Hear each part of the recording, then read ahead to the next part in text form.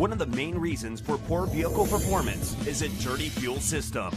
It can cause decreased fuel economy and actually do harm to your engine over time. By adding Lucas fuel treatment to your vehicle, it cleans and lubricates the entire fuel system, pump, carburetors, fuel injectors, and valves as you drive. It also improves your vehicle's performance. It's a non-solvent product designed to protect both gasoline and diesel engines. Lucas Fuel Treatment. It works.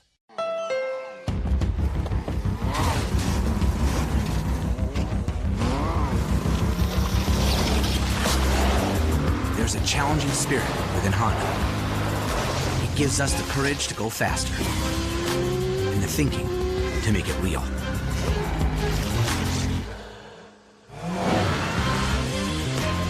Whether it looks like a truck, a sedan, or an SUV, inside is the heart of a race car.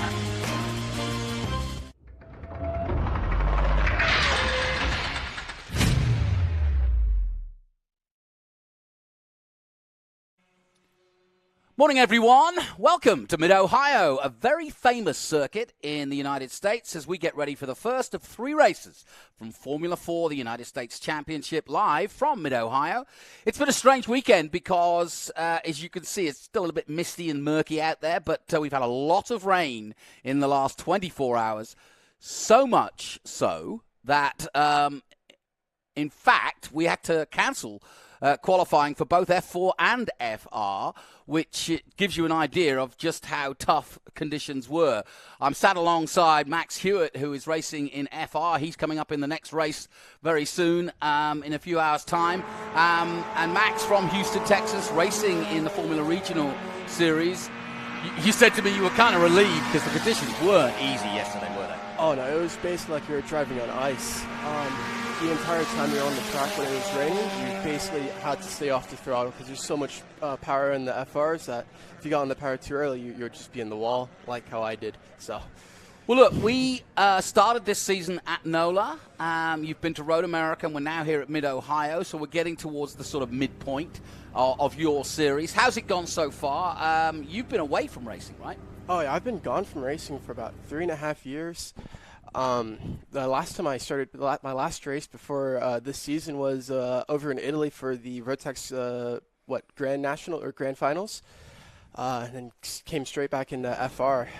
It's been that's a big transition. It's been a very hard transition. I had no reason why I didn't just jump into FR before the season started. I took about 1.5 years of training just to prepare myself, but it's been going about just as planned. The first race at NOLA, it was kind of rough, and then I started building on that. So I think the further we go into the season, the more you'll see my potential for sure. And I'm guessing, because I looked at your profile, you've been at Baylor University, and so therefore that's probably what's kept you out of the race car, right? Oh yeah, I tried to do some racing, and then it just was so much work to do. But now my schedule started to balance out, so it's been a lot easier. Okay, well, as you can see, the crowd's starting to form. That's at the keyhole, one of the key corners here at Mid-Ohio. First, I'm going to go down to Ben in a minute, but do you like this place? Yeah, it's a very technical track. What is it? I believe one of my teammates was described it as like a driver's track. So yeah. Really, it's all it comes down to the driver and modulating these pedals to really get the most out of this car, because at the end of the day, it's almost all corners. Okay. Well, just down there in the left-hand side of this shot, just to the left of that lake you're looking at down there and the tower here at Mid-Ohio, the cars are forming up on what we call pre-grid. This is F4, a huge field, and this, so you understand, is the first step. We've just been talking about the fact that Max, alongside me, has kind of missed this because he's been at university, but this is the first step for most people out of karts, and it gives them a chance of single-seater slicks and wings for the first time outside of cars, which of course don't have that. So let's head down to the man and of the moment, as always, Ben Sissel, who's down there on the pre-grid, and will give us an idea of who we're going to be looking at in the next few moments. Down to you, Ben.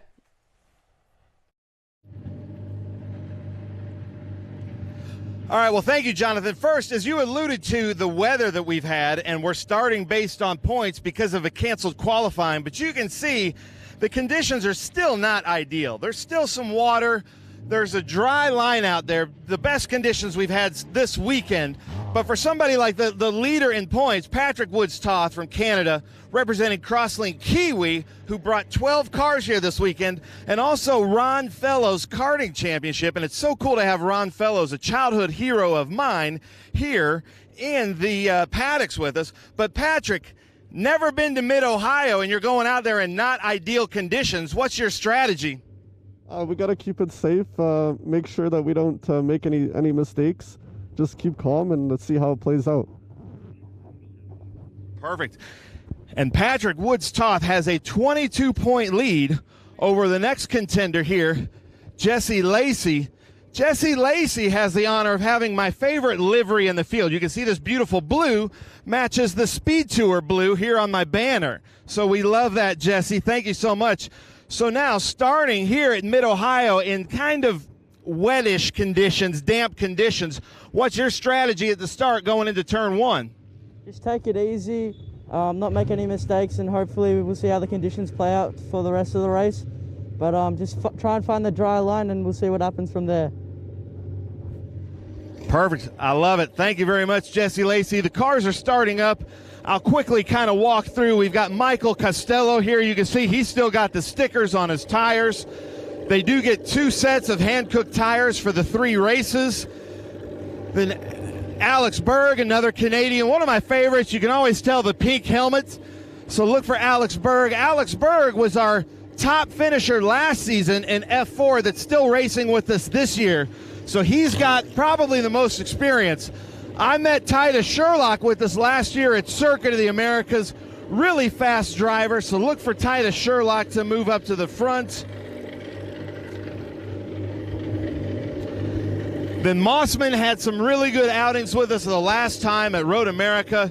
So look for Mossman up front. You can see these beautiful helmets. I'm sure George is getting some great shots of these helmets. Then we've got Lewis Hodgson. And you can see just how international this series is, because we've got some Americans, some Canadians, some British, New Zealand. We've got Brazil here with Daniel Cara. You can see here, you can see advertising the new movie, Gran Turismo, but you see Daniel Cara here from Brazil. So this is a great international development series. We've got a lot of cars coming out. Now I'm trying to find the number 21. Georgie, if you don't mind running here. She was with us in the Formula Development Series up until our last event at Road America, but now she's old enough to go out in F4, and she's having to start from the back because she's new in the series.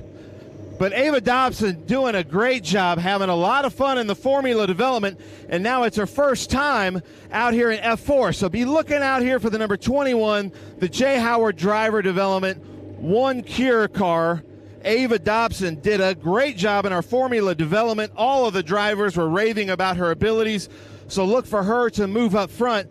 But gentlemen, I'm going to send it back up for you for this terrific call of Formula 4 here at the Mid-Ohio Sports Car Course. Great stuff, Ben. I'm right. Just 15 years of age, Anna Dobson, because she came and did some qualifying.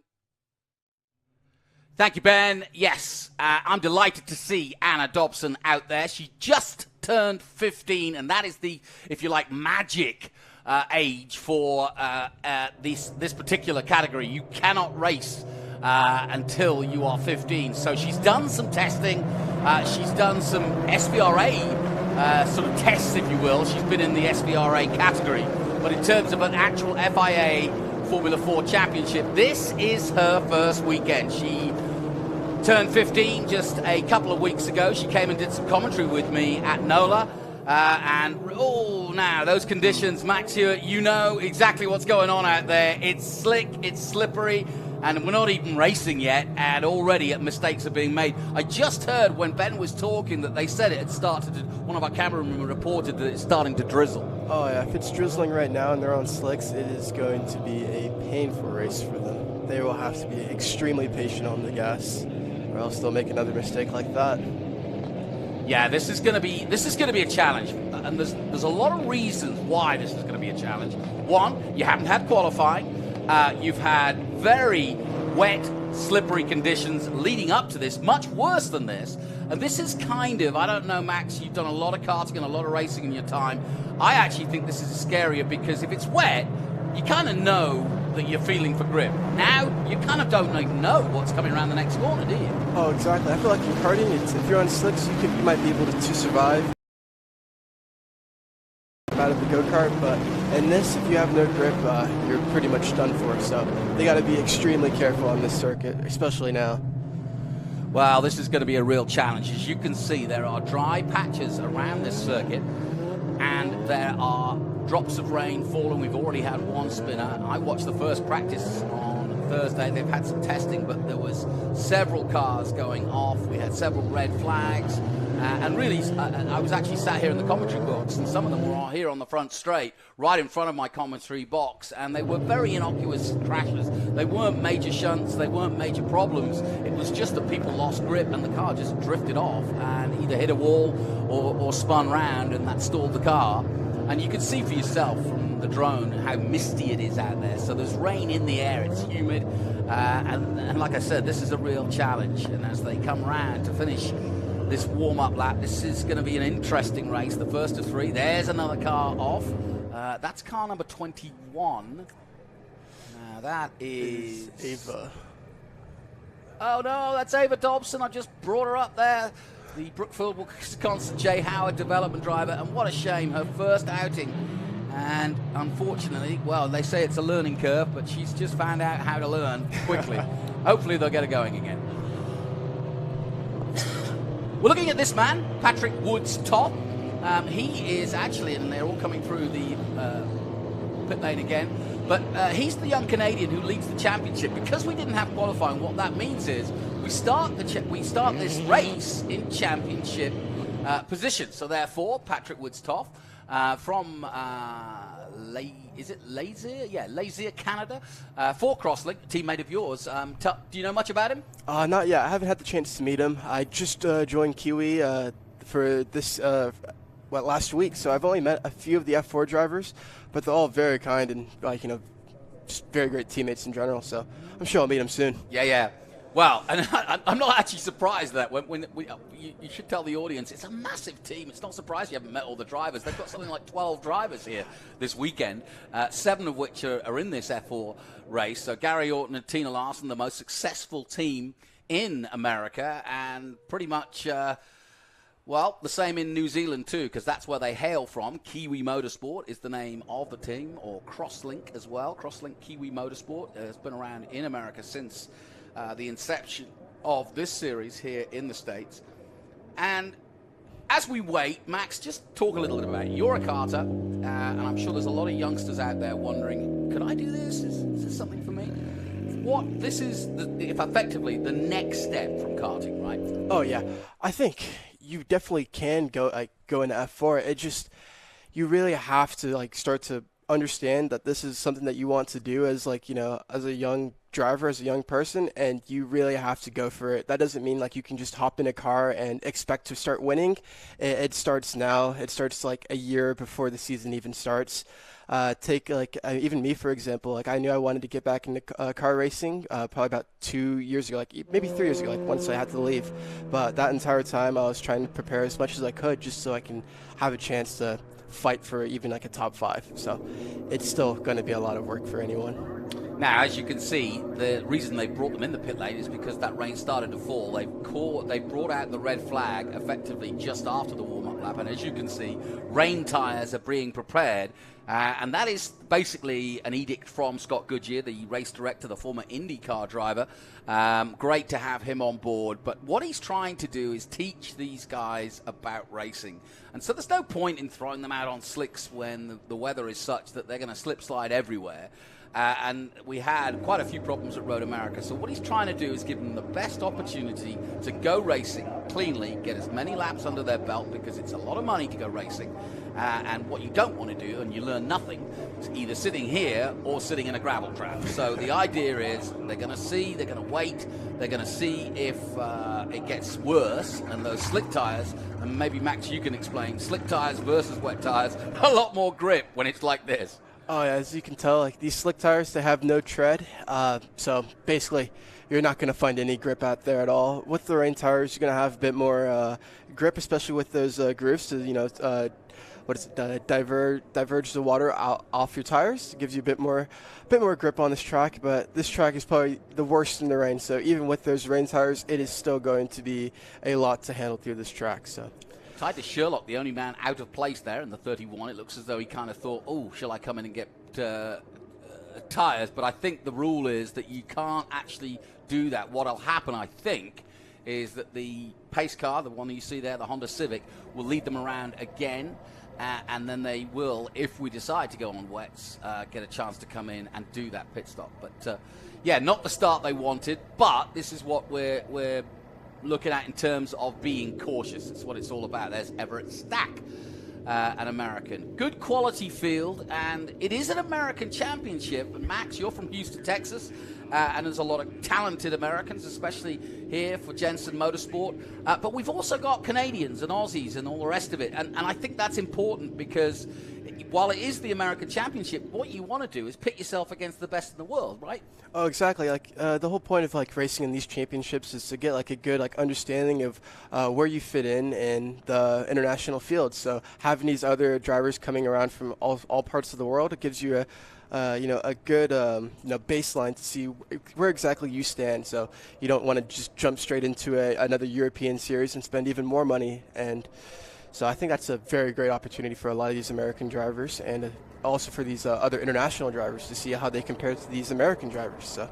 Well, Max, let's head down to Ben again because he can confirm what we've just been talking about and maybe give us an update on what they're planning to do and what the circumstances are in terms. But right now, they're preparing wet tyres in what has been a start of drizzle right on the formation lap before they were about to start their first race of 3 here this weekend at Mid-Ohio. Ben, let's head down to you. What's the latest down there?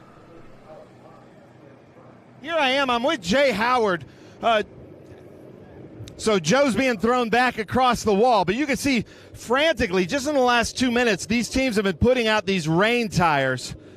And you can see the fronts are lined up here, the rears are lined up here. These crews are not super trained on how to change these really fast. I'm not sure what's happening up there, but one thing, Max, that I got to point out that you alluded to, Mid-Ohio, of all the tracks we race at, not just with this championship, but in Trans Am and SVRA, is the slickest track in the rain. The line is so polished that most of the drivers do like an anti-line, and it looks kind of counterintuitive, but that's how slick it is here at Mid-Ohio. So these rain tires, right now with the conditions, I would say is probably a good call because it doesn't look like this rain is going to subside anytime soon. So you can see these beautiful Ligier wheels with these hand-cooked rain tires making for some exciting times down here. But I'm going to talk to Joe here with Jay Howard.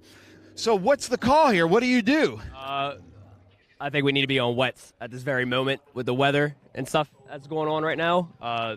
That's what we need to be on. The slicks right now probably aren't the tire to be on. Now let's talk brass tacks here. How trained is your crew on changing tires quickly? I think we have the best crew here, so I think we get it done pretty quick. But the series, what they'll do is they'll give us an ample amount of time to get all the cars changed. So that eliminates that factor out of it, so everybody gets it done. Everybody's on the same tire, so it takes that factor out of it. It just allows everybody to get on the same tire, so the safety of the drivers, nobody's out on slicks what they shouldn't be on right now, and that makes a decision for us in a way. So is that a call coming from Scott Goodyear that they're going to come down here so you guys can kind of take your time, not lose the position? And I think that's a great safe call from Scott Goodyear, especially a lot of these drivers' first time here on a very difficult track in the rain. Yeah, absolutely. I mean, in my opinion, Mid-Ohio is the hardest track to drive in the wet and one of the hardest in the dry, especially. So when it comes down to when it's raining like this, even if it's borderline 50-50, I think you kind of have to make them go on wets. I love it. And I guess the emphasis, I just got to give it up, Scott Goodyear right up there in that tower. This is a driver development series, and he wants the drivers to be safe, and I think he's making a terrific call. So, Max, somebody that's been in the series for a while, if you can kind of comment on the driver development aspect and the safety aspect to this call of bringing everybody in for wets. Yeah, Max, that's a good point. Talk a little bit about that. Like I said, I kind of mentioned it earlier, but the whole point is not to not to kind of force you guys to push to the limit and almost beyond the limit, because you're still learning the car. So it's not you don't need an extra factor where you're struggling just to stay on the track. You guys, a lot of them, these guys are 15, 16 years of age. And so, you've got to start thinking, look, are we trying to help these guys, or are we trying to, try to see who falls first? And that's not what this is about. No, exactly. I think that was a great call. I mean, exactly like you guys said, at the end of the day, these drivers are still rookies. So it would be just really bad for their mental, just for their mentality, if they were to go out there, especially out on slicks, and ruin their race, ruin the mentality for the rest of the weekend. It's just not worth it. I mean, even in pro racing, I would imagine they would want to go to at least inters or some sort of wet tires at this point, because there's no reason you should be out there at slicks at all. So I think that was a great call. But also, the other side of this is patience and learning to stay calm. You probably, like all the other drivers, you get the adrenaline running, and here we go. It's been declared a wet race, and so therefore now the mechanics can take those tires off and put the wets on. And what will happen after that is, once they've got the wet tires on, they'll do a formation lap and try to do a grid start, which is what we planned to do in the first place. But I think that will give them a lot more confidence starting on the grid with full wets. But yeah, I mean, that's the other side of it. You've got the adrenaline flowing, you've got to stay calm, you've now got 3 or 4 people working on the cars, and you've got to just keep your focus, right? Oh, exactly. I mean, I think it's already very hard enough to stay calm, especially in the rain here.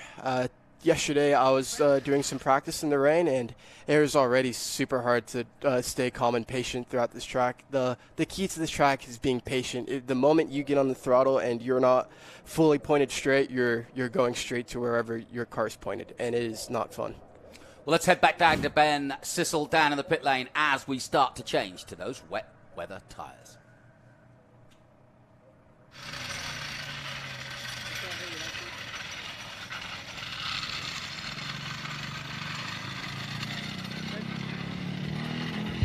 All right, here I'm down on the hot pit lane. As you can see, cars are going by. Alex Benovitz, I've heard friends with Benovitz is what Crosslink Kiwi told me to say.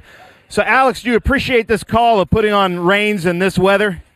Yeah, I think it's a good idea. When we went out there on the outlap, the braking zones were super slippery. Everyone was locking tires, so the rain line was starting to become pretty apparent. So I think it was a good call just to keep us on the track. Perfect. Well, you can see Alex Benovitz here. He's got Rick Hendricks' signature there, racing the Hendricks.cars.com. Beautiful F4 car here, another one of the Crosslink Kiwis in this competition. And what you can see here is with Crosslink Kiwi and with all these teams, it's they're basically having to divide and conquer. But you can see here this team putting on the new tires. That is just one centered lug. And, this is something that a lot of these crews just don't have to do that often, which I think is a great call from Scott to Scott Goodyear to kind of show this. We've got a celebrity here in our midst, Tommy Byrne right here, who's raced in everything. So, George, Tommy Byrne out here, he's been here all weekend giving great instruction with all kinds of different crews and drivers. You think this is a good call to make all the drivers go on wets? I don't know. This it's difficult to know. I'm thinking if you did go wets, then if something happened, yellow flag, which is going to happen by the time the half hour is over, you might be okay. But I don't know. I'm glad I don't have to make the decision. Yeah. As a driver, what would you be saying right now to your crews? I don't know. I would probably do wets because I know this track and it's slippy as shit. So I bet I would be going wets. Perfect. Well, some expertise there from Tommy Byrne as they put on the wets. I do have to apologize for the language, but he says sorry. He says sorry. But we've got all kinds of big names here. We've got Ron Fellows, Moreno's walking around the paddocks, Tommy Byrne. That's just kind of what you get here at these Speed Tour events. And you can see they're just kind of coming through. He's waiting on his tire. Hannah's waiting on tires right here with these hand cooks. And I think it's really just from Crosslink Kiwi. Basically, they've got so many cars and, their normal crew that they normally have, but at least they're waiting for us here as we come through. And Wisniewski was here with us last year in that formula development, doing really well in the F4. U.S. Championship. So, Wisniewski, if you don't mind, I'm going to ask you some questions. You're going to wets. You were racing with us at Mid-Ohio last year in Formula Development, and the weather has changed pretty drastically from last year. You think this is a pretty good call? Yeah, definitely. Slicks in the wet here would be torture. I mean, you wouldn't even get around turn 1, so I think this is definitely the right call. I was kind of nervous about doing the standing start just by itself, but I'm glad we're going to these wet tires now. Nice. I love it. See that honesty there from Eric Wisniewski. Said kind of nervous about doing the standing start and very happy that they're going to these wets. As you can see, they've jacked up here on these beautiful Ligier chassis. This might be the last season here with these Ligier chassis. We're going to the new chassis that they revealed at Road America, a beautiful chassis with a halo and a little bit more aero. So we'll see what happens there next year. But you can see this Crosslink Kiwi team just frantically trying to get Hannah Greenmeyer's rain tires on.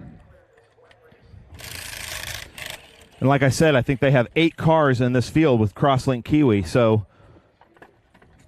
whatever 8 times 4 is, that's how many tires they're changing here on this pit lane. So Jonathan, Max, I'm going to send it back up to you in the booth. Great stuff, Ben, and I love that. Eric Wisniewski basically telling it like it is. It would be torture, and we'd all be off at turn 1, and I think he's pretty much correct on that one. Very, very good, and I'm glad he's out there too, because he's another guy who's been in the move and is just starting out in his career for this Formula Racing, and looking forward to see what he can do. Yeah, a good point made by Ben there, which is they're trying to change all the tyres, but of course it's not like they've got 6 mechanics on 8 cars. That would be a team bigger than McLaren in Formula One. So in other words, they're going to have to do each and every car individually until they've got them all done, and that's why Scott brought them in rather than trying to do it on the fly, because it would have been just an absolute mess. So what's going to happen is we're all going to get on wet tyres. And when I say wet tyres, again, Max, maybe we can explain. My mum tunes in, and she needs to know exactly what the difference is. So let's talk about that. Slick tyres warm up on dry surfaces. That's what gives them what we call mechanical grip. Wet tyres are like road tyres, basically, on your road car. So they act exactly the same, which means they work in wet or dry. They work better in wet. But you tell me, you've driven them. What's it like, the difference between the two? So, you know, the slicks, they're really designed for the dry. They maximize the amount of grip that you can get from in the dry, because there's a more surface area that you can hit. So it's more tire that you can get, more grip for the track. But when you go into these wet tires, they look more like radial tires now, like the tires you drive like when you're on the streets. Except these tires, like especially when you're driving at these speeds, with this intensity, they can overheat pretty quick, which is also extremely important to make sure that you're trying to keep these tires as cool as possible. And with like no water out there, it might be difficult, it might not. This is my first time here at Mid-Ohio, but it could be that they have a problem like keeping their tires at temperature, or they might stay cool the entire time. It's just going to be a bit of a battle for these drivers, like within themselves, really. And there's the Argentinian, Luciano Martinez. I saw him yesterday going out. But Hannah Greenmeyer, we saw her just a moment ago. Is it Anna or Hannah?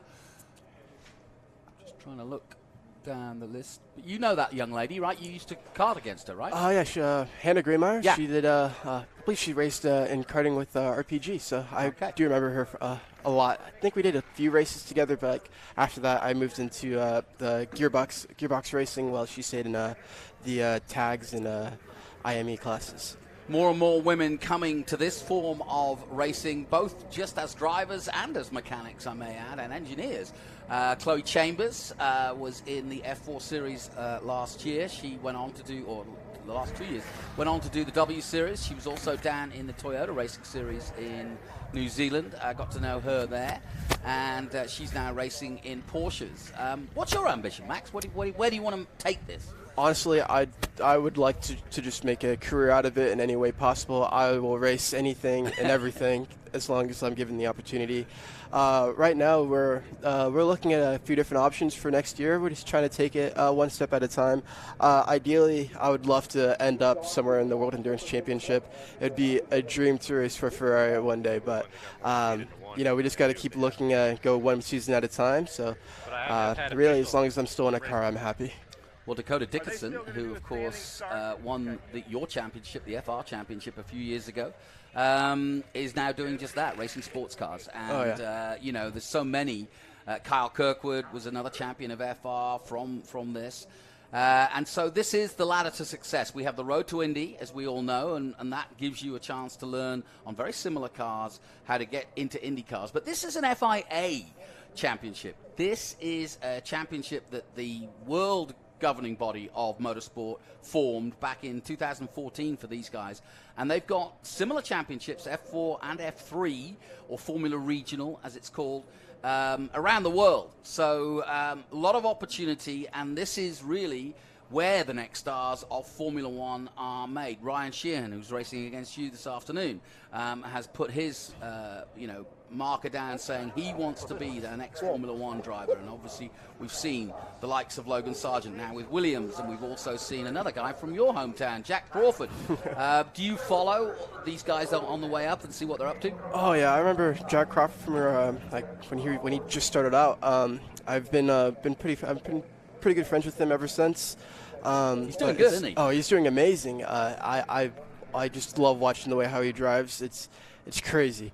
But yeah, the F4 and FR series in America, like as you said, is the FIA regulated series. So you can get super license points out of these, which will go towards a Formula One career. So it gives you like a lot of different opportunities for these young drivers. Now we're trying to see if it is actually stopped drizzling. You can see the raindrops on the car as we look at Hauanio. How do you pronounce that? Hauanio. He's from Florida, I can tell you that. And he is giving us a good illustration from the camera shot of how wet it is out there. But we're not sure if it's carried on raining. But as you can see, most of the cars have now changed their boots, as we call them, but changed their tires to wets. And that means that we will get out on a formation lap. Well, Max, tell me what you do, because obviously these tyres are very different than what you've just done the first formation lap.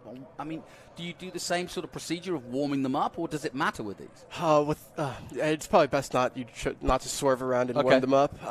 The track's going to be cold regardless. The tires are going to be cold regardless. And with the more rain it's pouring down, as long as it's still pouring down, it's going to remain cold. So, I mean, the best thing that they can do right now is search the track for grip.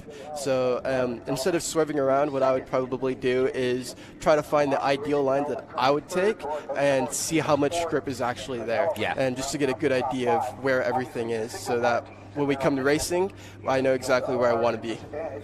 Patrick Woods-Toth leading the championship with 90.5 points after 2 events. One at NOLA, one at Road America, the young Canadian in the number 27. Yeah, and take me through your systems check. What would you want to know from your engineer or team manager right now before you head out on this lap? I probably want to know the forecast at least, knowing how much rain is going to be pouring down. So, I mean, if they say that it's going to be starting to clear up midway through the race, that gives me an idea that maybe the track could start drying up. But if it's going to show that, or if they tell me like the rain's going to be there the entire time, it gives me a good idea that the track may have a higher chance of it staying consistent, of being super slippery. So, the one thing I'd want to know on wets, because as we do know that once these do heat up, they don't get, they start to lose optimal grip as the race goes on. It was scheduled to be a 30-minute race. I'd want to know just how long, and I've just heard from race control that it's going to be a 20-minute race, so that's significant too. That's a very big point too. That will mean, obviously, the time that we spent here, which is roughly 10 minutes. And, of course, we've got a massive schedule of racing throughout the day, including Trans Am coming up, SVRA coming your way, all part of the Speed Tour. That man's got his TV going. He's got his umbrella up. He's ready to go. He's probably on Race Monitor listening to the timing, or on YouTube watching it live with us. But we welcome you around the world, wherever you're watching. This is Formula 4 Americas. I'm alongside Max Hewitt, another hopeful for America from Houston, Texas. He's an Astros fan, but we won't hold that against him. Do you follow it? I mean, you follow the Astros, but do you own the sports? Or? Oh, I've grown up watching the Astros since I was 4 or 5 years old. I went to a lot of games as a kid with my dad and my parents, but. Yeah, I still root for the Astros to this day. There's no shame in it. No, absolutely. I've been to an Astros game too. Oh, yeah. Yeah, good fun. Great city for sports, Houston, Texas. Big city. Alex Berg, another Canadian. So we've always had a good. Matt Clark recently came to this series. We've always had a good crop of young Canadians. They don't have as wide a offering of motor racing, certainly in single-seaters. Scott Goodyear, who we've been talking about, the race director, he's another Canadian. And so there's a good affinity between young Canadians getting in touch with Scott, asking about the series, knowing that he puts on a very professional setup. And, you know, he's there in the race meetings to help guide them, to help nurture them, to help give them a hard time when they get it wrong. And also to be in a situation like this, giving them the best opportunity to go racing. And that's what we're hopeful for. You can see our cameraman, George, down there, getting all the shots for you. Well done, George.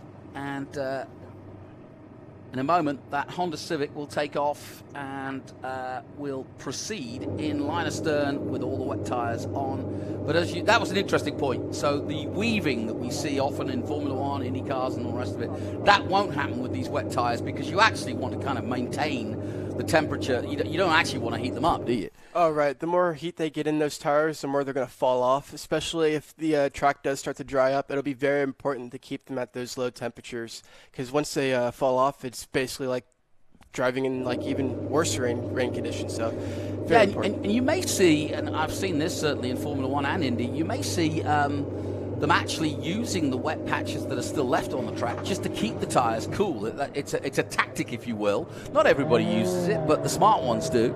It's just to go through a puddle if you feel confident in a straight line, just to try to put some cold, wet water on those tyres to keep them cool.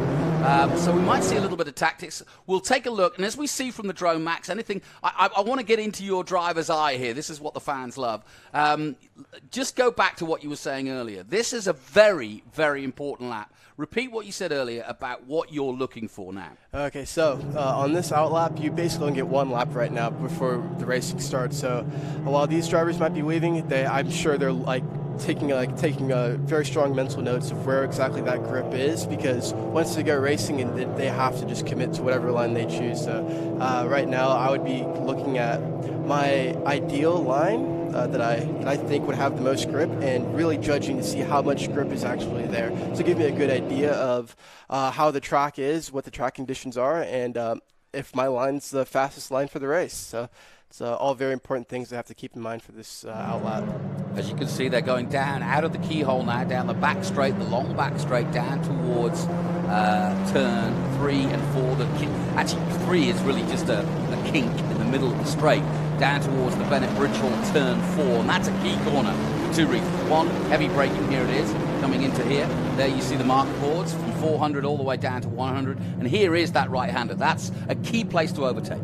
Oh, yeah. I think that'll be a very key place to overtake in the rain, too, because you're going to be taking a pretty wide line for that first corner. So if you're able to muscle that car into the inside of another driver, that's a very good passing point right there. Yeah, and following from this turn 4, they turn left through turn 5, through the Optima Batteries turn 5, and then what we call the famous S's here at Mid-Ohio. Pretty tricky, but as you can see, and a lot of undulation as well, Max. Tricky part of the circuit, yeah? Oh, yeah. So this is really where where the driver's track really comes into mind here. Yeah. It's all about pedal modulation here, especially through those S's coming off that crest and out of turn 7. It's completely blind, so you really have to stay committed and keep that car underneath you, because it's so easy to lose a car coming out. I think what strikes me is if you're not Patrick Woods-Toth or Alex Berg or Jesse Lacey right at the front there, I would have thought, let's say that bright green car right in the midfield there, so hard. You've got cars all behind you, all trying to get past. You've got cars in front of you, and you don't know which way they're going to go. 3 cars are starting from the pit lane. There's a lot going on. Your series is just over 10 cars, so it's a lot easier to kind of get your head around it. This is tough. Oh, yeah. I think, especially for that lime green car that you pointed out, I think the best thing that he can do is just stay as calm as possible and trust his instincts, really. The moment he starts to freak out, that's when things can really go wrong. So, out of the three-dimensional services group, Carousel, they come. And 2x2 for a rolling start it's going to be. And Patrick Woods-Toth will lead them to green, and away we go. Into the first corner, the 27 from Canada. It's got side by side now with two other cars as they head towards the keyhole. There is the number 2 we were talking about, that very nicely painted bright car going through. That's Jet Bowling from Texas, another Texan, and Max Hewitt alongside me. But Patrick Woods-Toth has been beaten up as they go into the keyhole. He's dropped right back to, what, 3rd or 4th now, as everybody kind of tiptoes, if you can in a car, to the front of this pack. But one of the Jay Howard cars has jumped straight out in front, and that could be Michael Costello in the 19. And as you can see, Patrick Woods-Toth under big pressure now. In 2nd place he managed to get back to. So he didn't lose too much, but he's now struggling to try and keep up with the leader. But you can see the conditions just aren't easy, are they, Max? Oh, no. It honestly looks a bit better than yesterday, because yes, it looks like they're taking a bit more of a narrower line than yesterday's practice, but it's still going to be a big challenge for these drivers. A lot of different lines, as you say. You're almost trying to stay offline because you're just trying to find the grip, really. And just as we said there would be some incidents, and there's the first one, and that's Ava Dobson, sadly again, and you can see how mad she is. She's mad with herself. She's mad that she's stuck, because it looks as though she's got herself where the bottom of the car is kind of over the curb. Another off, this time the 83. That's Christopher Parrish from Tyrrell, Texas, has gone off. Through goes the 08, making up a position by the looks of it.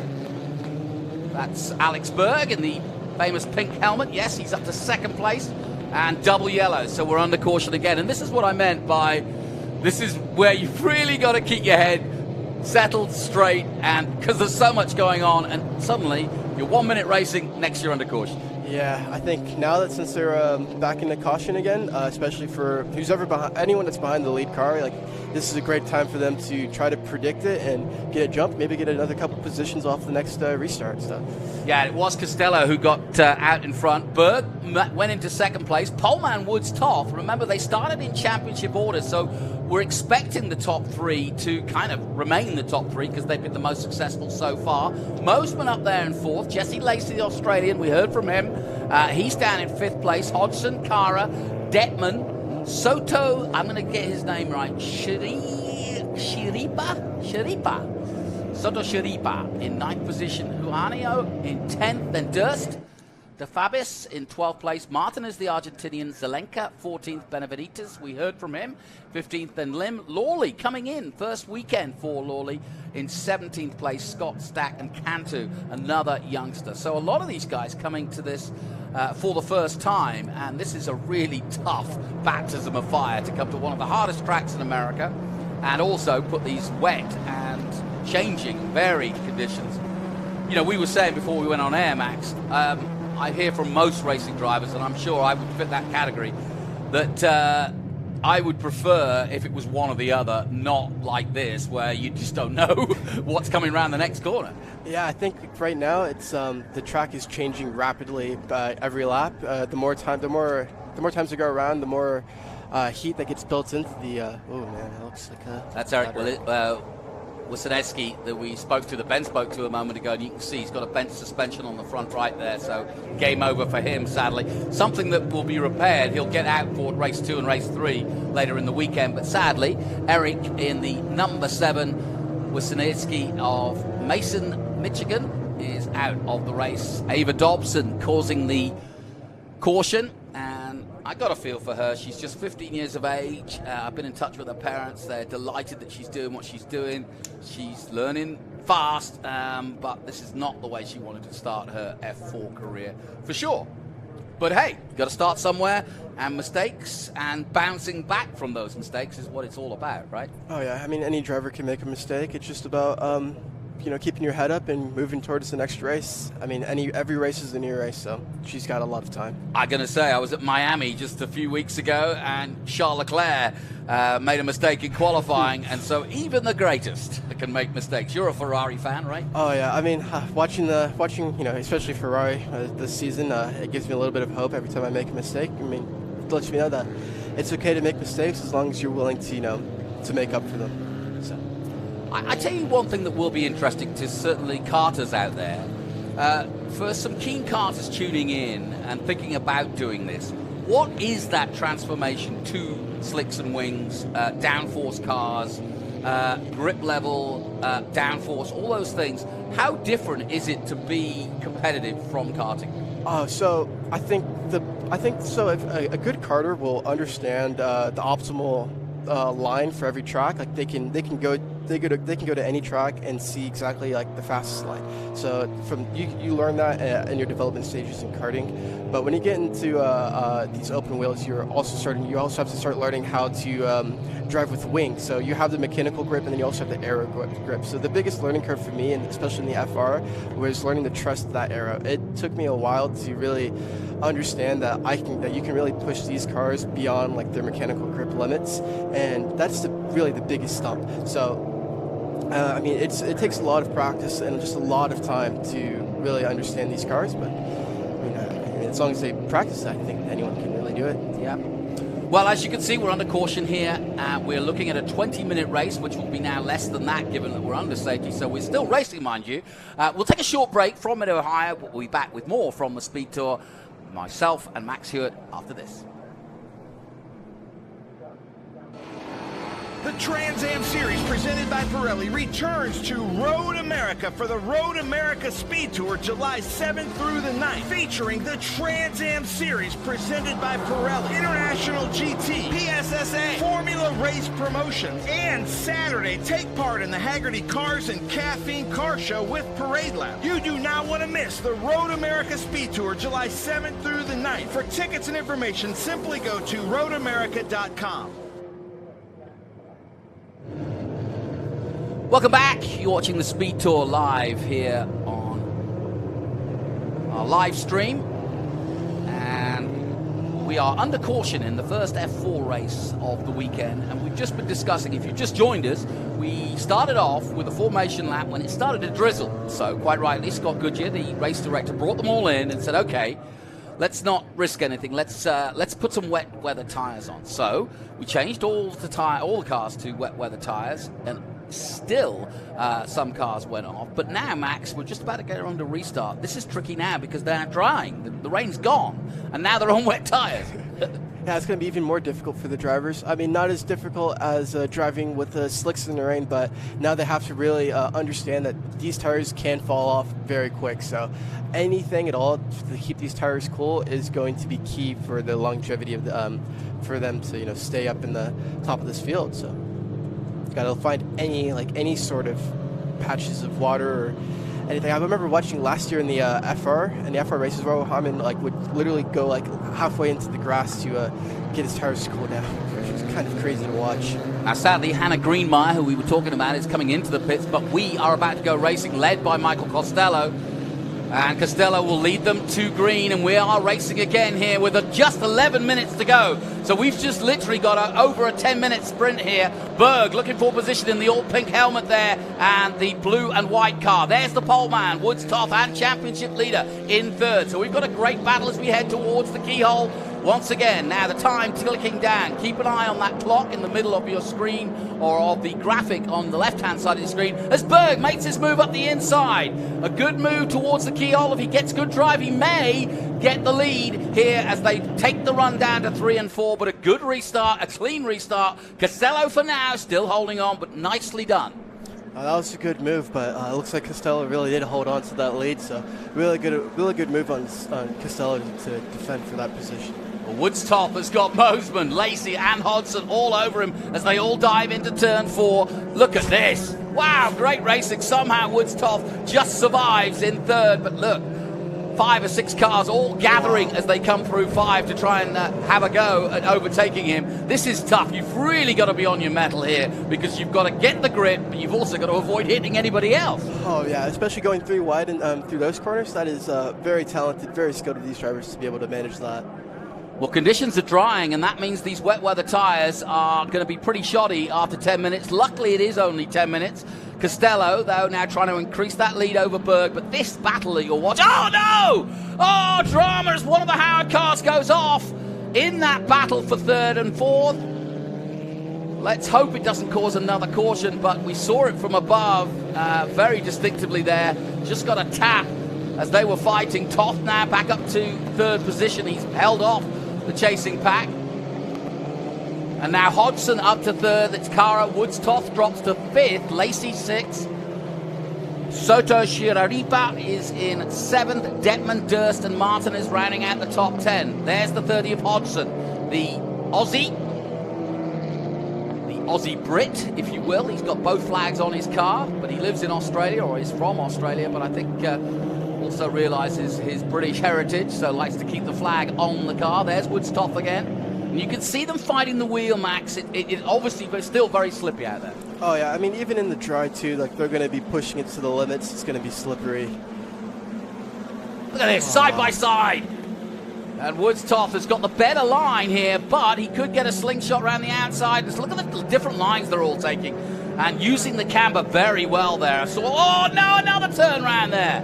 And off goes the number 24 of Soto Shiripa, and sadly he is out of this race, and a little bit of damage to the car. Not too bad, they'll be able to fix it, but that puts him out, and it also puts him in a precarious position because he's on the outside at 5, and that could cause another caution, but I'm sure, well, there you go, as predicted. But another caution out there, and there was a couple of reasons for that caution, I think. Not just the incident we saw there, but Max, bit of drama here. Like I said, I'm glad we talked about staying cool at the start of this race, because this is what this race is turning out to be. It's all about keeping your head, right? Oh, right. As you can see, like, a lot of these drivers are starting to crash out, and I mean, the more you can keep your head cooled down during these situations, the less likely it would be in these you'd be crashing like that. Now let's have a look at this, Max. What do you see? I mean, it looks like not much you could really do. It looks like he was really in the blind side of his mirrors. You don't really get much visibility out of there. No one really to blame for that. That was really what I would call a racing incident, right? By far, yeah. I think he was just there at the wrong place at the wrong time. Yeah. And that's the other thing. Forget the conditions, forget the track. We talked all about that. The other side of this is racecraft and making decisions that are the right decisions at the right time. And one thing that Scott Goodyear and his team look very carefully at is making sure that these guys learn how to race fair. Because if you don't learn it now and you become an IndyCar driver, you're at the 500 and you go for a spot that isn't there, you make a Sato move, and I don't mean that rudely to him because he's a good mate of mine. But he's always been an aggressive driver, and it sometimes pays off for him, sometimes doesn't. But this is where you learn those skills. Oh, exactly. I think one of the biggest things that I've learned this year, besides the aero, is the visibility in your mirrors. And when you want to make passes, you have to really understand that the drivers in front of you, they can't see you unless you're in their mirrors. So when you make passes, you have to be almost wheel to wheel with them, not to scare them really, but really just so that they can see you, so that none of these crashes really happen. And as these Formula 4 drivers are probably learning now the hard way, that they got to get a lot closer to each other if they want to make these big moves. What's happening now when you're under caution? Do you talk to your engineer, or do you get information, or what kind of happens while you're in the cockpit? I mean, for me, I usually just like to stay quiet. Sometimes they'll talk to me. Most of the times I don't really respond or anything. They might give me some insight as to how much longer we have in the race. Yeah. But right now, it's there's not really much they would probably tell me.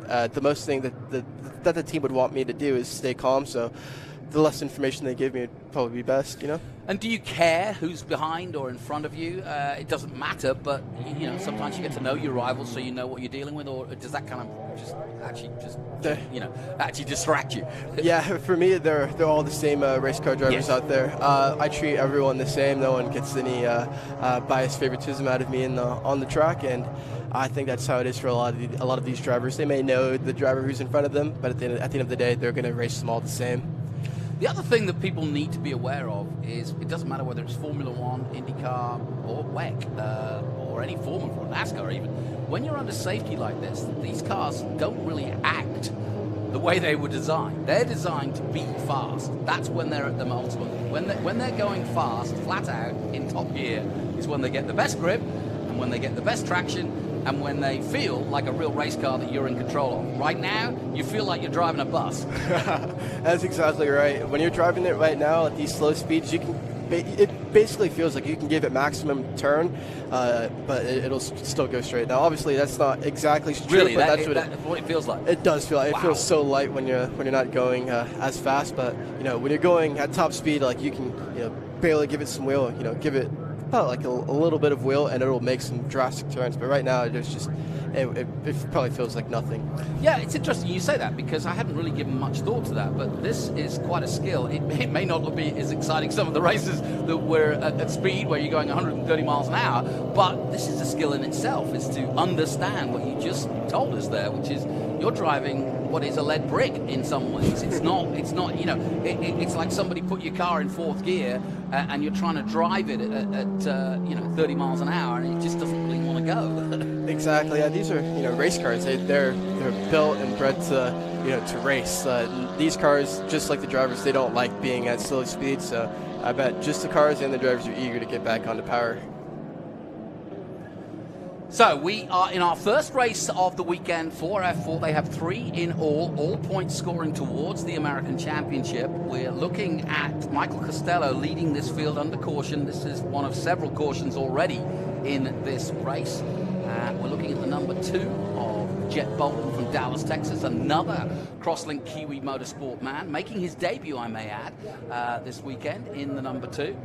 But Michael Costello, who currently is 3rd in the championship with 54 points. Now, if he gets the victory from this, and of course the clock is ticking down, that would make a big difference to the start of his weekend and also his championship. He started the weekend on 54.5 points behind Jesse Lacey. And the reason I say 0.5 is because half points were given, I think, for in Road America. I think that's right. So that's why we've got the 0.5s. But his closest rival is Jesse Lacey from Melbourne, Australia, with 68.5, and then the leader, Patrick Woods-Toth, has 90.5, and he's currently in 5th at the moment. So it's going to jumble things up a little bit and also make the weekend really interesting. So restart about to come away as they get ready to come through the famous carousel for another attempt at finishing this race. Michael Costello has got Berg, the Canadian, right behind him, and Hodgson. Up go the revs. Now they go into full flight. And it's all defensive driving from Michael Costello. He turns to the inside, and round the outside goes Hodgson into 2nd place, passing Berg, who got kind of beaten up there a little bit, didn't get the best of starts, and now drops to 3rd place. Toth is still right there in 4th, but he's got enough on his plate, fighting hard with Kara in the number 10. But a good start from Hodgson, up to 2nd place. That was a great move by Hodgson. And only 1:55, so we're only going to get this and maybe one more lap in afterwards. We might see the white flag at the end of this lap. So this is really nip and tuck now. Costello doing a good job at the restart. Berg dropping back in 3rd, and now he's got a lot of cars all over him in that 3rd place battle. He dives on the inside at 4, but he's lost a spot to the championship leader, Woods-Toth, in the 27, I think it is. No, that's actually the number 10 of Kara. Very similar looking cars. But Hodgson clearly now in 2nd place and chasing Costello, who leads this race and is actually pulling away. That gap of 0.2 that you see on the graphic there, you can see it from the drone, is a lot more now. He's done a really good job as he comes through Thunder Valley. He is thundering away here in this less than 1 minute now to go, so they should get across the line here and get another lap in. But this is a good battle, and Kara doing everything he can to get past Alex Berg, the Canadian.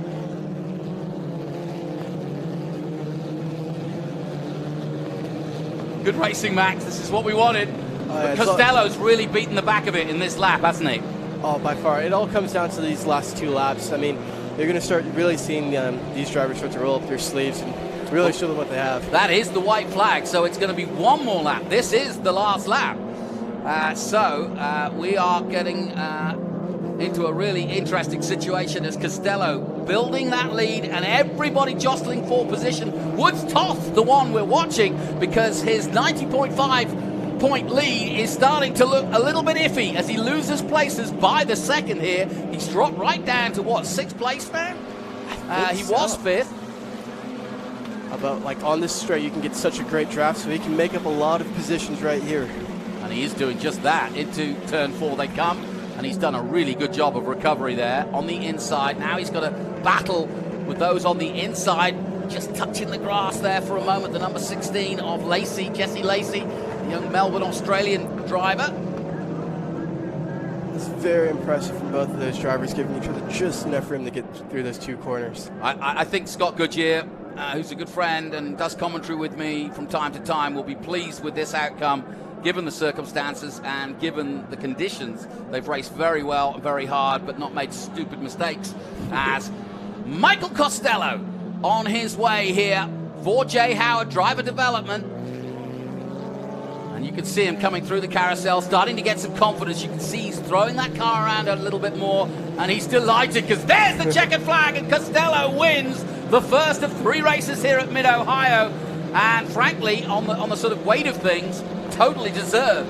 I mean, it's always a bit of a lottery when there's cars everywhere and the conditions are everywhere, but he dealt with it the best, didn't he? Oh, by far. With the conditions that he was given, he definitely handled it the best, keeping his head cool and really not letting the race behind him distract him from taking this win. Great second place there for Lewis Hodgson from Sydney, Australia. Another Aussie there, the Aussie Brit, taking second place, then the Canadian in third, that's Alex Berg. And actually, a pretty entertaining set of circumstances out there this morning. An interesting way to start the day. And I don't know if you have learnt much, but I've learnt a lot from Max Hewitt, who is going to be in action. What's the number of your car, Max? So this, I believe for the remaining of the season and this race as well, I'll be racing in a number 39 in the highlighter orange FR Crosslink Kiwi car. Good, so we will see you. We won't miss you if it's all orange. Oh, easily, yeah. You won't miss me at all. All right, so watch out for Max. He's coming up in the bigger category, the next step up, the Formula 3 or Formula Regional as we call it. And of course, we're looking to see just what he can do. Raoul Hyman winning that championship, and the prize for FR is huge. A chance to go to Japan and take on the likes of Liam Lawson, who is the reserve driver for Toro Rosso and Red Bull, and Liam Lawson winning himself in a Formula Regional Championship, and then on to bigger and better, done Formula 2, and now in Japan. And so this is the opportunity for him. My thanks to Max. We'll have a chat with him a little bit later, but let's take a look at some of the highlights of what was a really interesting way to start the day. We got underway in wet conditions, and so everybody was on wet tyres. Ava Dobson, sadly, not the start to the season she wanted off, and so likewise 83 also off, so that brought out another safety car, Christopher Parrish involved in that. But then great fights for third place especially, as Costello took the lead. Toth involved in a battle for second, third and fourth. A couple more offs, that brought out another safety car. Some racing incidents.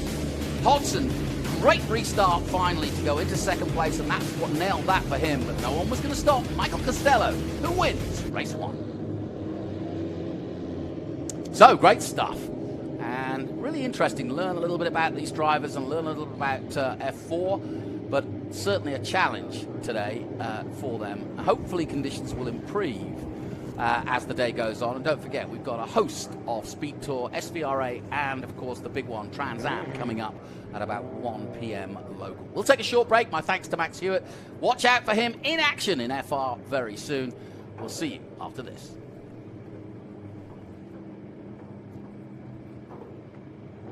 There is less than 1/100th of an inch of motor oil protecting your car's engine. Friction and heat causes engine oil to experience thermal breakdown, weakening its ability to protect the engine and its parts. Lucas Heavy Duty Oil Stabilizer is specially formulated to resist thermal breakdown, protect vital engine parts, and extend the life of your engine. It also stops smoking, knocking, and oil consumption in worn engines. Lucas Heavy Duty Oil Stabilizer. Keep that engine alive. Hungry for SVRA action? Well, the best way to enjoy classic auto racing is with a delicious classic from Mission Foods. Green flag your race-watching snacks with Mission's mouth-watering race day recipes. Try some of our tasty tacos, piled high nachos, fresh chips with guac, and more. So gear up your ride and fuel up those stomachs with delicious Mission foods. Now that's too fast, too tasty.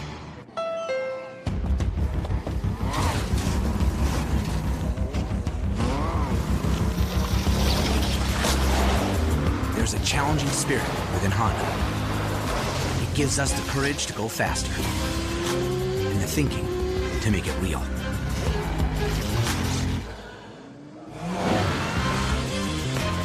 Whether it looks like a truck, a sedan, or an SUV, inside is the heart of a race car. Okay, so pretend this is your car, and say you have an accident. Ouch! At least your insurance will pay for another one. Right? Well, maybe not so much. If you have a standard policy, they get to decide what your car was worth, which could mean trouble. I mean, who wants 3/4 of a car? At Hagerty, we agree on a value up front and then pay that amount, guaranteed. That's because we want you to end up with a whole car. Hagerty, let's drive together.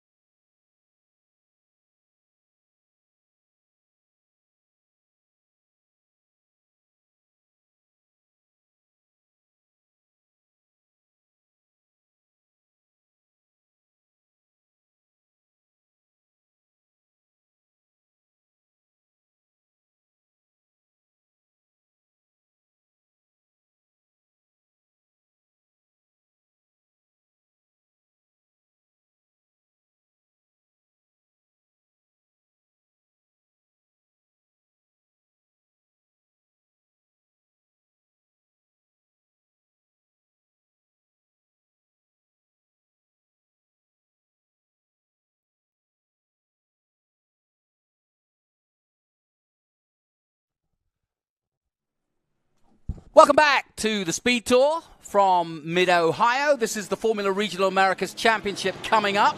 As you can see, conditions have actually improved just a little bit. You can see the clouds for yourself, but there's a little bit of sunshine out there, so it's certainly better than it was an hour ago when the youngsters of Formula 4 were struggling, quite frankly, with the weather because it was wet, it was dry, it was drizzling, it was tough. But anyway, out of that comes the best two from the lot, and they've come to join me here in the commentary booth, and they are winner of the last race, Michael Costello, from the USA, from Naples in Florida, and from Canada, Alex Berg, who's been in the booth before, but delighted to have both of you here. Pretty tough morning. Michael, you came out best, but not easy, was it?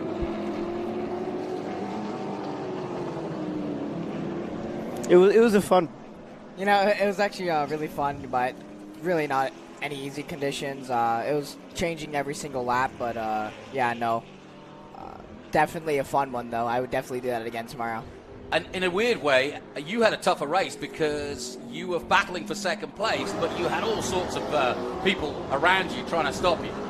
Yeah, no, it was a really fun race. I mean, Michael and I started P4 and P5, and we just kind of moved our way up. He started P4, I started P5, and just, yeah, every lap going a little bit more to the front until we were eventually 1-2. And, oh, I'm on the screen. There you go. I'm not an F4 driver just yet, but I'm on the screen. F4. We'll take you as F4. Oh, right. We're looking into the future. That's how we do it here at Green Light. You're right. But yeah, I can also say, and I'm sure you're fed up of hearing this, but you are the son of a man who made it all the way to Formula 1 in 1986. No, you're right. You're right. I've done my research.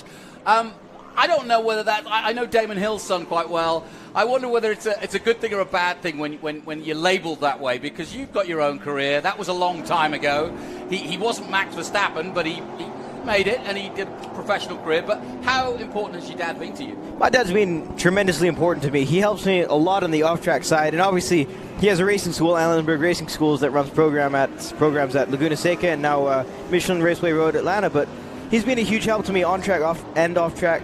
I find that the off-track stuff is a lot more, I guess, valuable and beneficial than what he can teach me on-track. Because, I mean, a coach is a coach, but not a lot of people have lived through what my dad has gone through being in Formula 1 and the short period of time, frankly, that he was in Formula 1. In a way, I get to learn from the mistakes that he made so that I don't have to make them in my career. Very good way of putting it, yeah. Well, listen, Michael, we'll get to you in a moment because I want to hear all about your background as well. But let's head down to Ben Sissel, who's on the pre-grid getting ready for all of the young FR regional drivers getting ready to go for their first of 3 races. Ben, what's the latest?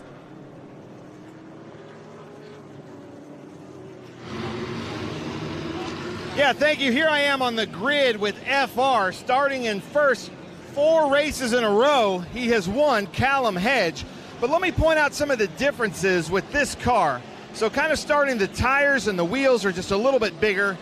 Way advanced aero up here. Instead of just one wing, there's some other little wings connected here in carbon fiber, these beautiful Ligier chassis. Then the inlet here, and it has some of its own little effects. Then the halo. The halo is the biggest thing with these FR cars, the safety halo that the F4 cars will be adopting next year. But let's talk to Callum. Callum, I hope you can hear me. I hear that in practice you had kind of a rough go of Mid-Ohio. So when the lights go out, what's your strategy into 1? Yeah, we had on Thursday. We actually had a very good run in the dry. In the wet, it was just a bit too hard with cars going off. So basically, the plan is to try and win the race and get the fastest lap. That's self-explanatory. I haven't actually done a rolling start since go-karting, so that was way back in 2017. So it's been a while since I've done a rolling start, and we'll give it a go. And hello to everyone watching back in New Zealand. Yeah, so hello from everybody watching back in New Zealand. How cool is that? Callum Hedge, who, Jonathan, I know that you had talked to over in New Zealand just a few months ago, and now he's back here racing with us, doing really, really well. Then Sheehan, second in points, got second in all 3 races last round at Road America, doing really well, the number 66. I believe from Austin, Texas, but another Crosslink Kiwi. We had a Crosslink Kiwi absolute sweep at Road America. So he's doing really well in the points. And then right behind him, Cooper Becklin, who finished third at all three of our races last round at Road America. Cooper Becklin in the number 19. Now, Cooper, you have some experience at Mid-Ohio that some of these other drivers don't. And now that I hear you're doing a rolling start, what's the strategy going into one? You know, you got to keep the nose clean for the first lap, figure out how the track feels. You know, we haven't had too much dry running yet, so figure out how it feels and hopefully push forward. Nice. So you notice a lot of the drivers are saying figure out how it feels, meaning figure out the conditions, where they can find grip, and then it's go, go, go. Oliver Wessling, our Swedish-American driver out here, having some good runs, did pretty well in practice. Oliver, let me stick the mic in your face. What do you think of Mid-Ohio Sports Car course so far? Mid-Ohio, I mean, it's like a roller coaster. It's an amazing track, as everything a track should have. So yeah, I'm just having a lot of fun here. Nice. I love it. Lots of fun here. And then number 12, Manuel Rosa, had a really good time with us at Road America. I met your parents at Road America. Now I'm sure this is your first time at Mid-Ohio. Are you having fun so far? Yeah, this is my first time in Mid-Ohio. This is a great track, a really flowy track, but it's very slippy in the rain here. Our qualifying was canceled yesterday, but I'm so happy. We're going to do our best in the race today. Hopefully we can get up there, get a podium. Thank you to all my sponsors and all my family and all the people following on SpeedTour TV. Nice. And I'm sure you've got a lot of fans watching from Mexico too, Manuel. So good luck out there.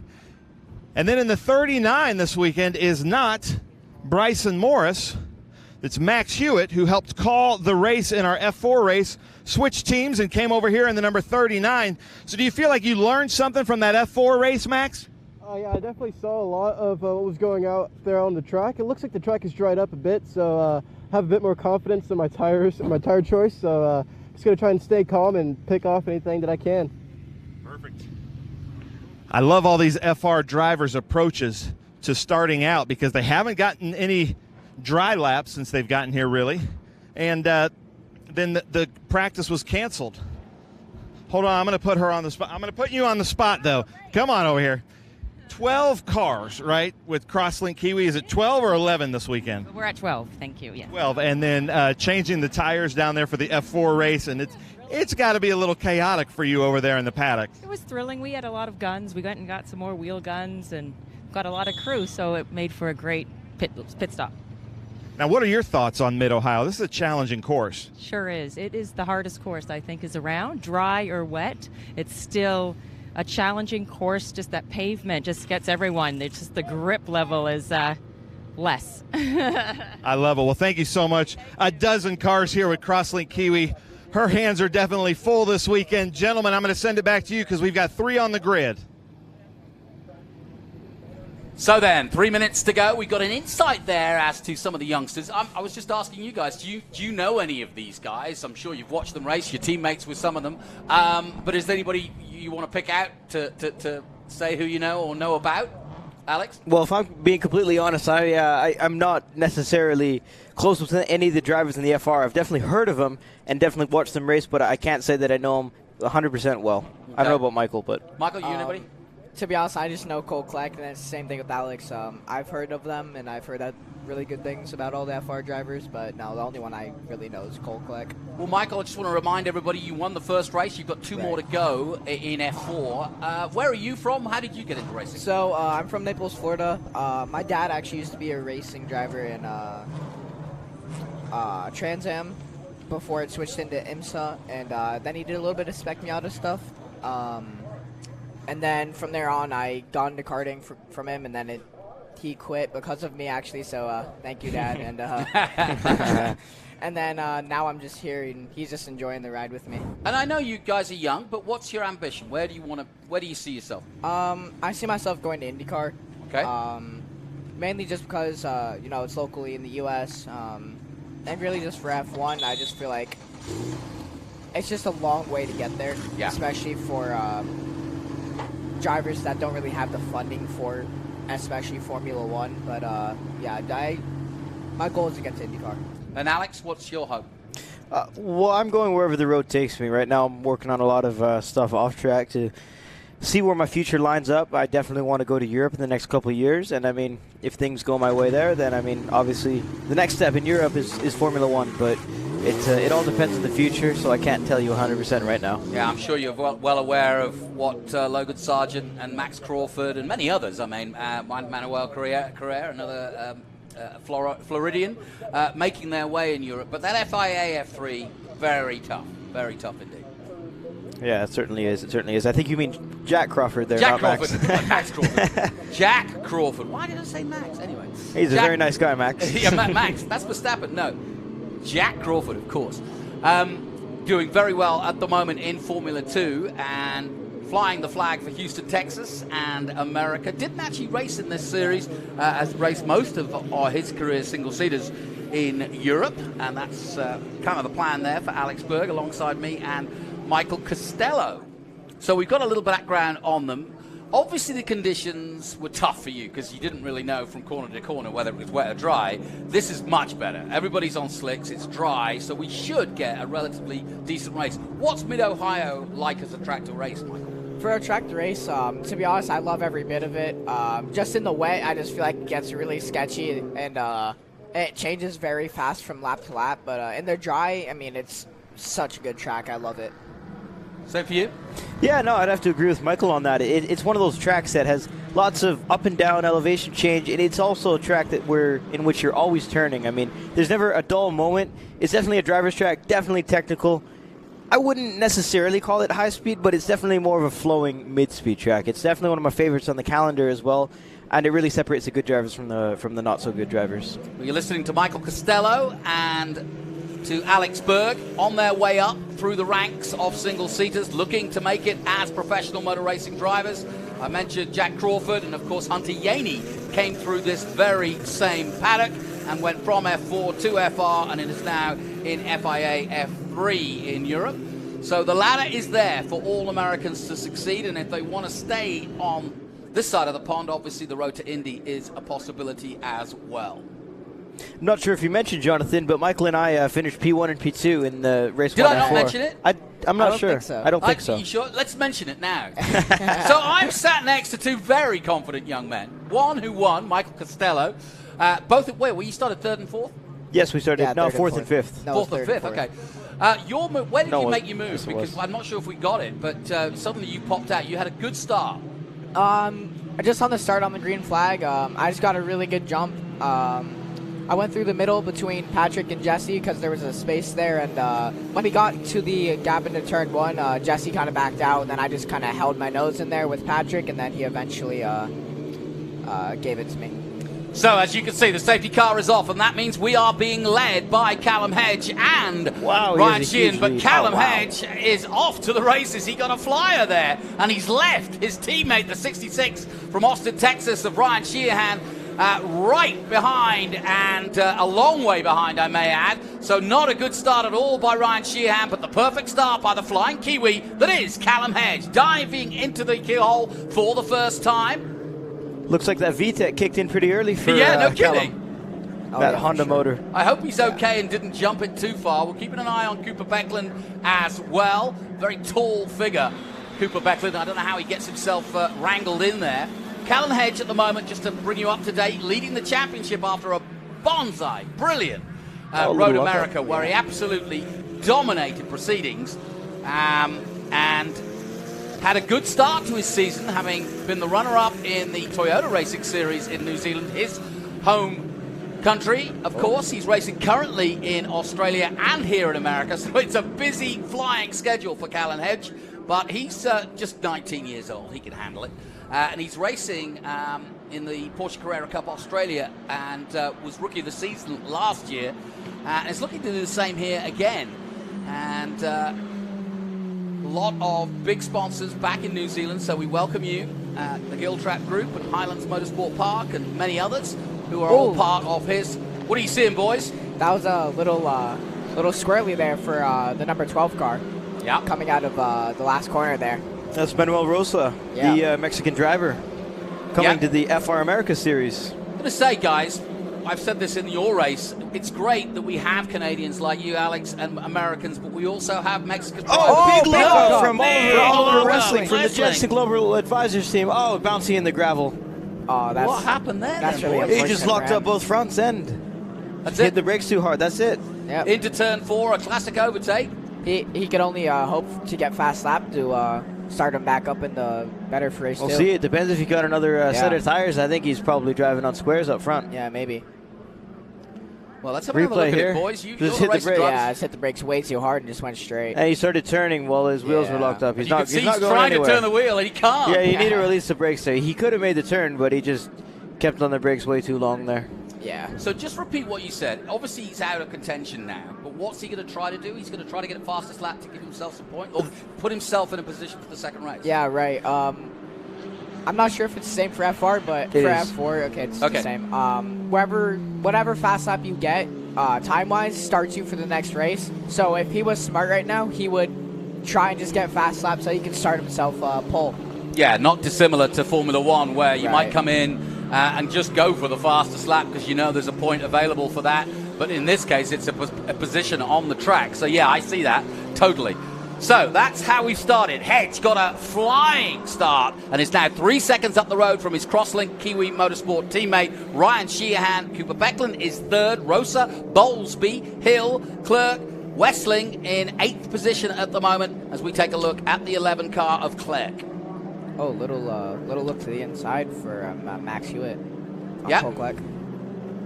Yeah, Hewitt was telling me he came in to commentate your race, and he was a very good karter, Team USA karter, but had 3 years off while he went to college, and so he's just coming back to racing. So this is quite a big weekend and also a big season for him to see if he's really got what it takes. He graduates later this year from Baylor University with communications, and so he's hoping that he can turn it into a professional career. Now he said, interestingly enough, you guys talking about single-seaters, he said he wanted to go to WEC. Is sports car driving something you'd be interested in, you guys? Oh, no, for sure. I mean, there's a lot of icon races in the sports car community, like the Daytona 24, Le Mans 24 hours. You know, Sure. I mean, those are just 12 hours, sorry. Especially that one, too. I mean, it's just stuff like that. I mean, especially with the Le Mans 24 hours, that's a one race to win if you want to try and get the Triple Crown. Yeah, and former champions of this, like Dakota Dickerson, like Kyle Kirkwood, have all done sports car racing. Even though they've kind of pursued the Indy cars in Kirkwood's case, but Dakota kind of went straight from that into from this. He went to LMP3 and he's been basically doing sports car racing ever since. 2 big success stories for Honda. And in fact, he was basically became a Honda driver after winning this championship. So Honda a big factor in this as well because you guys use the Civic engine. These guys use the same engine but turbo. Right. If I can make a little point, I mean, I said earlier, I don't know where the road for me personally is going to take me, but being a racing driver is being a racing driver. And if I can make my career driving race cars, wherever that may be, if that's NASCAR, WEC, IndyCar, Formula One, even rally, I would go. I mean, you're very lucky to be in this sport, and if you can get paid to be in this sport, that's even luckier, no matter where you are. So that's a little bit more insight into my mind. Yeah, no, I couldn't agree more. You know, Ernie Francis Jr. currently in Indy Next. He was our Trans Am, 7-time Trans Am champion as a kid. Went all the way through the ranks, totally dominated TA, but still only 23 years of age. And so he got a chance with the diversity program to go Indy Next. And it's taken him in a route that he didn't expect. But like yourself, and he's done SRX as well. So like yourself, it's a very smart move. I mean, the best example I can give you in the paddock at the moment is Matthew Brabham. He's a world champion in Super Trucks. And he's won the Indy Next, the Indy Light Series as it was back then, and he's now leading or one of the top guys in Trans Am. So yeah, I think if you enjoy your racing, it doesn't really matter what you've got underneath you. You just want to go out there and be fast and win things. Oh, you're completely correct on that. Racing is life. Everything else is just small details. Yep, or waiting, as Steve McQueen exactly, once said. Yeah. Thinking about that quote, couldn't get it correct. Don't worry. I thought I'd save you. You saved me in a minute ago, so I saved you. Hedge, 5.7 seconds. Another lockup. Lockup from Manuel Rosa and the Crosslink Kiwi team. What does that do to the tires? Do you feel it immediately? Yeah.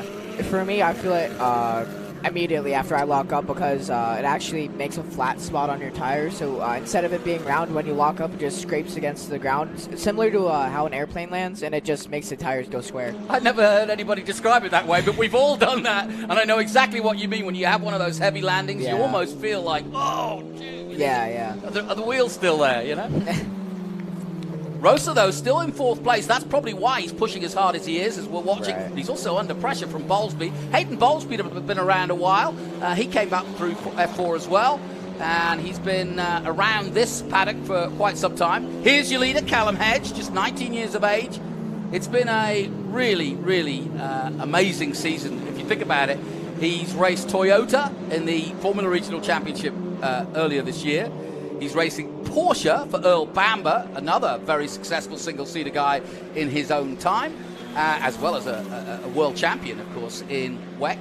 And now is here in America. So it's a busy schedule. He's describing how he had to fly all the way from Darwin in Australia, all the way to America, and then get over the jet lag, come to another new circuit. How are you guys at learning circuits? Because I know Callum pretty well. He knows his home circuits because he's won a Tin Top Championship before he did single-seaters. But coming to a new country, and Alex, you're talking about going to Europe, how hard is it for you to dial yourself in, and how long does it take? Well, for me personally, last year, every single track, big slide from the 17 of Good Hedge. car control, though. He's just showing off a little bit. You think? Yeah, he doesn't want to have too much of a lead, make the race boring. He gave the Girl Trap group a nice full side view of the sponsorship there. Well done. So yeah, back to what you were saying about learning tracks. For me, I don't know about Michael, but I had to learn every single track in the calendar when I raced last year. And for the most part, or for every race, it was on the Thursday or Friday practice beforehand. And I will say that I did fairly well. It's something that I also learned from karting, coming from Canada. Oh, here's a replay. Let's have a look, boys. Describe this. Oh, my goodness. That was big. That was opposite That lock. was a lot. He was really lucky to save that then. Yeah, and bring the wheel back so it doesn't I mean, that was just get a tank slapper over there. Yeah.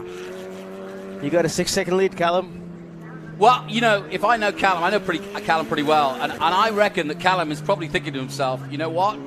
I'm out front. I'm going to go for the fastest lap as well. That's what he was saying before the race as well. There you go. Yep, exactly. 6.4 seconds, so he's pushing on. Sheehan basically won and lost this race on the first dive. How do you know when you come to a rolling start like that? I mean, there was no question that Hedge went before him, but who has the control? Is it presumably up to Hedge to go, right? Yeah, it's definitely the leader. Yeah, it's definitely the leader, but as a off pole, what you could kind of do is just time it. Kind of like when he goes, you try and go, and then from there, if you can, just try and get a better entry to turn 1, and then the leader, hopefully get alongside of him. Another factor that it isn't as present in the F4 cars, isn't present at all, is the turbo lag. Oh, yeah. Right. What I was thinking is that the 66 of Sheehan might have gotten a little bit more turbo lag than Hedge somehow, just depending on how hard you hit the throttle, where, and what the RPMs are in. So, I mean, that it makes a big difference, especially coming off the corners. That is actually something Callum mentioned to me, compared to racing the Toyota, which has got a different chassis, a Tata chassis, versus this Honda with the Ligier chassis, and also just the amount of lag between the engines. He was still getting used to working with the Hancocks and also working with that lag, but he seems to have dialed it in now. Now, let's concentrate on this battle for second and third, and I'll put you on the spot here, guys. If you're Cooper Beckland and you know this track and you're watching it yourself here, where and how do you get past Ryan Sheehan? Patience. That's it. It's always key. I'm not going to say my passing spots on the stream. Okay, fair enough. Good work. There's a bunch of people with their notebooks out with their sims going, all right, let's see what Berg's got to say about that. But no, so yeah, I mean, I always say that there's two ways of going around getting past somebody, which is one, yeah, you work out where you want to overtake, and like you say, you've got a corner that you know you're strong in, and you may show your hand, you may not, and you'll wait at the right time. But the other is maybe you're not faster than him, and you're literally pushing him into a mistake. So you're trying to, you're literally trying to be as close as you can without getting the aero to wash out and make you driving a hard job. But you're also trying to force him to be as fast as he has to be, and maybe make a mistake. No, you're correct on that. So, Costello, where are you going to make the move? Berg's being caged. I'm going to be the same as Berg. I don't really want to say my places either. Attaboy. I'm trying, folks out there. I'm trying to help you out, learning your racing lines, but these guys are keeping their powder dry because they've got 2 more races yet. They're very competitive. So how are you friends? How do you guys know each other? Go-karts. Go-karts. We raced a lot against each other in go-karts. We didn't really know of each other. We did a lot of racing, and I don't know about Michael, but in my last 3 weekends in go-karts, I think we had run-ins together. Oh, yeah, for on sure. first laps for 3 weekends in a row. And even in my last go-kart race, we crashed into each other. But Yep. didn't get to know each other until cars and kind of become good friends since then. I mean, I would say just from the run-ins together in the first laps, quite a few trolley back to the pits. So yeah, you're right. Yeah, it's a couple interesting. mean stares to each other, but that's all right. Yeah, that's okay. You know, and it's good to hear you talk about this because we spent a lot of this year's Formula One talking about how, you know, Russell and Verstappen, Albon, Gasly and Ocon, vast rivals in karting, sometimes not getting on too well, like you said, they're crashing into each other, and now they're at the highest level, and there's the respect there, but there's also that rivalry that starts when you're starting out in karting and very young, and I guess it's a mutual respect. Yeah, you're all looking for the same bit of asphalt.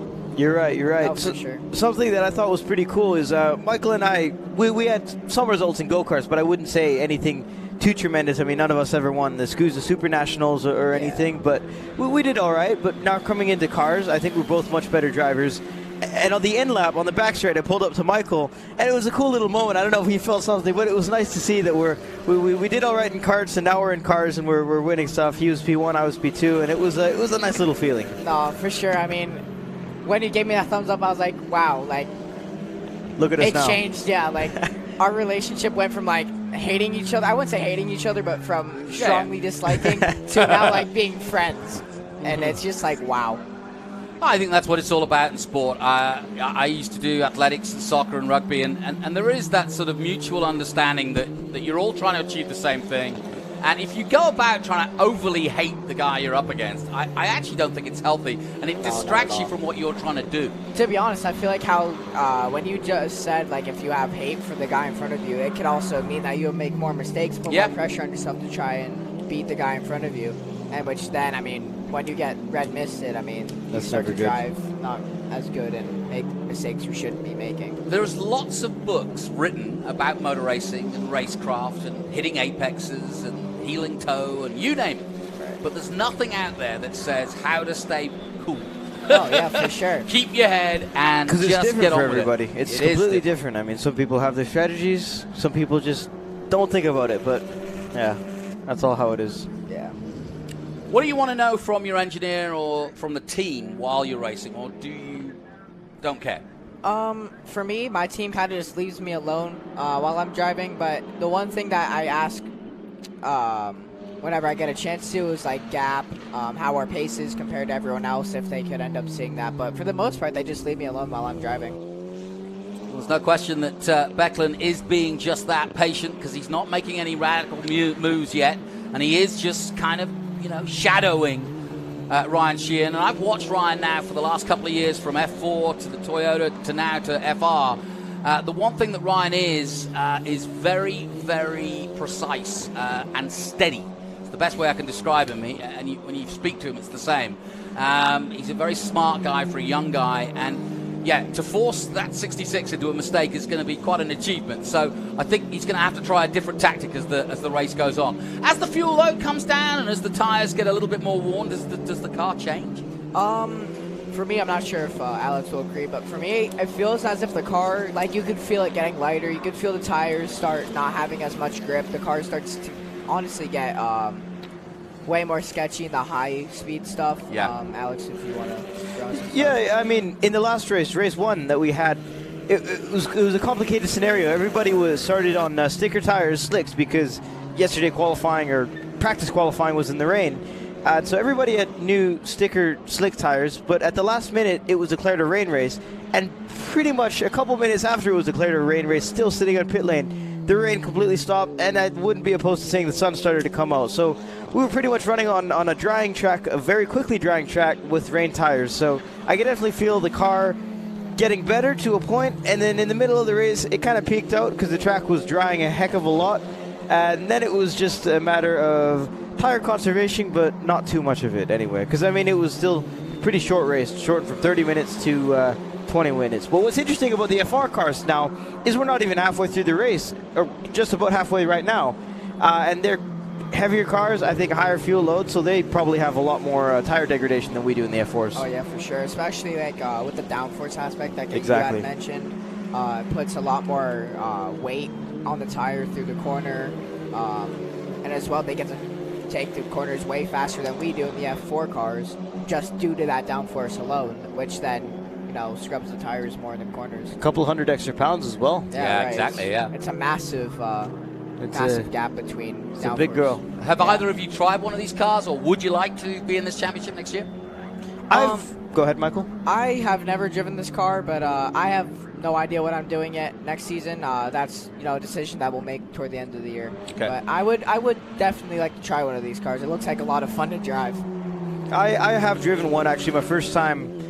Actually, Road America last year, I drove it in a commercial shoot. My team was doing a commercial shoot with a company called Entrust. But the first time actually driving it, doing proper at-speed testing was last week at Carolina Motorsports Park. I did a little bit of testing with Ligier Automotive.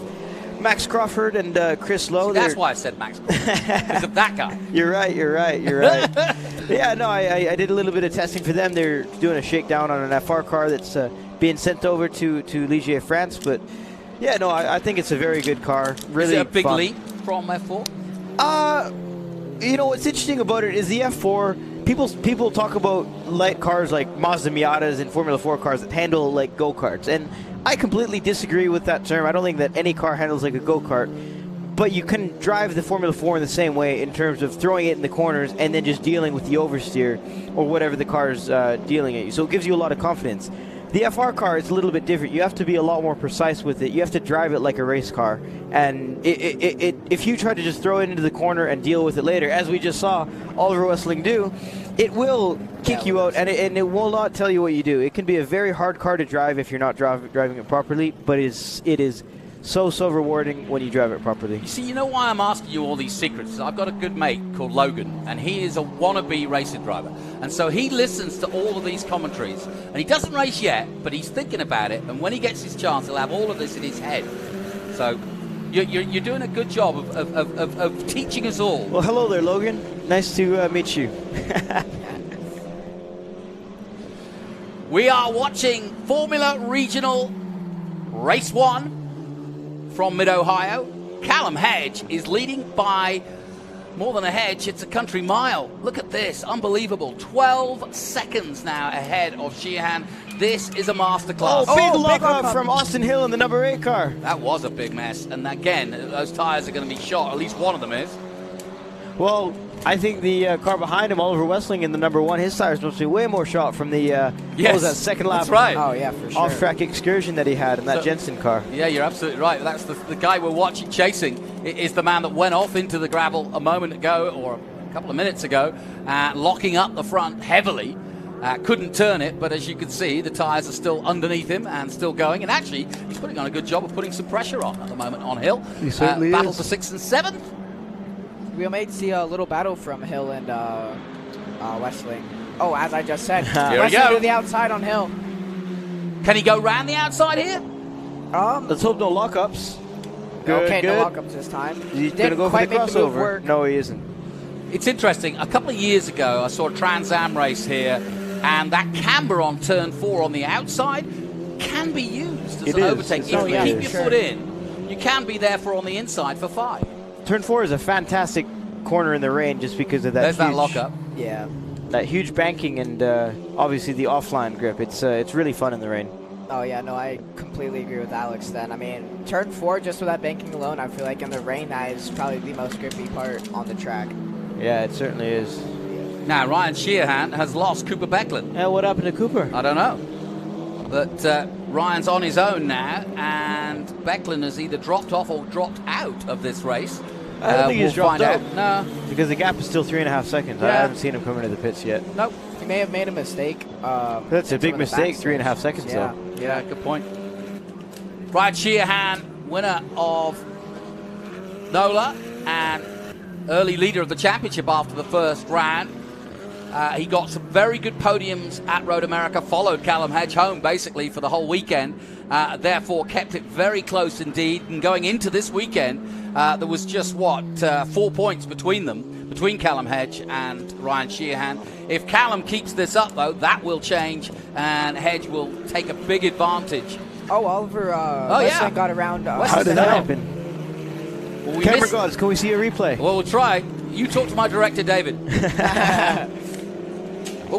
I think that may have been a move going into either turn 4 or on top of the hill in turn 2. Well, I'll tell you what, Alex Berg, I knew that your father had a lot of pull in motor racing, but to get David Banyan to put his own replay in just for you, here it is. Perfect. Wow, even on time. The skies have opened and God has spoken. There's a lockup by Austin Hill, and then that was it. Looks like Westland just took advantage of it. I think these two drivers need to put the brake bias a little more to the rear. There you go. I completely agree. Getting in the drafts there. Oh, he left the door open. Yeah. Yeah, he just got better drive, didn't he? He did. Then obviously that draft helped a little bit. Yep. So we got the replay, we got the result there. Feature race, 12 minutes to go, and as you said at the 18-minute mark, halfway through the race, now things are getting a little bit more interesting because now you've got two choices. The car's getting lighter, you want to push on, you want to get the result, and now, like Westling, you want to make the move, right? As he just did moments ago. Here Here's we go, Hedge back to again. the 17 of Hedge. A lot of off-throttle time there. I mean, really patience. I mean, through that corner, I'm just going to say patience is key. He hasn't pulled too much more of a gap over Ryan Sheehan there. It's kind of just stuck around 12 seconds. Yeah, he was the youngest ever Formula 4 champion back in New Zealand before going on to the Toyota 86 Championship, a tin top championship that now races here in the States. 86ers just started out, and so he won that as a rookie, and then, like I said, was runner-up in the Formula Regional Championship, and then was Rookie of the Year in the Porsche Carrera Cup in Australia. And as we all know, if you watch IndyCar, you'll be well aware of Marcus Armstrong, of Liam Lawson in Super Formula. That's where the winner of this championship, so possibly Callum Hedge, could be racing against his fellow countryman Liam Lawson this time next year if he keeps this up. But Scott McLaughlin and of course Scott Dixon. So many great Kiwis now in IndyCar, and they just keep producing them. I don't know what they're feeding them down there, but it really is pretty impressive. And America has been very lucky to have such great talent coming from New Zealand and coming to the States. But as we said, yes, of course, we'd love to see Americans win, but if you want to be the best in the world, you've got to beat the best in the world. So I've got no problem with Callum coming here and dominating, because it's up to the rest of the Americans to catch up and get on level terms with him. No, yeah, for sure. I mean, Callum is just doing an amazing job right now. He keeps pulling on Ryan Sheehan. A little bit more, 8/10 that lap. Yep. And, it's just that precision, just every lap, just doing the same thing. And if he knows that it's working, then just like I mentioned, just keep doing the same thing, consistency, over and over and over again. And, I mean, consistency always wins races.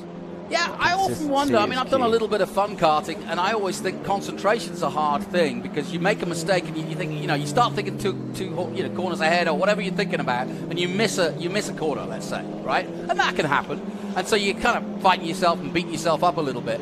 But with these guys, with you guys, watching you guys, it really is, as you say, the precision is really what it's all about. It's almost like muscle memory. You're not really thinking about the gear change. You're actually just thinking about hitting that mark each and every time, right? Right, no, for sure. I mean, like how you had mentioned with the gear change, I mean, we're just, at least for me, I'm just doing it off lights and off feel of the car just by pulling. Yep. Yeah. I mean, especially how our race was, I mean, just finding that grip, just being as precise as you can. I mean, that's just how you can be fast in those types of conditions. Especially in the rain. Oh, yeah, for sure. Yeah, exactly. Do you prefer it when it's obviously stable like this and you can concentrate more rather than worrying about the conditions? To be honest, I like drying tracks and also dry tracks, because for me in the wet, don't get me wrong, I still love driving in the wet. I know it's awesome, but you always still have that worry of going in too deep and completely ruining it all. Right.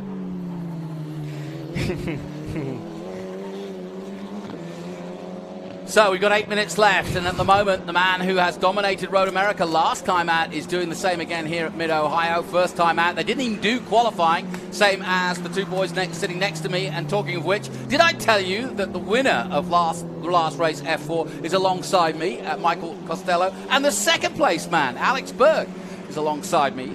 They said I hadn't mentioned it, so I'll mention it again. Twice the better. Well done, boys. Thank you. Thank you. Same again in race 2 and 3? I hope so. Maybe the roles will be switched this time. We'll see. Yeah, we'll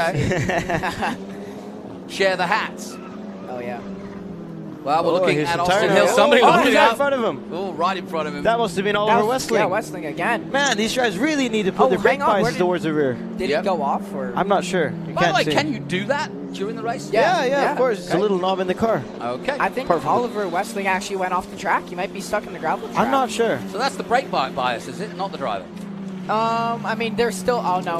He's right there. I mean, it's half and half because you can still manage it while you're in the car. And also, like, you should know as a driver, okay, I'll just give an example. It's too far to the rear or front. Maybe I should change it. You know, you have to just be thinking about those things as you're going on. If you're locking up that much, in my opinion, I really think that they should move it to the rear. But oh, yeah, for sure. How much do you adjust it? Or if you don't really want to adjust it, you want to carry on? But usually about a half turn or a turn on the knob, on the little dial. Yeah, on a race. It moves a percent or 2% at max. And what does that do to the car when you do that? Just obviously, does it balance it better? Well, let's say you're going into a corner, and when you're letting off the brake, you're having your inside front lock up. The reason because of that is the way it's transferred either to the left or the right side, and the inside wheel is unloaded. So it makes it a lot easier to lock up. Let's say you have your brake bias a lot towards the rear. You're coming into a corner, turning in, your fronts aren't locking up, but the rears are, the RPMs are dropping. That's when you need to move your brake bias more towards the front. You never want it either at the front or the back, but you need to be balanced. Interesting. Yeah. It's all about weight transfer. All right. Well, now you're learning a little bit. My mate Logan writing his notes down at home, I'm sure. As Hedge continues to dominate here. And it's been a pretty impressive show so far as we go back to the 39. I just want to remind you, when we started this championship this weekend, Callum Hedge, as I mentioned, 4 points ahead of Ryan Sheehan. Cooper Beckland third in the championship with 78 points. Bryson Morris has now moved on, so that is why Max Hewitt is in the car. And so he's a newcomer to the championship. So that gives the likes of Oliver Westling and Manuel Rosa, and Max Hewitt for that matter, he's 8th in the championship, a chance to maybe move up the board. Hayden Bowlesby currently in 11th, and Austin Hill, who we were looking at just a moment ago, currently 12th for Austin Hill Motorsports with 8 points. So all of them gaining an opportunity with Bryson Morris absent this weekend. I have to say, I absolutely love the color of that 11 car. I think that orange is beautiful, yes.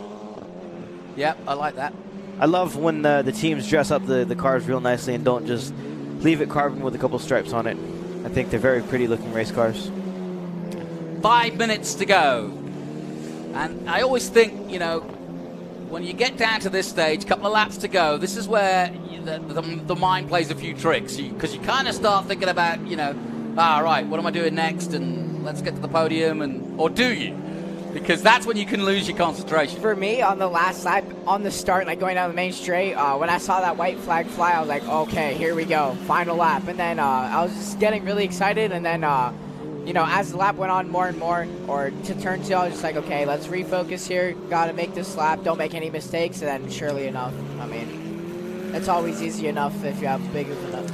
Oh, sorry. If you have a big enough gap at the end of the race, it's normally easy to not make any mistakes. And Alex, do you do the same as you cross the line for that last lap? Just go, okay.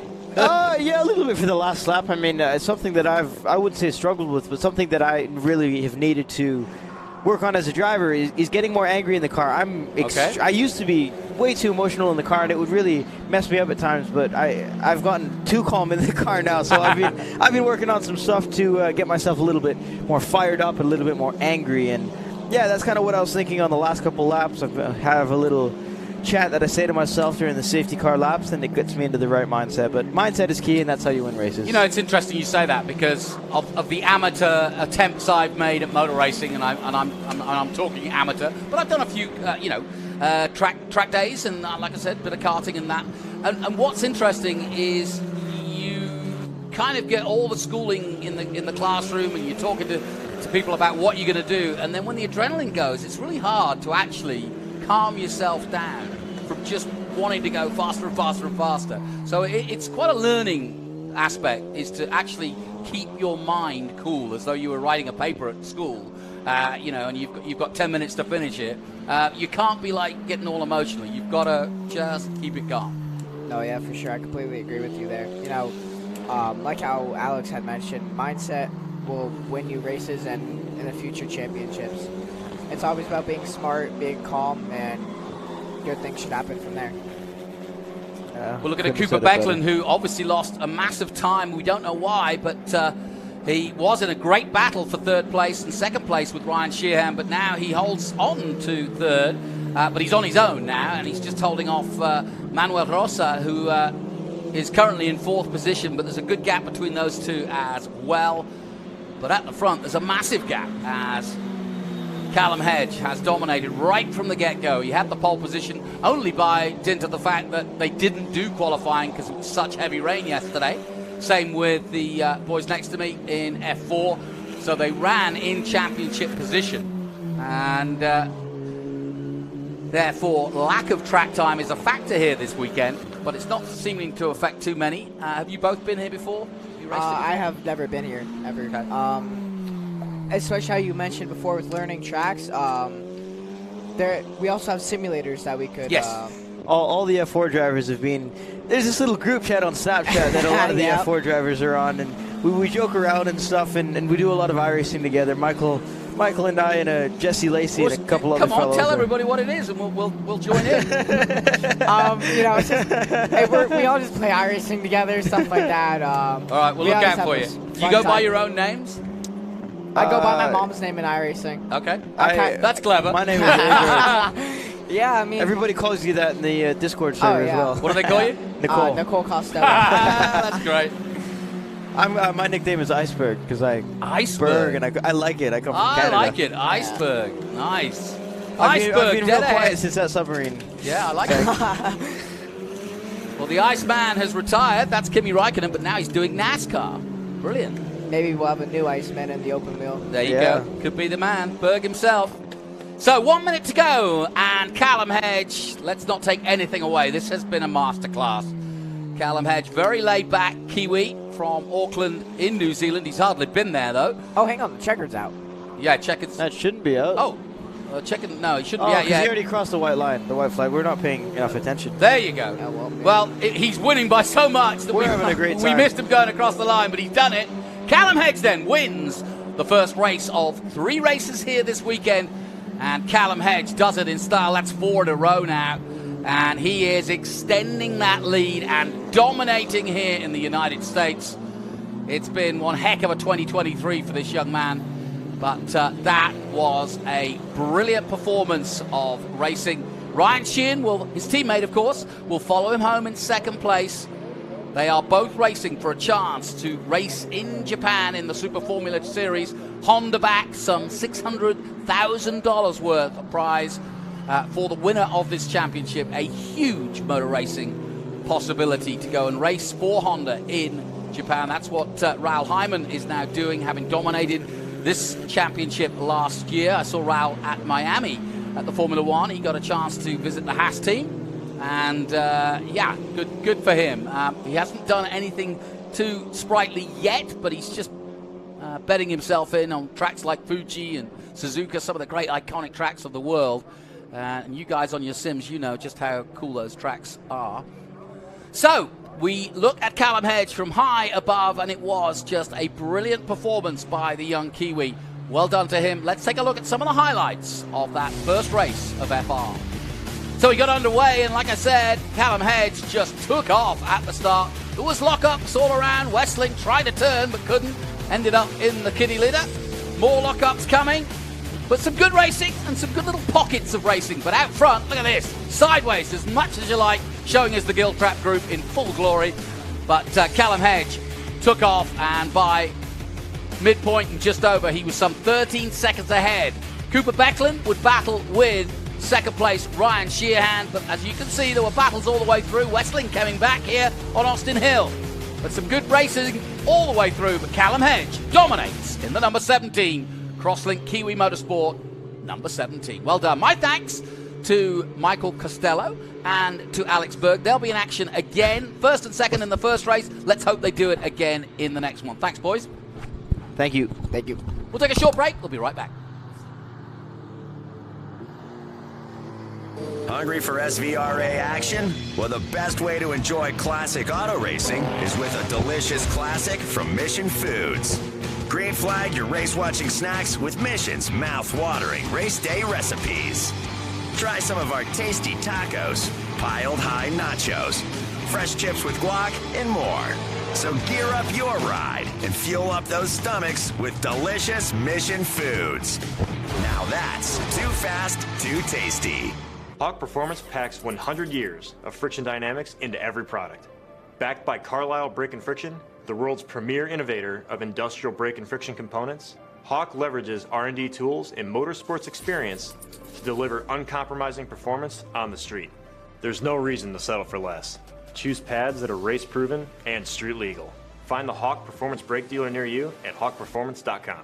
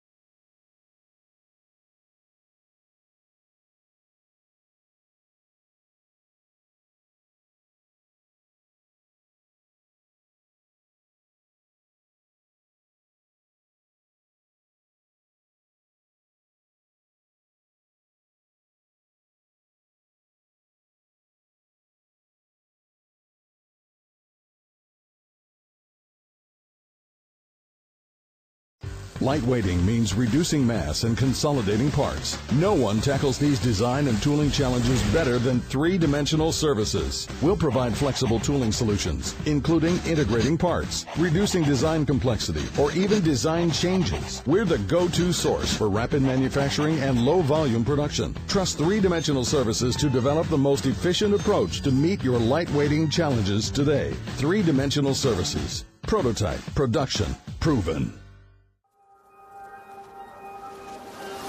How good is this? Look at this view from Losowski. It brings all my fans, it brings the audience into the car with me. Speed turn, 140 mile an hour entry speeds. The quickest and most efficient way for me to get information to my drivers is from using the V-Box HD2 system. Speed, endurance, desire. For 160 years, Motul has helped engines and drivers go faster, further, and stronger. Tested in the heat of battle, driven with passion, with one aim, to give you superior powertrain protection and performance. Motul.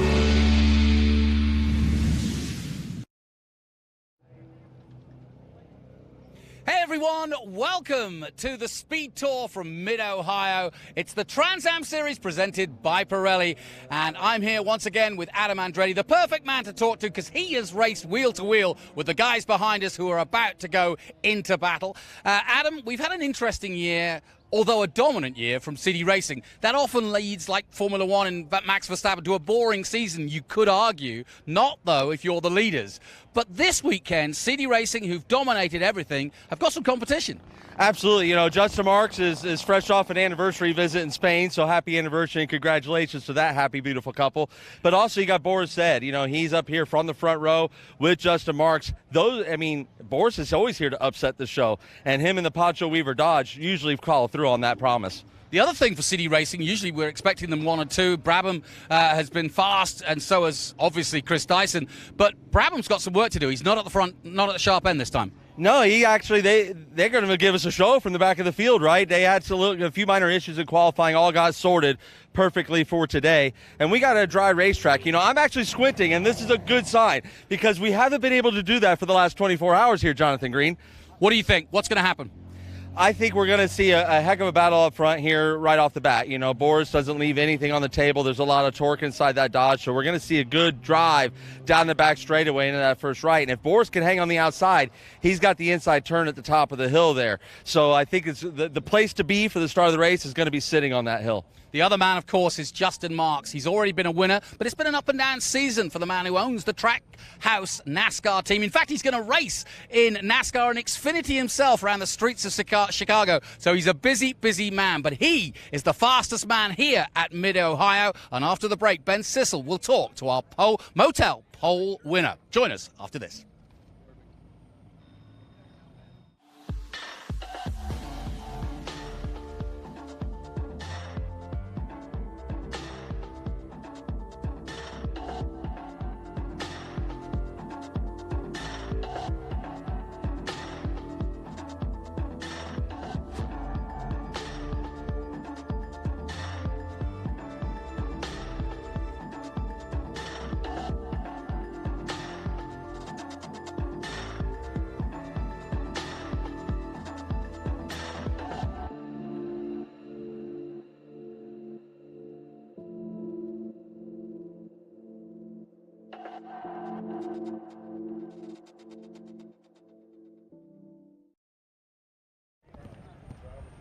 You're so good with this last-minute stuff. All right, ladies and gentlemen, here we are at the Fan Walk, Mid-Ohio Sports Car Course.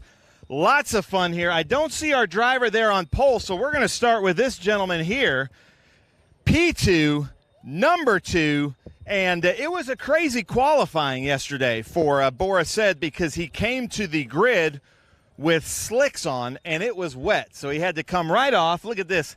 He's just going to sit down and wait for me to come to him, just relaxing, chilling here. So Boris Said, great qualifying yesterday. This has got to feel pretty good. Yeah, it feels pretty good. I mean, yesterday we tried to I watched the Formula One race last week when Alex Albon was the only guy with slicks and got, he was pretty fast. So we tried to go out on slicks yesterday, but it was just too wet. So Poncho Weaver builds a great car, Horseshoe Motorsports, a house. And most of all, John Cloud, he's celebrating his 30 years in racing this weekend with Ultimate Headers, and he's on our car. So it feels it's an honor to represent him. Nice. I love seeing John Cloud here. Come here, Poncho. Look at this. The Ultimate Headers. John Cloud, longtime racer with us in SVRA and Trans Am. So is his wife, Debbie. But they have their compound over here, and he's got a great business out of, I think, Medina, Ohio. But the Ultimate Headers, and you were with us last weekend, did really well with Paul Menard, got this thing on the podium, and then here you are again the next weekend. Two of the best drivers in the world, right? Paul Menard and Boris Said. Great group of guys we've got. It's a small group, as you know. Over the years, you've been hounding us plenty of times, and been even over at the shop, haven't you? So we've got a great friend of mine, Householder Motorsports. They're a trophy truck team. They won King of the Hammers this year, and he's supported us this weekend as well, and last weekend. So great fun, great family. This is really, racing's like your second family, right? I mean, you know more people probably here than you know in your own family, right? And so we appreciate all the fan effort. Dodge rules, right? Dodge rules, and we're up here to battle the Mustangs and the Camaros, and we'll see how it goes. We'll see. Nice. And something we need to point out also, the beauty of Trans Am, the big three are up here in 1, 2, 3. We've got the Chevy Camaro, the Mopar Dodge Challenger here, and then the Ford Mustang back there of Dyson. But let's come on over here, because our Motul Pole Award winner is Justin Marks, and I'm hoping to have Justin Marks here, but I don't even know which one. But one of these 3 stickers was Justin Marks' Motul Pole Award. And if you know anything about Justin Marks, I don't know what it is about Mid-Ohio in the rain just a few years ago in the NASCAR race. It was a terrible downpour here, and he came in first. So there's something about this track that he likes, so watch out for Justin Marks in the Trackhouse car. We're hoping to see him and talk to him soon. I see his crew are radioing, but I did see Chris Dyson. So there he is. Yeah, see, Chris Dyson's at the fan walk, signing autographs like he should be. You guys keep on coming in, get some autographs from Chris while I'm talking to him. Chris, you keep signing. How cool is it to be back here at Mid-Ohio? We've got a huge fan walk, lots of fans, even with the questionable weather. These fans just love this place. It's hard not to love this place, Ben. This is one of the classic road racing tracks in America, and Trans Am's got a great history here, and you see a lot of great past winners here, past champions. It's wonderful to be here every year. So happy to be back and have 2 Jim Weed cars on the grid. We've got a decent starting spot. I think it's going to be dry. I've had a lot of success here, and I'm hoping to add to it today. Nice. He has had quite a bit of success here at the Mid-Ohio Sports Car Course as Chris Dyson. Like we said, a Ford, a Chevy, and a Dodge, 1, 2, 3. But this car here we've got to talk about. I don't see the driver, but Will Rogers is up here in an XGT car, this beautiful Chris Evans car that we've seen out west. We saw Will at Sonoma and WeatherTech Raceway, Laguna Seca. This car is very fast. And Will Rogers is a great driver, so look for him to possibly jump up and mix it up in this TA group in this beautiful car. Then Tommy Dreesy, where's Tom? Oh, here's Tommy with Matt Brabham. So we're going to talk to both of them. We had some fun last night at Tommy's expense a little bit, but here's Tommy, Matt Brabham. Look at already talking to the officials. What's going on, Tommy? Yeah, we're just talking about the start procedure. Even though we're not on the front row right now, I know Maddie had a little problem yesterday, so he's starting a little bit behind us, but we'll wait for him not. So Matt Brabham, as I come around, happened to start near the end. Not catastrophic failure, but nearly in qualifying. So you're starting at the back, just wanting to make things exciting? Yeah, we wanted to make it more fun today, put on a bit of a show. But no, we were just discussing. It's you're not allowed to pass until you get to the start-finish line. We're doing the start on the back straight. So I was like, where is the start finish line on Backstreet? I haven't thought about it, but yeah, no, we're figuring it. We were trying to figure it out between ourselves, and obviously Tommy and I are probably not the best duo to do that. So we're gonna have fun. You want to ask Dreesy for advice? Look at him smiling over there. But just so you know, drivers left coming out of the keyhole, probably about 500-600 yards on the left, right at that little kink. Drivers left to the starter stand. So that's your starting line. Okay. Is that cool? Just trying to offer some advice. Yeah, I guess I'm supposed to be an official, right? Yeah. I'm not giving you bad advice. Then we've got Lee Saunders over here in SGT. Lee Saunders in this Dodge Viper. He's signing autographs with a cool shirt. And then we got to talk to David Penterick. David Penterick calls Mid-Ohio his home track. He's doing really well. Captain America, welcome home. It's good to be here. Now, you're a little disappointed with your qualifying efforts yesterday, so how are you going to move your way up to the front? Well, let me correct you on that. I'm not disappointed. I'm mad as hell. We're just going to go drive like hell. Yeah. Somebody once told me, don't overthink it, just drive the car. Now, there was an expletive between drive and car, but you get the point. You just got to put your head down. Nice. And thanks for keeping it PG. David Penterick. So watch out for Penterick out there. We're going to move our way up to the front of the grid. But how cool. Look at this. We got a Peterson Racing fan right here. I love it. Check that out. Very nice. You having fun here? Yes. Nice. And then I guess who are you rooting for in tomorrow's race? NASA. Yeah. Say Rafa. Or anybody in three-dimensional, right? I love it. Nice job. See, I love coming to Mid-Ohio. This is SVRA has been coming here since 1982 consecutively. So we have a ton of fans that just set their calendar to this event and absolutely love coming here. This is a great spectator area. Look at these dudes right here. You guys having fun? Yeah. Even with a Bengals hat. I love it. So Justin Marks suiting up, getting in there. But what is it about Mid-Ohio in the rain that you're just so good? Oh, I don't know. I mean, this is a place I've been coming to for a long time. I mean, my first race here was in 2001. So, just always enjoyed it. And, I've got the rain line figured out, but it doesn't matter today. So I got Boris yelling at me, trying to psych me out. No, but we got dry track today, so that doesn't matter. We just, for me, I have no practice in this car in the dry, so my first lap in the race is going to be my first lap on the dry track. So I'm going to have to find my break points and hope we got a good setup under it. So we'll see. And try to keep Boris said behind you. Yeah, try to keep that goofy-looking guy. Okay, he's got a plan. We'll see. You hear Boris over there saying, I'm going to hold them off at all costs. So I guess we're having a little team strategy going here. Justin, good luck out there. So, ladies and gentlemen, with Road Race Ministries, Bill Knox, if you will remove your hats, and Bill Knox, if you'll take it away and deliver us the invocation, sir. If you'll join me in prayer. Our Heavenly Father, we thank you for this glorious day and this great facility where we get to do what we love. Father, we ask for your guidance, your wisdom, your protection upon all the drivers, the crews, the spectators, the officials. Father, keep them all smart, keep them all safe. Father, we ask again for your hand of protection upon our safety workers, our men in blue, and our armed forces, wherever they would be throughout the world. Bring them home safely. In your Son's most precious name we pray. Amen. Amen. Thank you very much, Bill Knox. All right, Natalie Cottrell to sing us the national anthem. I've heard a lot about you. I think you're going to be joining us again tomorrow, so that's awesome. Take the mic. Take it away, Natalie. Thank you.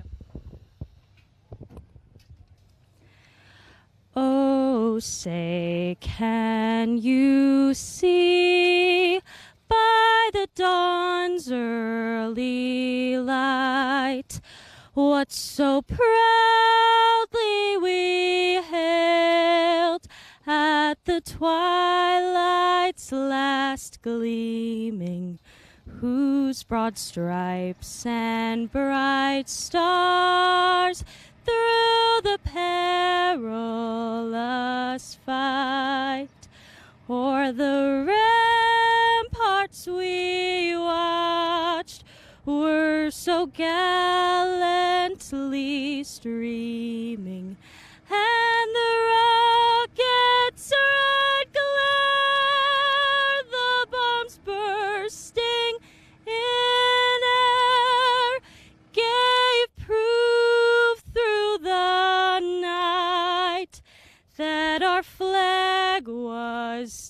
still there.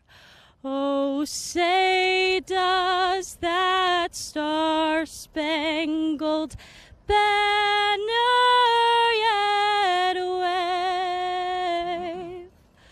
o'er the land of the free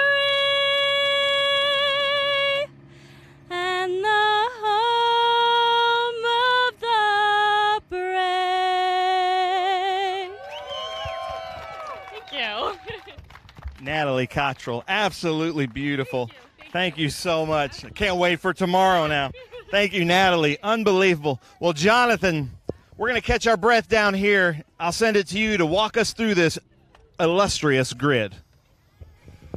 Illustrious being the word. There you see a lovely shot from our drone giving you the full extent of our TA grid. But let's take a look at it. Justin Marks in pole position for Trackhouse. Boris Said, two great names of racing from America, all on the front row. And then the man, Chris Dyson, our current champion, and Will Rogers, one of his best qualifying for Chris Evans race cars and design on row 2. Tommy Dreesy and Lee Saunders line up on row 3. Then Kerry Hitt, great to have him back. David Pintarik alongside him on row 4. And then on row 5, it's Billy Griffin and Chris Coffey. Remember, we've got 4 different classes: TA, XGT, SGT, and GT. Cary Grant has won one race of his 34. He lines up on row 6. Amy Ruman, local race for her. She's got a new sponsorship in Valley Automotive. Danny Lowry, Milton Grant, Chris Evans, and Matt Brabham. Now, Matt Brabham's the one we're obviously watching, the number 20 Jim Weed Ford Mustang, because he's going to try to come all the way through, and he certainly has the speed to do it. It's just the weather yesterday that stopped him from getting a flying lap in. Wally Dollenbach, great to have him. Talking of great champions from Trans Am. Jack Rinke on his way up for the Chevrolet Performance Turnkey Motorsports team. Ricky Sanders and Michael Attaway. He is in GT and Ricky is in SGT. So we'll have battles throughout. Todd Naporowski had hoped to be on the grid and did qualify on the 11th row for the Chevrolet Performance SKF Turnkey Motorsport team, but I'm not sure that Todd's going to make the grid. He had it was a front straight crash in the wet yesterday, and it really wasn't that big a crash, but I was told last night that he may not make it to the grid, so we'll keep an eye on that. Alongside me, as always, Adam Andretti, and as I mentioned in the opener, Adam, the perfect guy to talk to, because he's been wheel to wheel. He was wheel to wheel with this man, Chris Dyson, last weekend. You know, there's one point between Chris Dyson and Brabham. Brabham the coming man, Dyson the champion. How do they play it? That's a tough one, right? You got two formidable competitors inside the same camp that have a lot of speed. So, it's a strategy game out here, and I'm sure we're going to see some of that play out. Chris want to win these races. He's got to win these races, and he's in the best position right now. Matthew's got a lot of work cut out ahead of him. As you said, the weather has not been kind to us until today. We have beautiful weather today, and the track's got the most grip that I've ever felt here at Mid-Ohio. I just got out of the TA2 car in our practice session, and that's what I was letting these guys know, that you're not going to be a little surprised with how much grip is out there, actually. So, yeah, it's going to be a heck of a battle. It's going to be a lot of fun to watch. Matthew coming through the back, but also, my so-called teammate, Wally Dollenbach Jr. Yeah. And our colleague, right? He's back there as well, because they don't come out every week, and there was they didn't have rain tires, enough wheels to mount rain tires on yesterday to get a qualifying lap in. So Wally's going to be back there in the Ultimate Headers 4 Mustang in that TA Historic, and I would see him pumping through this field as well. He loves Mid-Ohio. He's a great competitor as well. And then the GT class is getting thick and heavy, as we saw in Indianapolis last week. Really, really good battles absolutely throughout the field. So super excited to see what goes on in this GT field today as well. All right, so we are ready. Thank you, Adam. We'll be hearing from Adam throughout this race, and we're really looking forward to what should be a great show here at Mid-Ohio as you tune in around the world.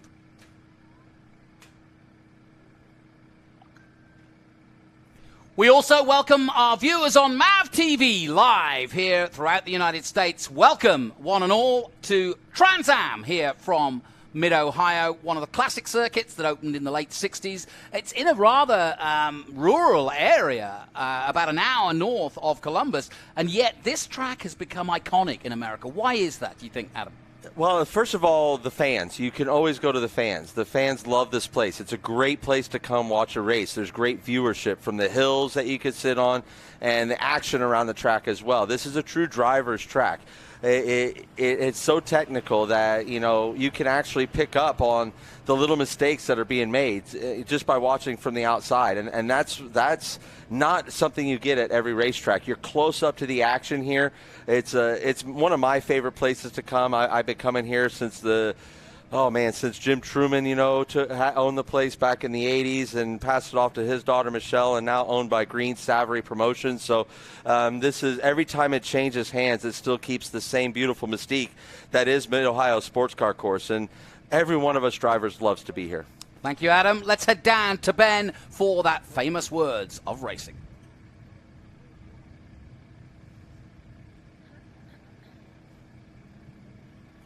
All right, thank you. It's my honor to be here. Friends of my friend Doug Peterson with Three Dimensional Services Group, Doug and Barb Sellers, to deliver the most famous words in motorsports. But do you guys, you're longtime friends with Doug Peterson, but do you claim that publicly? Oh, this is a tough question to ask on TV. Yes, we do. All right, well, I guess that's a pretty good answer. That's probably how I would answer that question, too. But take it away, deliver the most famous words in motorsports. Drivers, start your engines.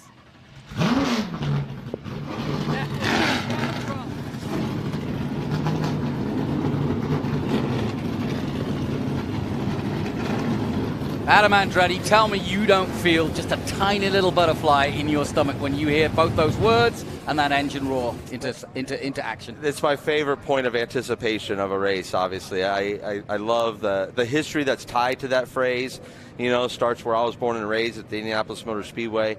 And the fact that it's carried over into every form of motorsport, it's just been the iconic, you know, way to get our adrenaline pumping, get us ready for what's about to come. And that Brian and Deb Sellers out there, Doug and Deb Sellers out there, that's Brian Sellers' parents. So it's cool that they're out here supporting the Trans Am Series. They're great support of their son, Brian Sellers, you may know of, sports car race fans in IMSA, and Boris said giving us the big thumbs up. He's always ready to go. You know, I mean, raced at Le Mans. He's a class winner in the Rolex 24 hours multiple times.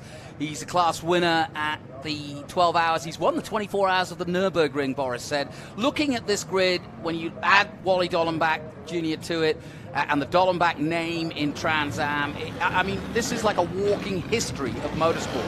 And I mean, you may know the name Roger Penske as the owner of Indy and the guy who won the Indy 500 and the Charlotte 600, but we know him also back in the day when he started out as the guy that was holding on to javelins and providing them for Mark Donoghue here at Mid-Ohio back in the late 60s. That's the history of both Trans Am and American racing. And that's what I love to brag about on our series. This is the oldest road racing series in America, longest running consecutive. So, you know, from 1966 up until our present day, you know, the Trans Am and the people of Trans Am have kept this sport alive and thriving, and it's the stars of the sport are also, you know, the way once you're inside this paddock, you fall in love. It's a great group of people. The competitiveness is second to none. And the stars, the absolute superstars that this series has produced throughout the history of motorsports is second to none as far as series go. We'll be on board with the Trackhouse number 99 of Justin Marks in pole position. And what a season it's turning out for him to be. He's just announced that he'll be running in Xfinity. Remember, he runs a NASCAR team. He wants Daniel Suarez and Ross Chastain. At the moment, he's a busy guy because he's racing himself, he's winning himself, and he's got a chance this weekend of actually taking it to Chris Dyson. But before we get to Mid-Ohio, I want to go back a week because we had a very famous front row last weekend too, as Adam Andretti and Matthew Brabham lined up in Indianapolis. So briefly, tell me what happened there before we get to the action there, because we didn't see it here on the live stream. You know, we had an awesome competitive race, and unfortunately there was some debris on the track, and we went green a little early after a caution, quite honestly, and because the green flag was out, debris flag was out in turn one, and I didn't see it. We were the first two to it, Matthew and I, and Matthew saw it, and you're kind of blinded by the car in front of you. I got it with the left front, and And there was a super slow leak that ended our day pretty late, but it was a 1-2 finish for CD Racing again, and with Matthew Brabham taking it home, in Indianapolis, which was so cool for him, and Paul Menard with the podium finish there.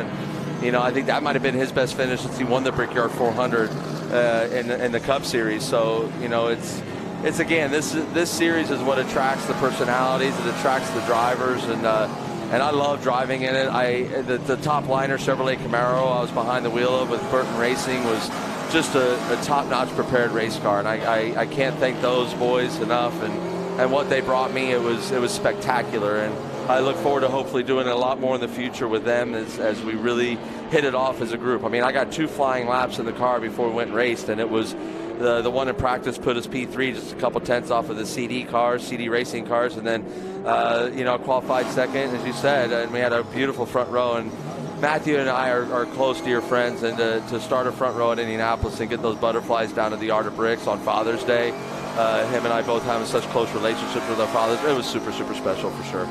Thanks, Adam. And yeah, as you can see, we'll be on board with the Jim Wee Chris Dyson number 16 car. And interestingly enough, you just saw the winners there in that graphic. Brabham last time a winner, and of course Chris Dyson a winner here. Ernie Francis Jr. now in Formula Next in Indy Lights was a 3-time winner here, a multiple winner here. But there's your championship. And I mentioned that 1 point between the two. That's what makes this so interesting. But Justin Marks in 6th position, 281. Big race for him. He's not worried about the championship. He just loves to win. He's already been a winner, and he's had some bad luck when he was in a position to win at NOLA. So we'll be keeping an eye. We'll also be on the Chris Evans Incorporated Will Rogers car in the number 32. He, of course, in the XGT class. So when you see the onboards, keep an eye on this dash, this graphic dash. Shows you both the track map, where they are on the track, the speed, the G-force they're under, the revs they're dealing with, and also what class they're racing in, because as we've mentioned, there are 4 different classes. Tommy Dreesy, I believe yes he is. He's back in the Ford Mustang. He crashed heavily at Lime Rock, just by the bridge there, in the middle of the race there. He raced last weekend in a Camaro, and now he's back to his old Ford Mustang. So I don't, no harm, no foul. Tommy could drive either. You've driven every mark and won in every mark. So how different are they? Well, they all have their strengths, right? And that's a beautiful thing about, the Trans Am Series. Is that's what the technical department does such a great job at, is making sure that everything is balanced out there. And they listen to us competitors when it comes to that, and they make the necessary adjustments. And yeah, you talk about it. We're on board with Justin Marks, and he loves to win, and he's also a winning machine. I mean, and the guy, and believe you me, that stuff doesn't come by accident. He works super, super hard at this. He studies a lot. He focuses. He has incredible depth of knowledge, and his attention to detail is second to none. That's why, with his young NASCAR team in the Cup Series, is as successful as it is. And they have really taken that world by storm, and he's taken this Trans Am Series by storm. Now, Adam, this is an interesting track, because if the viewers out there are wondering why we aren't underway, it's because we actually start the race at the back of the circuit, down the back straight at the kink at turn 3, effectively. One is because for safety, basically, there's a very tight first corner. But does that add a little bit more nuance to this race, that you come out of the keyhole and you're basically starting on a very long straight? It does. It absolutely does. And this turn 4 that we're going into, which will be turn 1 for the start, it is so wide and there's so much grip down there on both sides that you can really run side by side through this. So this is going to be a fun start here, Jonathan Green. Here we go then. Justin Marks leads them away. Boris said, the mighty Boris is alongside him. Dreesy gets away well. Watch out for the CD Racing cars. Brabham looking for a big start as they dive into 4. Boris on the outside will try to use the camber, and does, because he's got the inside line for 5. Boris said leads by a nose. But here comes Justin Marks back on him as we are away. A nice clean start. Everybody gets away cleanly and fighting all the way through. And I think Boris may well still have the lead. Not sure 100%. Yeah, he does. Yeah, he does. And actually, I was really impressed that Justin hung it on there. Oh, he's all sideways there, big time. But yeah, I was really impressed how Justin hung on to the outside in turn 5 at the top of the hill around Boris. Usually that's a total gimme. And so this is going to be a really good event here already, because Boris does not relinquish that top spot easily. Boris showing all his track knowledge. That cambered turn 4, if you're willing to dare to go high and wide on the outside, it's not the race line, but it puts you, if you can keep the grip and there is no marbles out there, you can keep the grip out there, it gives you the inside line, and that is how he effectively got the whole shot through the first 2 corners. And now look at him building in the Poncho Weaver prepared Challenger, and here comes the Jim Weed, number 16 of Chris Dyson, all over Marks. Marks was sideways. Was that cold tires, do you think? Marks looks like he's got really little to no rear grip, and I don't know if it's cold tires or if it's somewhat of a setup that they went with. Like he said, remember what he said to us. He has no idea what he's got underneath us. He didn't get to make a dry lap out here. So this is, you know, they threw something at this, I'm sure, and look at him. He is sprint car driving that thing all around this place.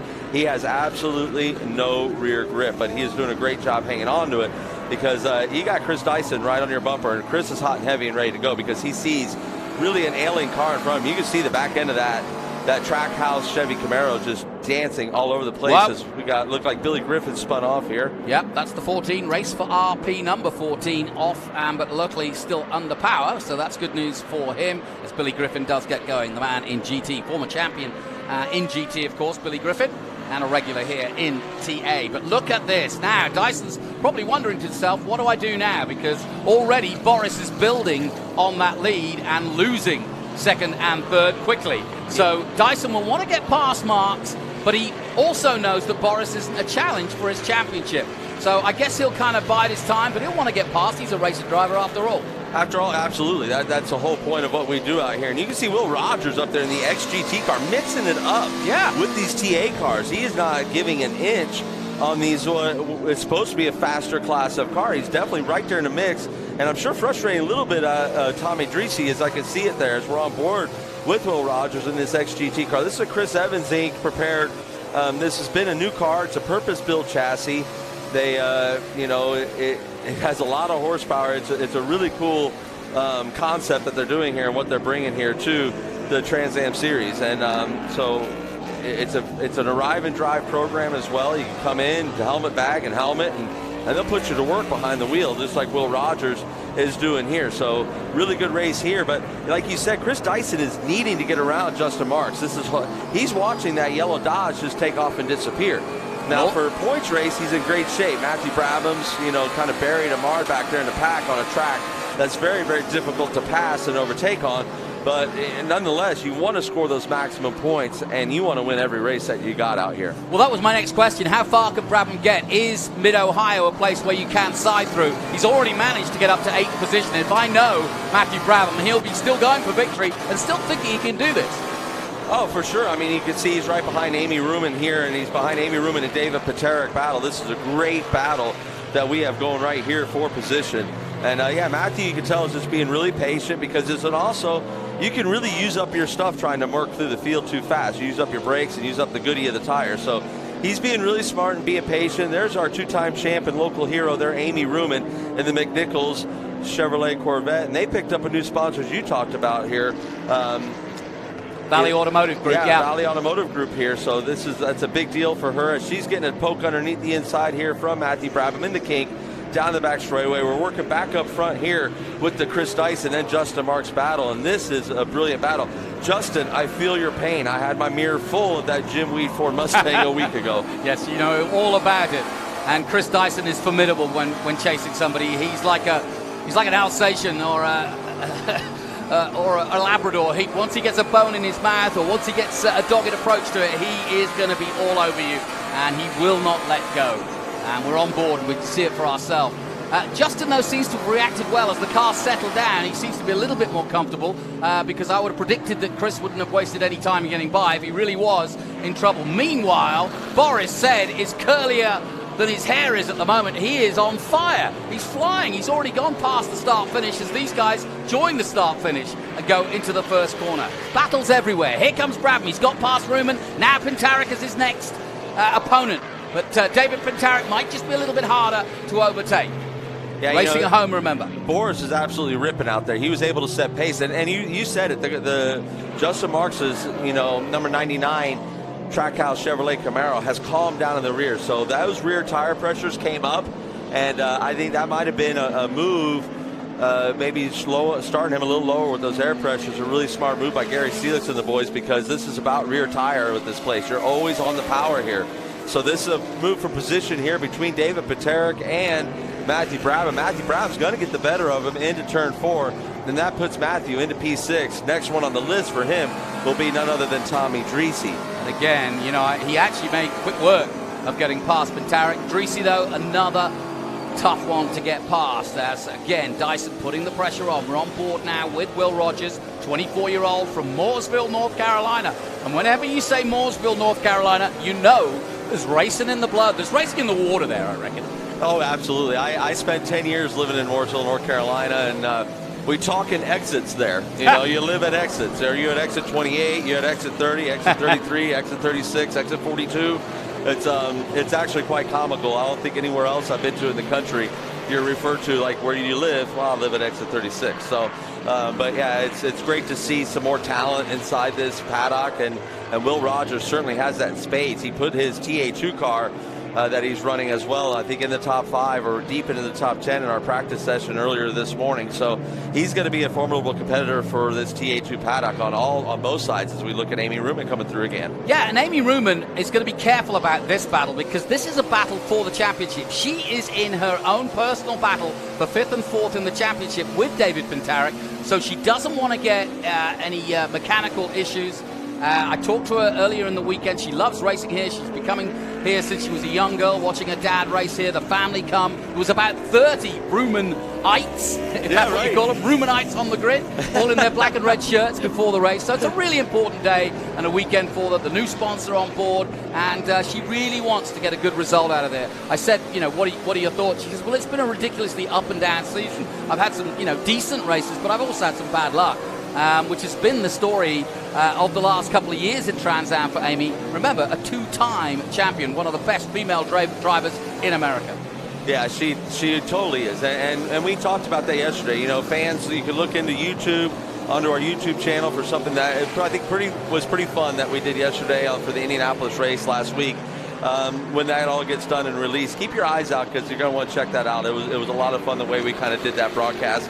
And so hopefully you all enjoy it. And Amy Ruman spoke to that. You know, it's the one sport where you get behind the wheel and you're just a race car driver. And she is truly a race car driver. She's a 2-time champion in this very competitive series. She's won a lot of races in the Trans Am series. And, you know, they've struggled of late, but they're getting a grasp on this new Pirelli tire and doing a great job. And it's a true family organization down there between cousins and you know, and mom and dad and the whole group. So and look at Matthew Brabham on the just outside. Did a Boris set on him, didn't he? Nicely he just did done. a Boris set on Tommy Dreese, and you know, Tommy was good, clean racing there. Tommy at this point, man, hook of, you know, just throw your fishing line onto the rear wing of Matthew Brabham and just hang on for that ride, you know, because he's obviously got a ton of pace, and he's working his way through this field as he's gone ahead and put himself now into P4, right behind his teammate Chris Dyson. So this is going to be, you know, a really good battle as he moves forward. And it's going to be interesting to see how he can make up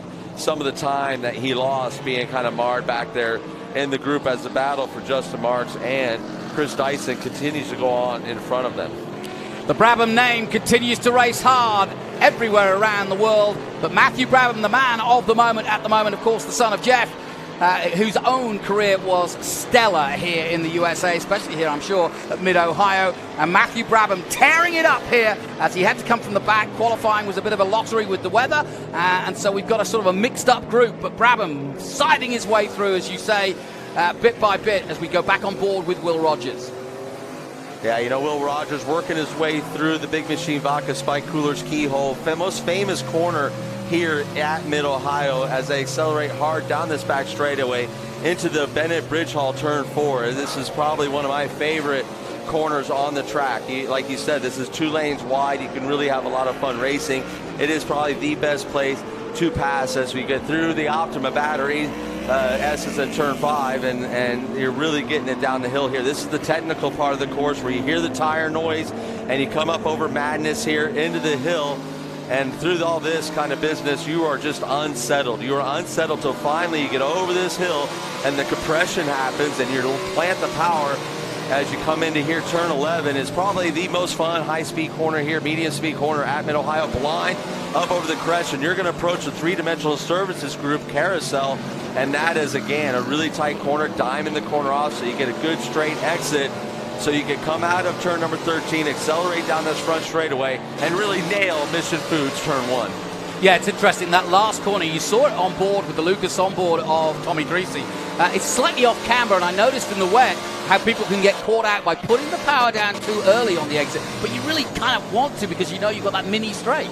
Oh, I tell you what, this place, of all places you go to, will punish your greed. You know, you want to stay away from that 7 deadly, because it will definitely bite you here, because greed is the big enemy. Look at the battle up front. Justin Marks has sucked in, and I'm telling you what, folks, he is almost 2 seconds a lap faster than Boris said. And I got to say here that I think Boris said might be having some sort of an issue with this Weaver Dodge. I don't want to talk out of turn here.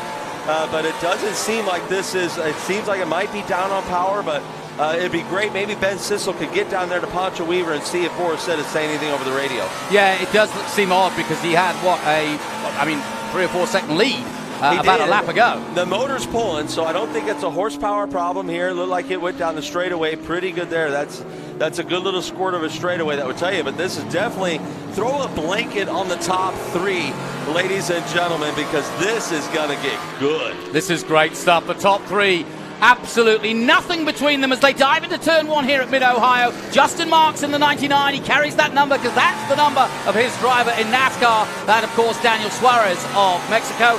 Now, let's go into the keyhole with Justin Marks, but can't quite do it. And for now, anyway. You got to wake up pretty early in the morning to outbreak Boris said into the keyhole. So that Big Machine Vodka Spike Cooler's keyhole is that's like bread and butter there for this Pancho Weaver Dodge of Boris said. Looks like whatever it is got sorted, because it seemed like, he's definitely got the legs going down the straightaway here. And I just think maybe traffic got in there and cost him some time, but that huge lead that Boris really built up, it disappeared quick, fast, and in a hurry, and it'd be interesting to see how that happened and what happened there. Yeah, like you say, it's still pulling. Now they've got traffic, but it is pulling out of the keyhole. You saw it, obviously, they had no problem. My only speculation now is traffic, and I would be pretty confident to say that he just caught traffic. If you catch traffic, you could be 6 seconds faster, 6 seconds a lap faster than a car in front of you. You catch him in the wrong spot here at Mid-Ohio, I don't care, you're not getting around him. Yeah, but Boris is a master of tactics and strategy here. He knows he may be under pressure for most of this race, so he's going to pick his moments as they come through the three-dimensional services group carousel. It's great to see it from high above. That's that last corner I talked about, and look at him doing defensive work here. Marks trying every which way to make his marks and get past. Yeah, Milton Grant in the GT Porsche was possible help there to Justin Marks, like I said. And, you don't win as many endurance races, Boris said, has without knowing how to work traffic. That is the art of the game in endurance racing. So Boris is one of the absolute best in that in the business. And I tell you, if Justin's not careful, he's going to leave the door open for this Jim Weed Ford Mustang of Chris Dyson. I know. Justin Marks has got to look forward and back at the moment. He's got one of the best racers in the world, or in America certainly, Boris said, in front of him, and he's got our current champion, Chris Dyson, celebrating the Dyson Racing 40th year at Lime Rock this year. And so he's got his work cut out. We'll see how good Justin Marks really is in this race for sure. Yeah, and look who's in fourth now. Yeah, and you got Matthew Brabham that's just went ahead and joined the party. So you remember about the blanket on the top 3? Yeah, you better get a comforter for the top 4. Well, I asked Matthew Brabham, and he was kind of cagey about it yesterday, if there were team orders, if he had a chance unfettered to go for the championship at Coda, is he going to go for it? And he kind of hinted that yes, he would, because he's a racing driver, and Chris is a racer. Yes, he is the boss, but Chris is all about whatever happens, I want City Racing to win the championship. Well, and that's true. He's a competitor first, and he's a competitor that also owns this race team, and he wants that race team to have the best chance of success. And I'm going to go ahead and break the news to every race fan out there. Every team has team orders. Yeah. What those team orders are, that's between them and the team. And that's why they're team orders. You will never find out what they are, because it's all behind closed doors. It's all held in privacy. You and I are close friends, and I know you've even tried to pump me for some of my information on team orders in the past. I have. And how coy have I been? Very coy indeed. When you were at three-dimensional, I was asking you all sorts of interesting questions, but you gave me nothing.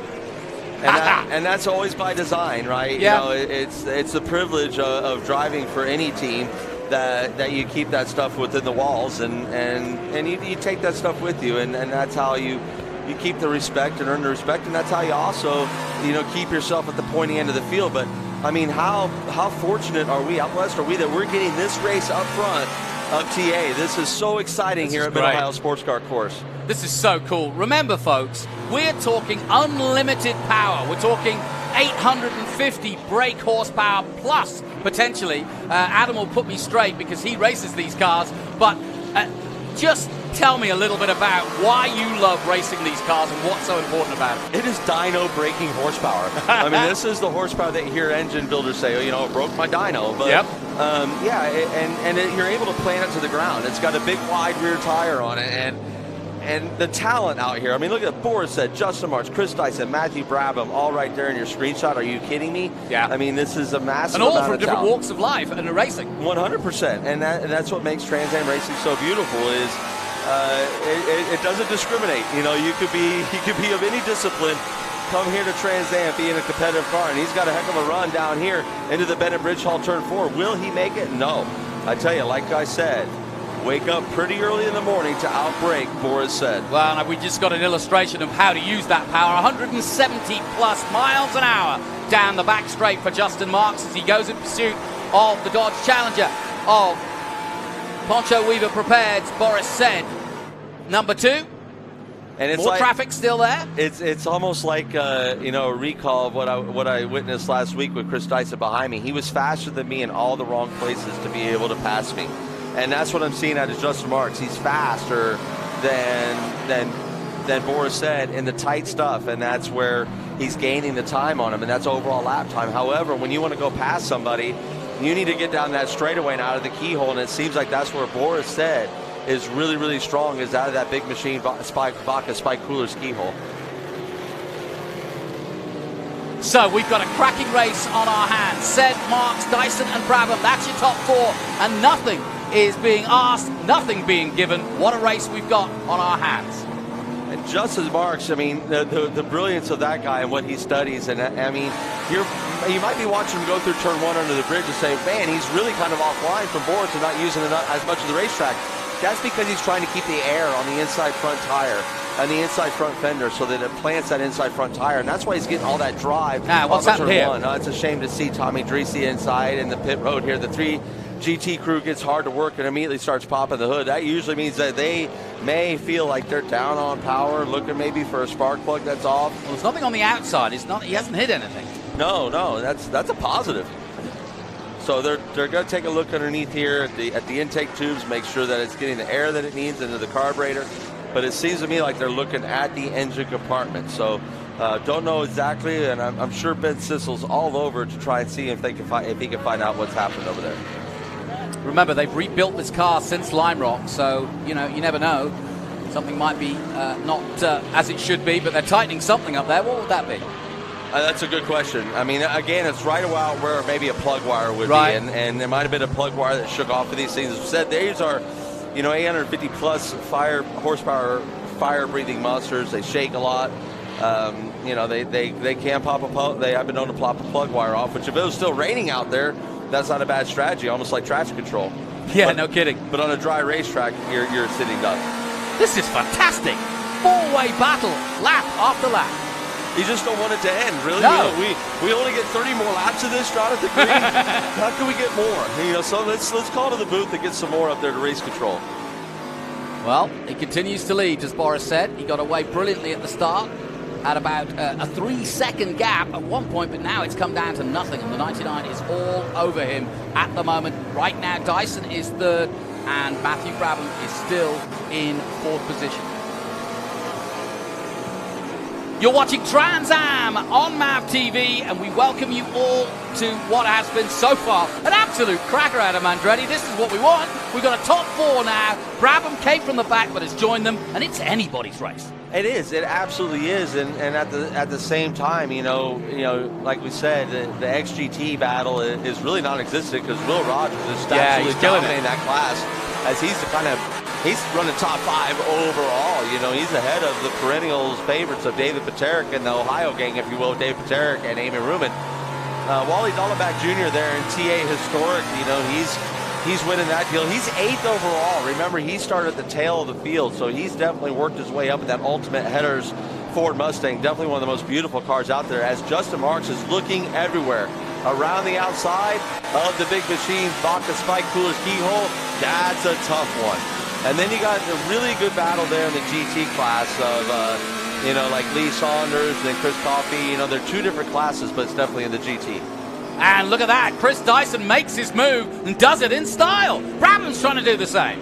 That was a great move on Justin Marks, and we talked about it, right? Justin's so wanting to get around. Boris tried that outside move around the Big Machine Vodka Spike Coolers keyhole. That opened the door down to the Bennett Bridge Hall turn 4, and now you're basically going to see if you can tuck in behind Chris Dyson, who is itching to get by Boris Said as they approach turn number 11 here. A really fast left-hander, not necessarily a traditional passing zone here at Mid-Ohio Sports Car Course, but they're going to head into the three-dimensional services group carousel. And I tell you what, Chris Dyson gets through this corner really good. He may take a stab at him at the Michelin Foods turn 1. Still glued together, though, as they come out of the carousel. I can confirm in an XGT, Chris Evans out with a suspension issue. That's why Chris went out. But at the front, into turn 1 they go. And Poncho Weaver biting his nails at the moment, as Boris said, his hair uncurling, because he has got the curliest hair in the world. But here comes Marks back on Dyson at the inside of the keyhole. No, can't quite do it. You could be so deep on the brakes into, the Big Machine Vodka Spike Coolers keyhole because you're going uphill. So you can really, really late brake. And I tell you, Chris is getting through that keyhole and down this back straightaway. So, the mirrors are full there for Boris Said as they go through the Bennett Bridge Hall turn number 4. Go up to the Optima Batteries turn 5. This is like a throwaway corner. Like, you don't see anyone make a pass there and or anything like that. That's what you mean by a throwaway. Right, by a throwaway, right? Yeah. You're not, you're kind of going to sacrifice some lap time up there to get the optimum corner speed. So when you get down to turn 6, that you can really get through madness, which was what we call this section, really, really well. And it is madness. It's off camber and it's trying to suck you into the walls, and these guys are just doing an amazing job. Just heard broken belt for Tommy Dreese. He has retired. That's a shame. We hate to see that. They worked really, really hard to get that car back on the racetrack. It was a big hats off to Showtime Motorsports for bringing a car for Tommy Dreese so he could stay in this battle at Indianapolis last week. And so he's back with his 3GT crew. Look what could happen down here into turn 1. Will that happen? No. They're going to stay 1, 2, 3 here. Boris Said, Chris Dyson, and Justin Marks gets through turn 1. This is fantastic, Adam. Look at this, side-by-side racing. They each take a different side. This is out of a video game. So this is where, again, I would say Justin needs to be careful because he's trying that outside line. You got Matthew Brabham ready to pounce, just like Chris Dyson did down this back straightaway if he's not careful. Justin doesn't look worried behind that wheel. No, he doesn't, does he? Calm and cool as a cucumber. And will he pop on Chris Dyson? Well, this is the battle I've been wanting all season, which is Dyson versus Marks, because both these men are on the top of their game. Both have got different histories, both have got sports car backgrounds, but Marks has only come back to full-time racing this season in Trans Am, while Dyson has been ploughing his furrow at the top of his game at the sharp end for many, many years, whether it be sports cars or Trans Am. Oh, exactly right. And they're both in that new Ave Riley chassis. So right. It's been and different bodies and different engines. Obviously, one's a Ford Mustang with Chris Dyson and Jim Weed, and the other one's a Trackhouse Chevrolet Camaro, which why would it be anything else, being it's Justin Marks and his Trackhouse crew there and the great support they get from General Motors and Chevrolet. So it's it really is the battle that not only you and I have wanted to see, Jonathan Green, all year long, but every single Trans Am race fan. Absolutely. Well, if you are a Trans Am fan and have been since '66 like myself, you're going to be loving this, because this is as close as we've had in TA all season, except for perhaps Indianapolis, which we weren't at. But we certainly got a good report there from Adam. Into the keyhole again. Ooh, Boris gets wide. He slips up, and you got to have Chris Dyson going to take advantage of this.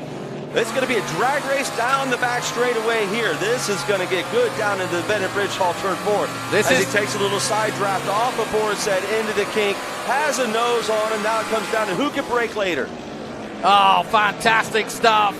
As into the lead of the race goes the championship contender and our current champion, Chris Dyson, in the 16 Jim Weed Ford Mustang. I got to tell you, I sat on the pit wall there with Chris Dyson just before we did our opening, Jonathan Green.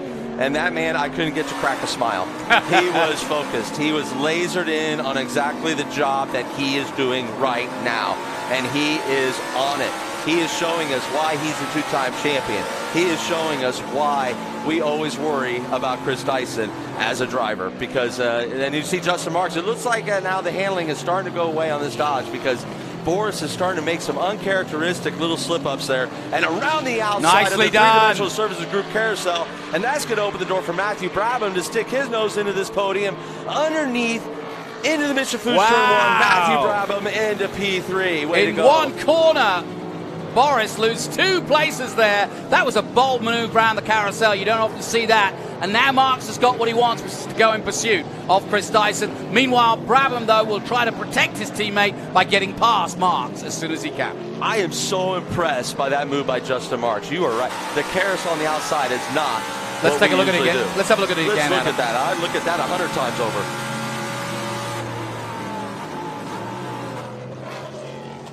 So beautiful, beautiful. You see a little slip up into the keyhole. That's going to get the underneath to Chris Dyson. What a great drag race then we're going to get down the back straightaway with ultimately Chris Dyson getting the better of the champion of Boris Said in that Weaver Dodge by sponsored by Technique and Menards and Ultimate Headers as well.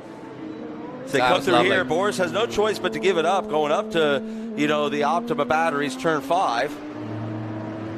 And then as you come through the, we got one stuck in the kitted litter. That's the number 12 of Jack Rinke. And that's going to definitely probably bring us out a full course caution because that looks like a pretty peculiar place. Might be even either up at the top of the keyhole is what I'm looking at.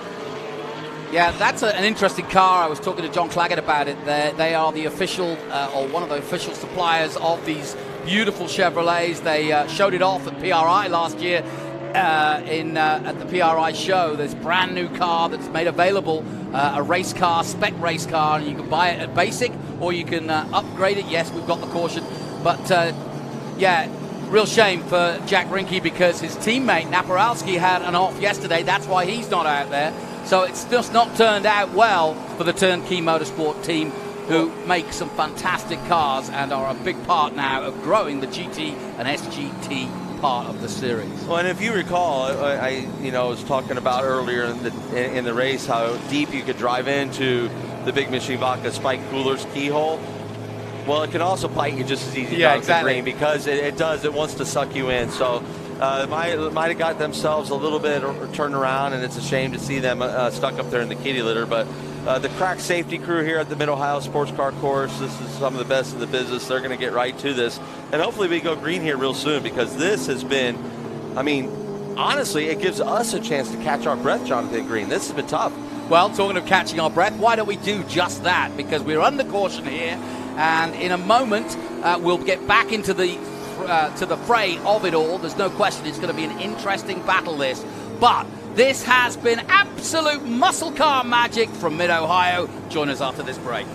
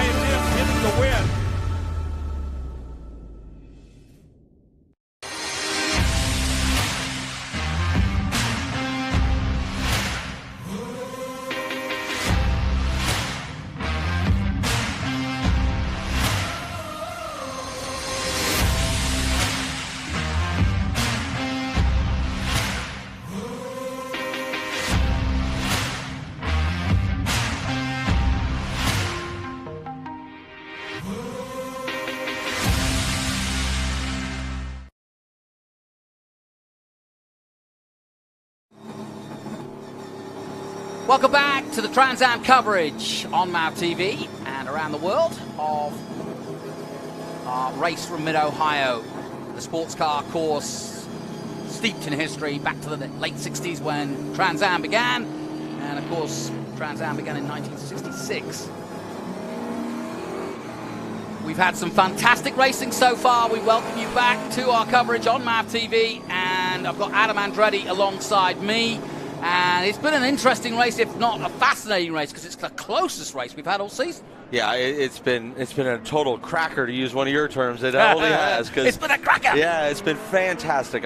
We have thoroughly enjoyed this. I mean, truthfully, folks at home, we needed that break. That little commercial break we got was just as much for Jonathan Green as it was for our partners that support us. So, and myself, it's been a lot of fun to call, and the racing up front, it's been clean too. Yes. No one has we haven't seen a wisp of bodywork smoke go up on anybody. I mean, it has been super, super clean. Let me tell you how hard that is to do with these cars. I can well imagine. Now, we've been talking about Chris Dyson. He's just taken the lead. So let's head down to Ben Sissel and find out what the latest is with their crew chief.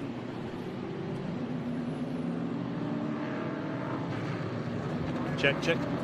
Well, I'm here with Stevie Dix here with the Jim Wheat team.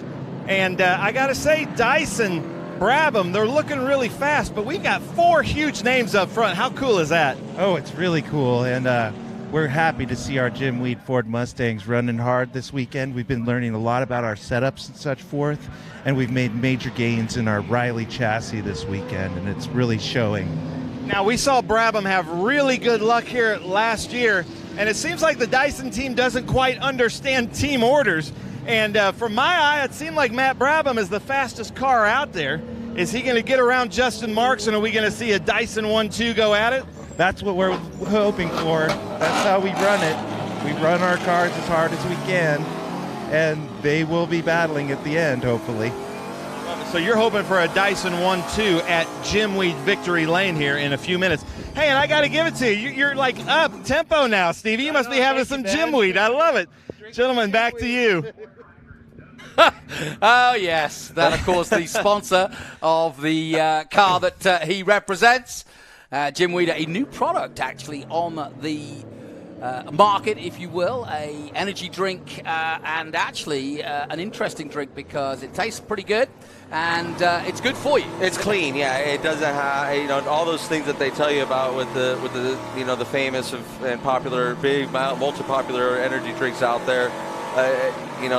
It gets a lot of attention here lately. That's not necessarily the best for your health, but the Jim Wheat product, and it's brought to us again by a man who brings us health products and has always done so in a great way. And Greg Pickett, all the way back to Muscle Milk. Yeah, absolutely. Yeah. And so Greg Pickett really cares about his fellow people. He really wants the people to have the best products out there, and there's a need for our fast-paced lives that we live, in the world today. There's a need for a little extra energy spike every once in a while, and so yeah, Jim Wheat is out there on the market, and it's a much cleaner source for your energy needs. I like these onboards, Will Rogers, especially the way that's positioned, because you get to see how he works in his office, how he changes the gears. We've been on board with you from now and again with that front-facing camera, and it's always easy. It's always good to see how you go about your business. Yeah, I like it too. I get to see a lot more of the car's attitude. If I'm doing things that are inducing some handling issues in the car, you want to see that as well, because as a driver, you need to be your own worst critic, and you need to come out on yourself as hard as possible and to get better. As we see the pace car coming off, and now our restarts are right here out of the carousel and number. Yeah, this is going to be interesting. So this is going to be a good start here. Chris Dyson, he knows how to restart here at Mid-Ohio. Here we go then. It's the Dysons and the Marks. But who's going to be on the mark at the start of this one? Away goes Chris Dyson. And Marks immediately to the inside. He's already challenging. Meanwhile, Brabham goes to the inside and takes Marks, who hits the grass. He missed his mark completely and goes off. What a disaster for Justin Marks. Yeah, and the grass is he got actually rather lucky that he's got a tire left on the pavement, because the grass is so wet here, as we spoke about, and he's trying to get that thing refired. He gets it refired, but yeah, unfortunate. What happened there, I believe, is the car, he was very, very well pitched down to the inside as he was trying to get an inside run, so he kind of pitched the entry of the corner off, and then you get the arrow wash, right? Chris Dyson comes across his nose to hit the apex, and that takes all the air off the front of that number 99 Trackhouse Chevrolet Camaro, and he was really along for the ride, Justin Marks was. But you know what? The guy was going for it. You cannot fault the guy going for it, and he went for it, and we appreciate you for that, Justin Marks. So yeah, no get question. back up in the battle. That's a rare mistake he's made. Let's take a look at it again, Adam. Yeah, just right here, you see this is he right there. You see how Chris comes across the front, and all of a sudden there's no steering. He's got no. However, did a great job not to get stuck in the kitty litter here. Stays on the power. Yeah, brave move. What a great job, and a great job by all the other competitors not to get wrapped up into that. So, just really, really good work. And I tell you what, you can kind of breathe easy up front, a little easier up front if you're Chris Dyson. You got friendly fire behind you. And you got Boris said there saying thank you again. I'm back on the podium. And you got Will Rogers in the XGT running 4th overall. That's exciting. And it's really going to be really fun to talk to him after this race and see what he thought about driving that XGT car. And see when he's going to get in one of these TA cars and go for the overall win, because he's obviously got the talent and the skill to do so. Yeah, he's only 24 is Will, and I believe he's been doing some driver training as well for the TA drivers. So definitely a busy man, but this has been a great performance so far, and as you say, absolutely pulverizing the XGT crowd at the moment, and overall could be in contention for a podium, which would be fantastic. He sits 4th at the moment, and you can see his competition down in 9th position. Meanwhile, Dollenbach leading in the Masters. Remember, he's got a 2000 yeah, it's a historic. Yeah, historic. TA historic. It's a TAH. He's P7 overall, which is a really good run, for that group. And then those men and women there at Cobra Automotive worked so hard to put that product out on the racetrack, and it's one of the most beautiful products on the track. I mean, it's a beautiful Ultimate Headers Ford Mustang, owned by John Cloud, just one of the absolute class acts in this Trans Am paddock. One of the favorite people in this paddock. He celebrates 30 years in motorsports there he is. This year, and there's a good look at that Ford Mustang as it went by. So top 3 now has got, they kind of taken away some of our excitement. It's spread out enough that it's not a full-on attack, but I'd have to say Will Rogers, and look at, you got my buddy here, Wally Dollenbach Jr., who's going to hunt down the 2-time champ of Amy Ruman and make that a battle for position for P6 here pretty soon, I'm hoping. Well, you'll see a similar liveried Ultimate Headers car in the blue tomorrow as Adam Andretti takes the Ultimate Headers car out, but it's Wally's turn today. Wally's going to swap over and come join me, but as a multiple champion, great to have a doyen of Trans Am like him here in the booth. Oh, it's awesome, and I tell you what, to have him, as like a pseudo teammate down there, and we're having so much fun. We're calling it Cloud Corner because we got all of Garage C over here, and it's just been a great little party out there. The food has been great, the atmosphere is amazing. We got food's good. Yeah, food's good. We have I had a taco yesterday. Yeah, we have over 150 guests coming throughout the weekend from Ultimate Headers and also John Cloud's different business interests, because this is his home track. This is a home race for Ultimate Headers. I actually have Ultimate Headers on my TA2 car, so for me it's such a privilege and so cool that you actually have the product inside the car.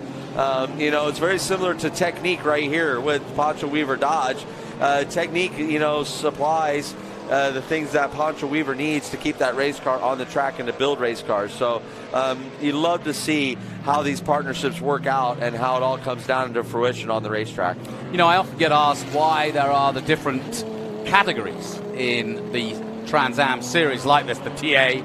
And the reason being is that the tubular frame, the sort of silhouette, if you will, just like NASCAR, is what we call TA, the ultimate powered, high-powered cars. But then we go back to production cars like this Mercedes. And that's really the essence of how Trans Am started. It started off as a production series back in '66. And so we keep true to that tradition. And the GT and SGT and now XGT, it's all part of that same tradition. So I'm glad they've kept that going. And it really, yeah, absolutely, because TA's always been multi-class racing for the most part. And we've had multi-class racing. The history of it is multi-class. So to stick with the history of it, my hat's off to always the group there, John Claggett, being led by John Claggett, our president of the Trans Am series, and because they keep with the history but also make it all modern. These are modern race cars. These are the peak of the sport. And as we've seen here recently, the the amazing engineering firm of Riley, coming out with their new Ave Riley chassis, and they've got 3 of them represented out here today.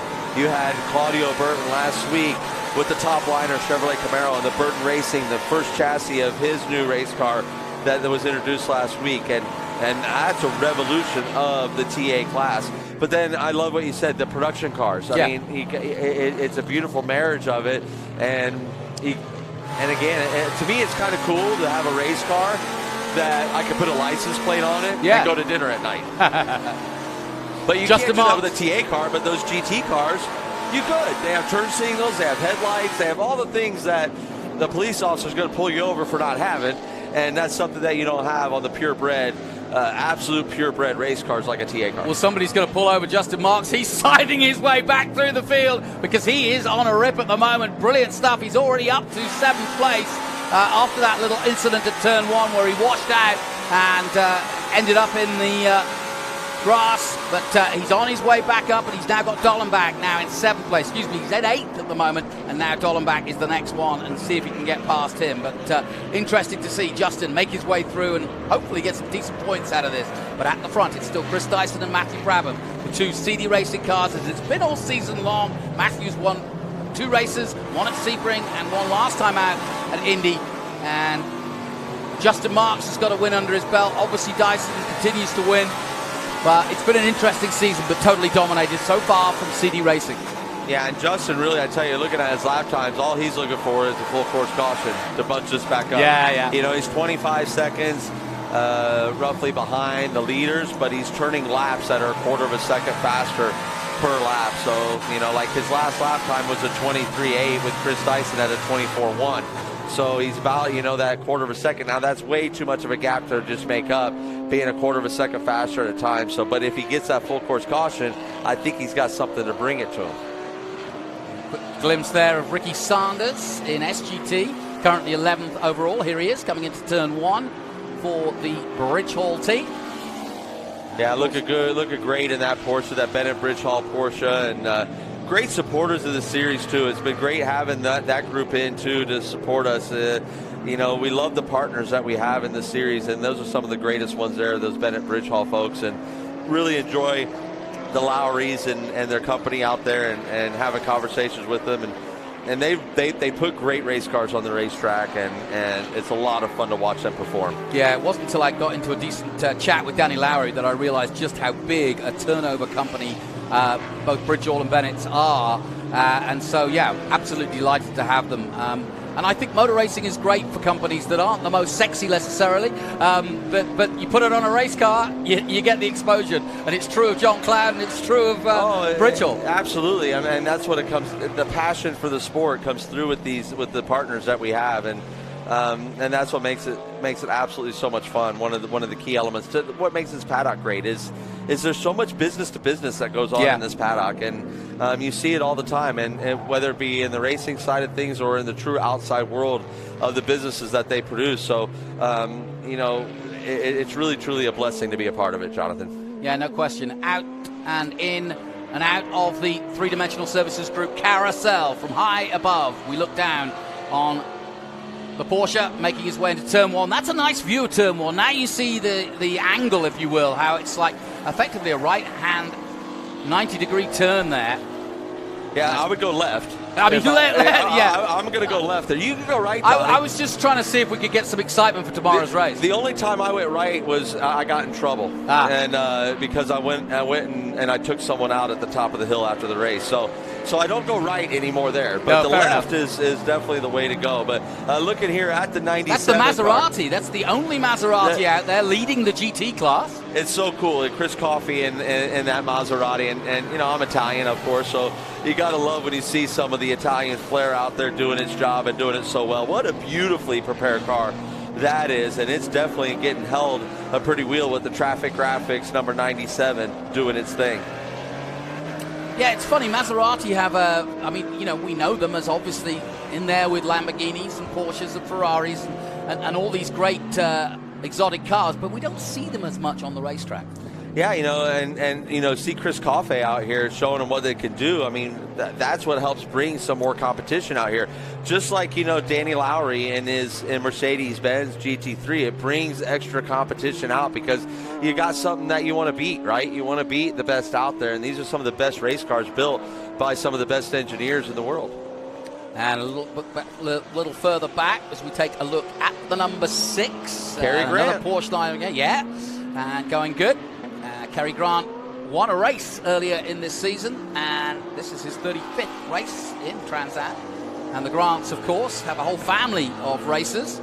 Keith Grant, Milton Grant, Cary Grant. Yeah, Andretti's used to do the same thing. I've back heard in the of them day. too, yeah. Yeah, we used to do the same thing, but we try to fill the field and it increases your chances. So, but yeah. I'd love to see a home lawnmower race between the Andrettis. that could end in tears. It could end in tears and missing limbs. Is how I'd see that one ending up, because my late brother John, God bless him, he would always say, in our family, it's he who gets hurt last wins, because we're all going to get hurt. There's Milton Grant. I mentioned him just a moment ago, and the pair of them often seen together, obviously, given that it's father and son. Great to have them on board. Here's a replay here. We're on board with Chris Dyson. Don't know what we're going to quite look at here, but on board with Chris Dyson, coming down into the Bennett Bridge Halt turn 4. No, this is live, but we're on board with Chris now. Oh, as he goes sorry, it through looked like turn 4. it said replay, but yeah, you're absolutely right. My apologies.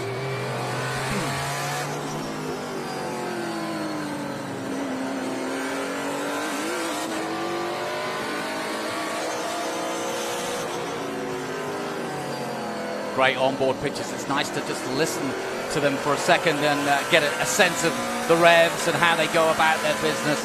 But right now, on board with Chris Dyson, siding his way through the traffic here. Yeah, Milton there trying.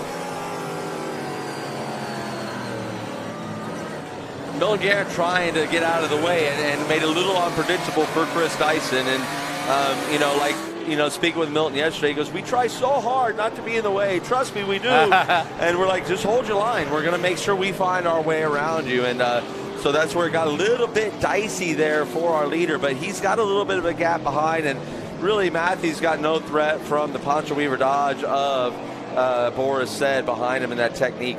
Yeah, the gap 1.5 seconds. You can see it visually yourself as they exit the keyhole here at Mid-Ohio, and it is Dyson, Brabant, and Said. Boris Said in third position, and as you can see, and don't look now, but Justin Marks is turning lap times that are absolutely incredible. He's behind Ruman now. He just turned the fastest lap of the race by almost a second. Wow! Yeah, he just did a 22.3 while Dyson's in the 24. So that is impressive. And I know Dyson hit some traffic there, but when you're looking at just a few laps ago, he was looking at a 26-second lead. Now he's looking at a 17-second lead from Justin Marks. So at the very least, you can see Justin definitely making his way back to the back bumper of Boris Said to get back on the podium spot. But he is definitely ripping around Mid-Ohio Sportscar course, and he's in there just like this is like NOLA all over again. Just a slight little hiccup, and you can't give those away in the Trans Am Series, as he knows, because he handed it to him last time he was in him at Lime Rock. He really, really just showed everybody what Justin Marks is all about and just led that thing from flag to flag. And it looked like he was, going to be a car to beat here today. And a lot of times he's showing has proven that. I'm anxious to see what he cuts on this lap. And he puts down another 22.9 to Chris Dyson's 24 flat. And he takes another second out of that lead. You're watching Trans Am here on MAP TV and around the world as we give you some great action, some onboards and some cracking action from the Trans Am Series presented by Pirelli. And Justin Marks is siding his way through bit by bit. I get the impression, Adam, and you tell me, but there's a time when your adrenaline, the tires, the fuel, the rhythm is at its optimal, and you really just, you're in the zone. You can't be touched. It's like a golfer scoring, fantastic shots. You've just got the rhythm, and that's exactly where Justin is right now. 100%. I'm seeing just absolute precision moves by the guy. I'm seeing a lot of bravery, too. It is so hard to outbrake a GT car with a TA car. I can't even express, You know, Matthew Brown and I were talking about it. He goes, the first time he tried to do that, he flew off the track at VIR because, you know, they're not carrying the speed we're carrying, and they have the grip under braking. Right. And so, you know, you try to brake where they are. And Justin's held on to it Look at down that. there into the Bennett Bridge Hall turn 4. So he's definitely in that zone, and that's the kind of moves that proves it to you. You know, with all the traffic he went through, he still cut himself a 23.1, and that is, again, 1.2 seconds faster than our leader, and again, gained another second. If he keeps gaining a second a lap with 11 seconds left, he's going to fulfill my promise, like I said, and he's going to be a part with Boris. You know, he's not that far off the leaders. I just saw, as they went into the keyhole, a glimpse of Brabham going through shot there. He's got Rumen in front of him. Here we are on board, heading for the kink at turn 3 and turn 4. Let's see how much he makes up on the Corvette. Yeah, he's got around Wally Dallenbach Jr. in the Ultimate Headers Ford Mustang. Now he is hunting down this mid-nickel Chevrolet Corvette with Amy Rumen here going up the hill here, turn number 5, Optima Batteries, turn 5. Beautiful red Corvette there. You know, Valley Automotive, again, like we talked about, a new partner, so she's showing a really good run here. Is he going to take a dive? But then again, like I said, you can be so much faster, and this is where you get held up, as we see the GT car, and that's going to open the door for Amy. Thread that needle, Amy! Awesome move. Wow. You see Justin go around. Those are two Ave Riley chassis going around each other, and this is a old Rocket Sports, probably the oldest chassis in the field there that Amy is just making work around this deal. So it's an older Rocket Sports, but it's got all the updates, right? But Bob Rumen is a great engineer, and it's got all the proper updates that you need to have on it. But it definitely is, you know, an older chassis. So she's doing a fantastic job as always. And Amy Rumen's got a lot of talents, but I didn't know seamstress was one of them. Boy, did she thread that needle. It was brilliant. It was absolutely brilliant, and Justin's going to really work hard to get around her here down this straightaway. He got a great run off the keyhole. He's going to get a little sniff. There we go. And she's defending well. Look at that. Held him nicely there, and she may just make it into 4, and she has. That is great driving from Amy Rumen, fair driving. She said to me before the weekend started, I just want to stay clean. I've had an up and down season, but she is a heart and heart racer. She wants to at least put on a good performance here in front of the home crowd. This is where she's from, remember, Ohio. She's got the new sponsor, and she says, Justin Marks, if you want past me, you're going to have to force your way through. Amy is 100% one of the hardest ones to pass, and it's because she's got that like innate ability to feel where you want to go and where we need to be. And she played it perfectly down the back straightaway there into the Bennett Bridge Hall turn 4 because, you know, that wasn't blocking. She made her one move. She kept it tight after the kink. And like almost inviting Justin Marks, if you're going to go around, you got to go around the hallway. Now she made a mistake. Let's do it again there. Slight mistake. This is his opportunity. This is going to open up into turn 1. Justin's alongside. Will he think about the last time you went off here? No, not this time. Well, he's got the grip on the front, right? Yeah, Clean exactly. air up front. And now Justin's going to set sail and see what he can do to try and make up a little more time. He stalled out, right, because he was stuck there, so he didn't gain any time on the leaders over the last 2 laps. And Amy's also mindful of the fact that the man behind her is David Pintarik in the 57, the All-American flag, heading towards the 4th of July, but that's who she's fighting with in the championship. Let's take a look at this action again. Yeah, this is that needle thread I was talking about. This is brilliant right here. I mean, absolutely. Wow. You talk about brave, and I mean that's Amy Rumen to a T. She is brave. Boy, that could have ended in tears, couldn't it? Yeah, it could have, but it didn't because it's a lot of talent out there, and they all did exactly what they were supposed to do. Yeah, Brilliant stuff. I hope our F4 and FR boys were watching that because that is racecraft right there. For sure it is, and that's what Trans Am produces is some of the best racers on the planet because you have to fight. You have to fight for every position out here. Nothing is handed to you, and we're on board here with Justin Marks again going through turn 11 as he approaches the 3-dimensional services group carousel. Keeps a nice pretty line through there, tucks up onto the curb and back down here onto the front straightaway. Well, he's got Will Rogers in front of him in 4th position, so Justin Marks now up to 5th. There's the 1st, 2nd and 3rd on the racetrack. As you see Boris said in the all-day glow yellow coming towards you in the Challenger. There's the battle. Justin Marks now making his way through, and he's already got past another car. Now he goes in pursuit of Will Rogers.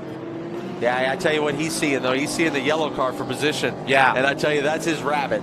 you have Justin Marks, and when you can see the car that you know is for position up there, and I'm not talking overall position. I'm talking not only overall but class position, because Will Rogers, it is for an overall position, but that's not for class, right? Right now, Justin Marks is going to get 4th place points no matter what. If it were to stop here, not 5th place points. He's going to get 4th place points because that's where he's at in class.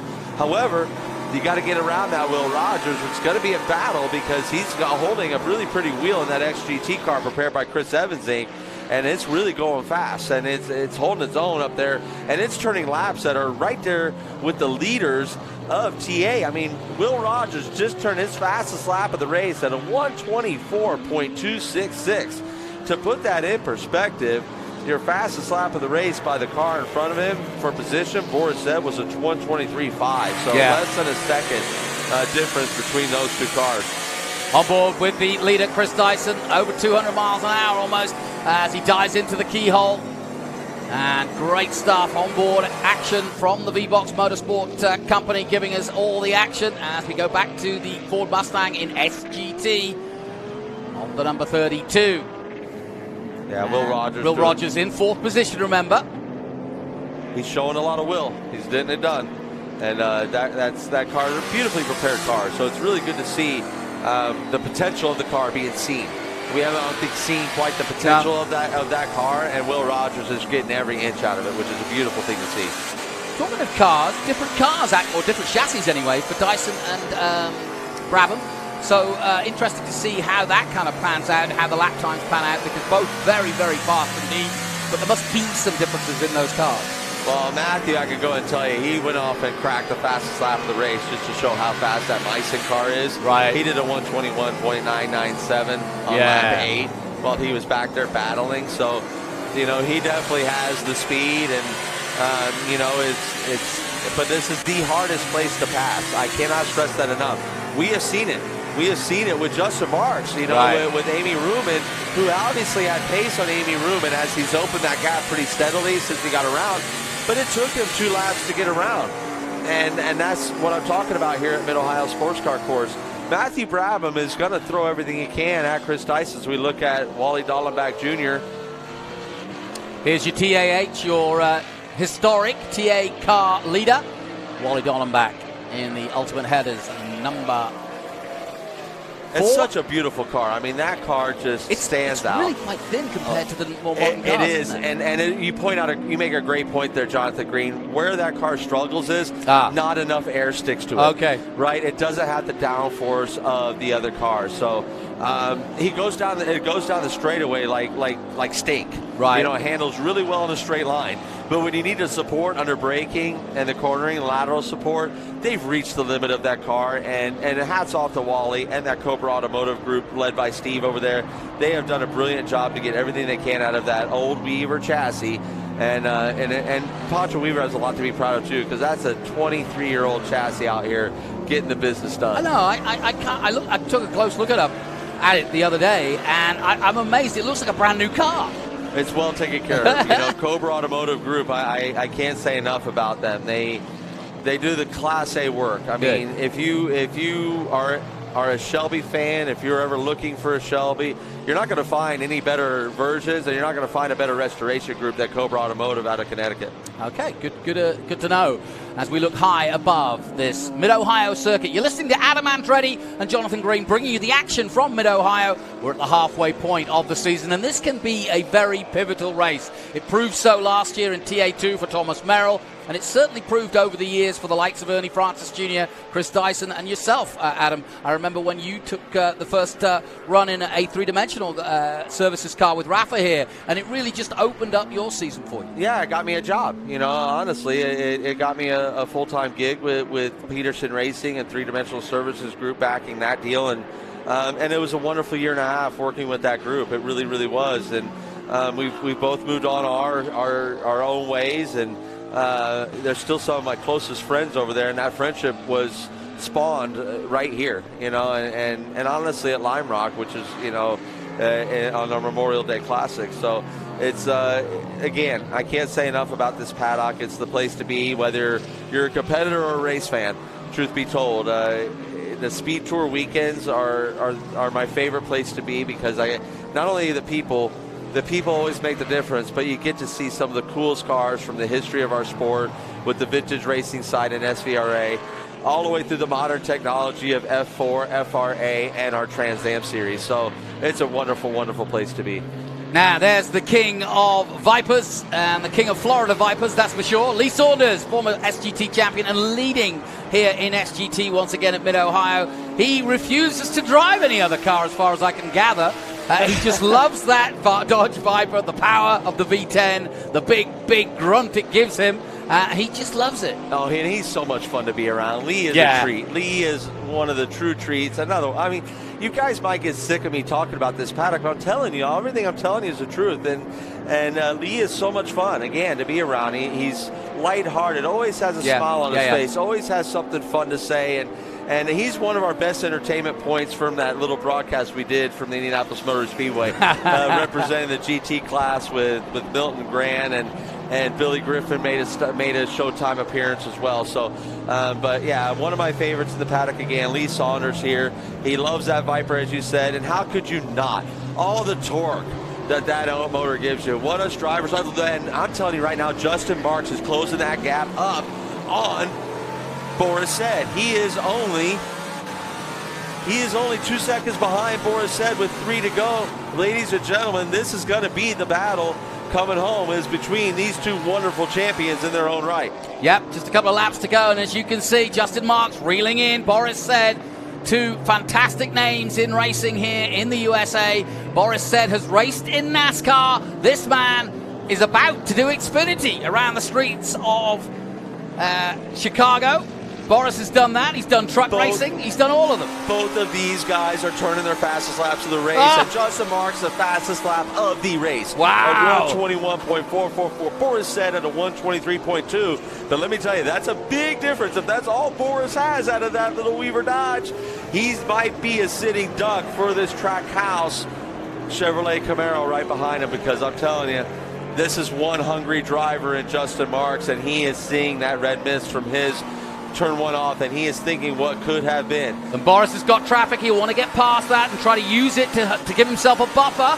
And he's trying just that. He goes to one side and out of the outside. He's going to pass both of them. Oh, no, he can't. He gets a touch. They both go off, and Marks goes past. Big mistake from Boris Said, and he'll be absolutely fuming.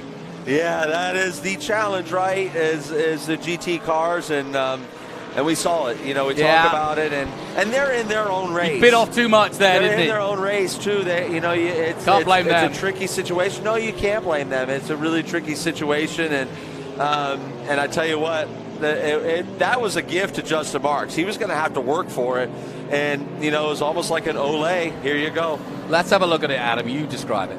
So, you get the move over flags. These two GT cars are racing each other. Boris once through, gives him the old chrome horn, but that cost Boris time. It cost him a little shake on the front end, and, another thing, too, is avoidable contact has been like the phrase of the year for David Hoots up there. So, just wanted to say that it's one of them deals where it was a racing deal, but and I think even patience, if Boris shows a little more patience there, the only difference is it's a little bit longer for Justin Marks to get around him, because I think it would still open the door for Justin there. As we look at the board, the leader, the Jim Weed Ford Mustang with Chris Dyson as he comes into this three-dimensional services group carousel. And he's going to get the white flag with one more to go. We got Chris Dyson, Matt Brabham. Was Matt Brabham going to put it on his teammate, his boss, his car owner? Let's find out. Dyson with the last lap, because all bets could be off, because you got Justin Marks catching these two.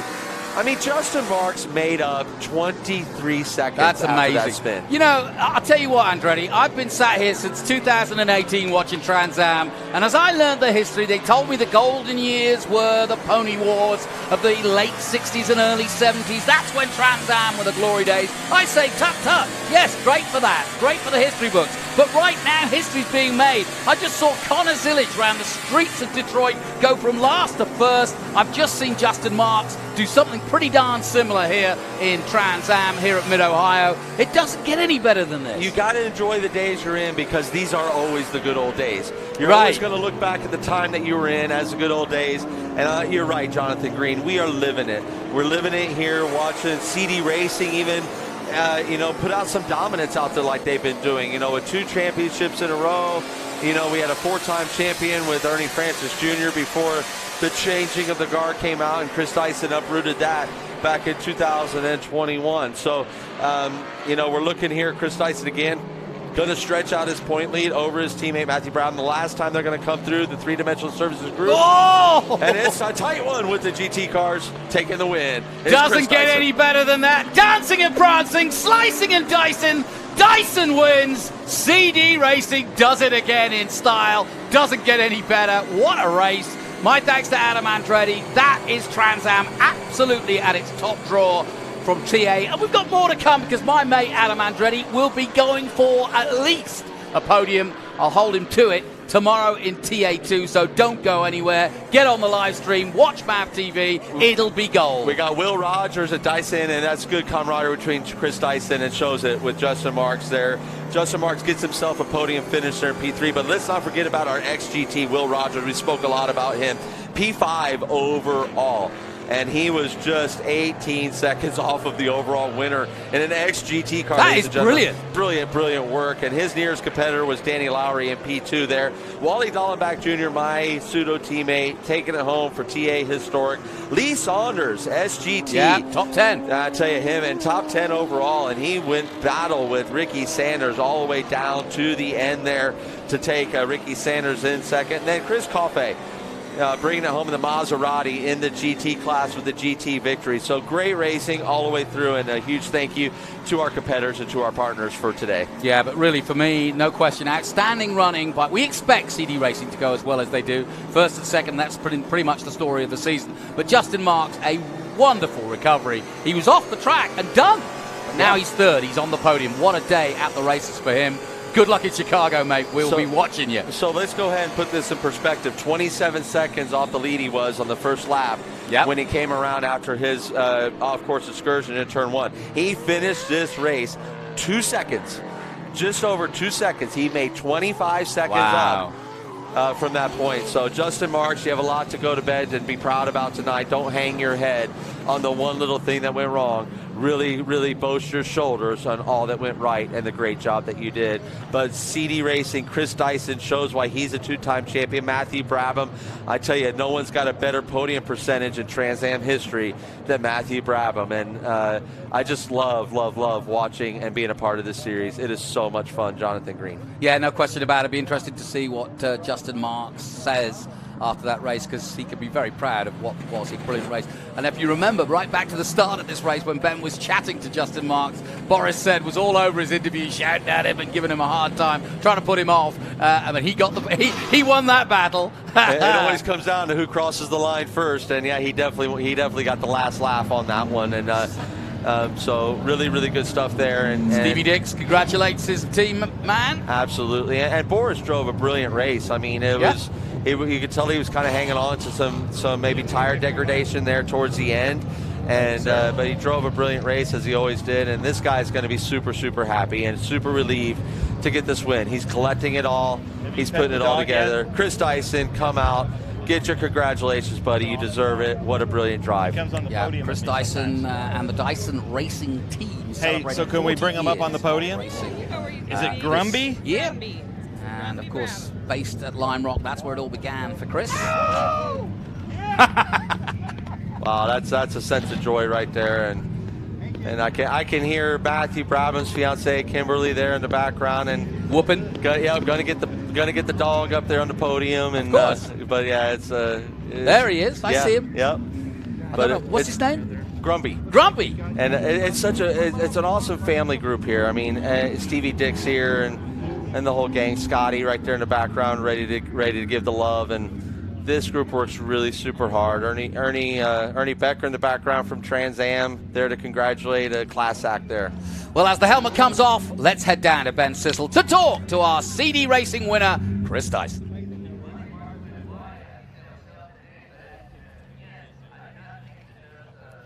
Well, ladies and gentlemen, Chris Dyson got out of his car at the Jim Weed Victory Lane, and I think I see a little bit of an emotional Chris Dyson. You've got some grass on your face. That, sir, was a hard-fought win. Man, that's Trans Am racing at its hardest right there. I'm just so happy the guys gave me a great car. We were pretty disconsolate after qualifying yesterday. I was praying for dry weather today, and we got it, and the car was just magical. It was really good. I had the medal of Boris and Justin in front of me, just biding my time, and I was able to get through in traffic and then defend on the restart, and I'm really excited with the win. Very upbeat. It's been a long couple of weeks, and I'm happy to bring in a win home for the boys. Now, let's just talk about Trans Am here for a little bit. So we've got Dyson, Brabham, Boris Said, and Justin Marks in that top four battling it out. You can't get any better than that. No, you're right, Ben. I mean, this is phenomenal. It's been such a great run for us here in Trans Am, and I just love the fact that the legends and the guys from NASCAR are making time in their schedule to come back and do this still. I think that we're honoring the tradition of the series, and I think we're having the same kind of battles that they were having 50 years ago when it started, and I'm just thrilled to be up there with some of the greats, and so grateful for the opportunity. Thank God. And I know you're really good here at Mid-Ohio, but Justin Marks kind of considers this his track. A little bit of vengeance after what happened at Lime Rock? Well, I mean, you know, yeah, I guess you could say that. You know, I mean, at the end of the day, Justin shows up. He's going to be tough every time, but I'd like to say the same about us. Well, look at that. Chris Dyson here. Jim Weed at the Jim Weed Victory Lane. A 1-2. Let's come over here and talk to Matt Brabham as he's congratulating with his dog, Grumby, who will bring up on the winner's circle. So, Matt Brabham, nice job. How does that feel? Mid-Ohio, last year you won here. You got second place this year, and what a battle up there for the lead. Oh, yeah, I had a perfect view for most of the race. Obviously, we starting in the back. I had to really use up all my tires to get to them, and then once I got there, I mean, they'll put on a show. I mean, they were side by side, blocking each other, going down the inside, and obviously the restart was pretty interesting there as well. But, no, I just didn't have enough at the end there, but I had so much fun coming through the field and watching that amazing show. That was an awesome race. Now, race cars are one thing, but you've got to introduce the public to your dog here. Can you pick up Grumby and show, look at this, ladies and gentlemen, the most famous dog in motorsports. Was that a good race, Grumby? I think so, yeah. He's used to being up here on the podium, so he likes champagne. That's one of his favorite treats, so we'll have to give him some here in a second. I hope he's 21 in dog years. He is, yeah. But congratulations, Jim Weed, 1-2 here. Gentlemen, I'm going to send it back to you. Grumby gets some champagne. Meanwhile, Matt gets a kiss. Why not? And well done. Good day at the office. Well done to Matt Brabham. And another fantastic season as this kid. And I call him a kid. Yeah, you can take my scooter if you want. He's been around for a while now, but he's achieved so much. And it's never easy with a famous name. The man next to me knows that. Let's take a look at the highlights then from what was a TA Classic. Right at the start, no question about it, it was a really good start from Boris Said, but it wasn't for Tommy Dreese. He had mechanical issues, lost the belt. Then through came Chris Dyson, a nice move. Marks almost thought about doing it, then got washed out, unfortunately, at the restart of one of the cautions and goes off. Marks then recovered, and that really was one of the great stories of the race. How about this? Threading the needle. A brilliant move by Amy Ruman as she fought with Marks. Marks eventually getting past he and Amy Ruman and David Pintarek. Justin Marks, though, doing a brilliant job to get onto the podium. But it was Chris Dyson all the way. So there we go. Chris Dyson with the Jim Weed Ford Mustang takes the win ahead of Matthew Brabham. Another 1-2 for CD Racing. Justin Marks third. Boris Said fourth. Will Rogers, an excellent performance, an XGT winner, as well as fifth overall. Amy Ruman. Pintarek, Dollenbach wins in Historics. Danny Lowry is ninth and is second in XGT. Lee Saunders wins in SGT and is top 10. Then it's Ricky Sanders, Chris Kofi in GT. He's the top man there. Carrie Grant, Billy Griffin, Milton Grant, Kerry Hitt. Jack Rinke, unfortunately retired. Likewise, Attaway, Dreese, and Evans. So that's how it finished. What a...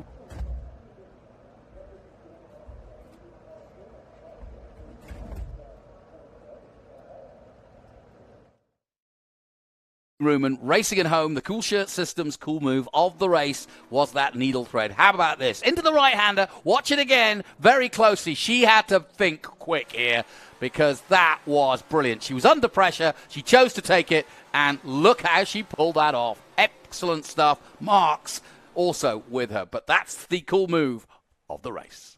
So first time I think they should have like a multiple cool move of the race because there were so many great ones. But yeah, that one definitely gets my vote for sure. Great job, Amy, and congratulations for that cool move award.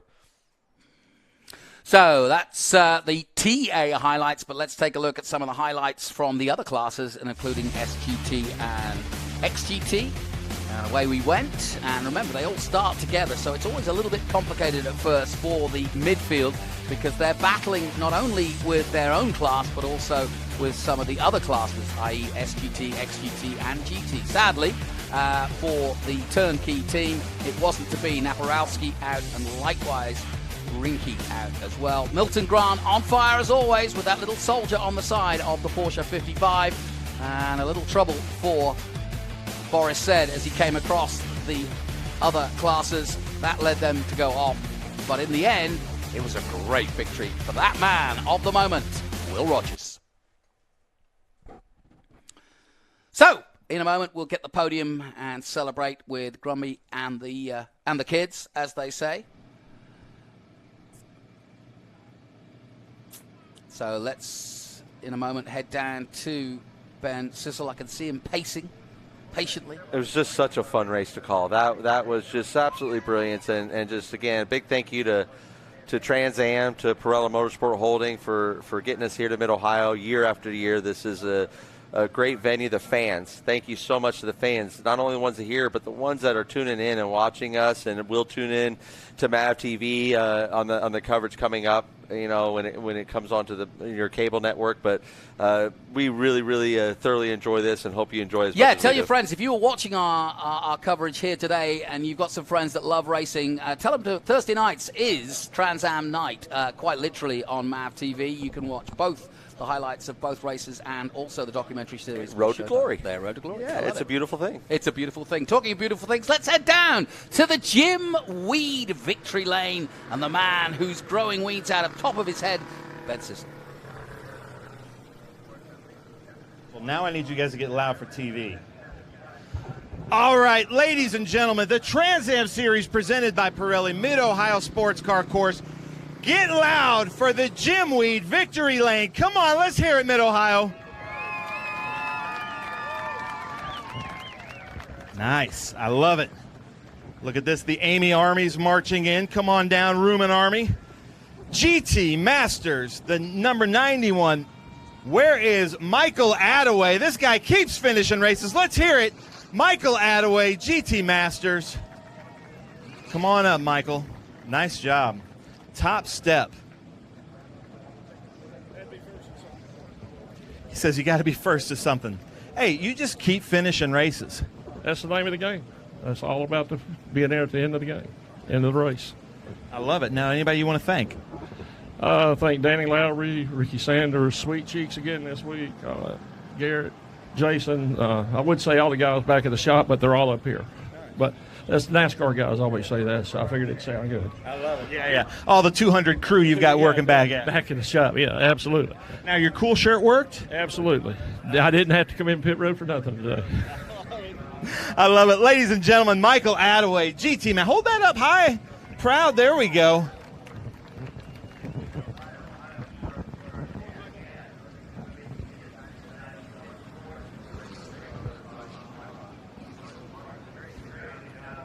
All right, Mid-Ohio, let's get loud. Masters GT, Michael Attaway. Attaway, Michael. Where is Jack? How do I say your last name? Rinky? All right. In third place, ladies and gentlemen, how cool is this from Turnkey Motorsports? Let's hear it. Jack Rinky. Come on, Mid-Ohio, get loud.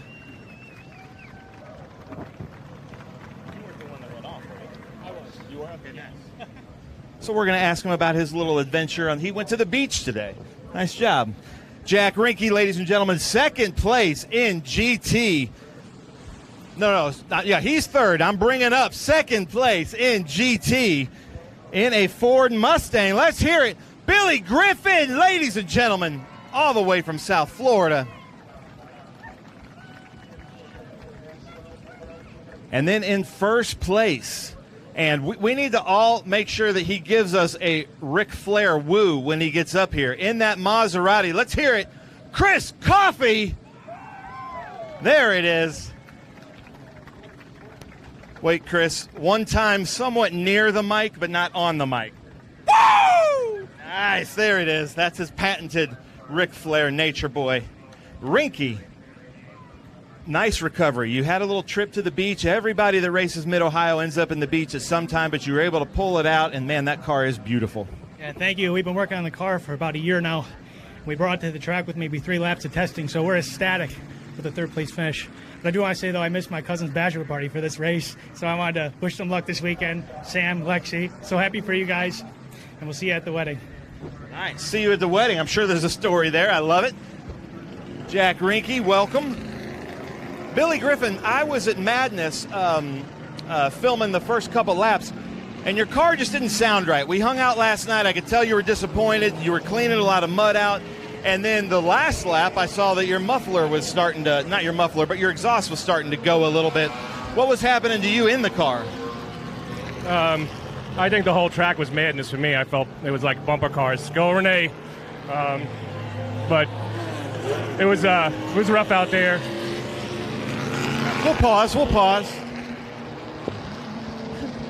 He did give a little shout out to Renee Tursilla, who just drove by, which is one of his cars also. But we're going to pause for some beautiful American V8 music. You guys like that? It's pretty good.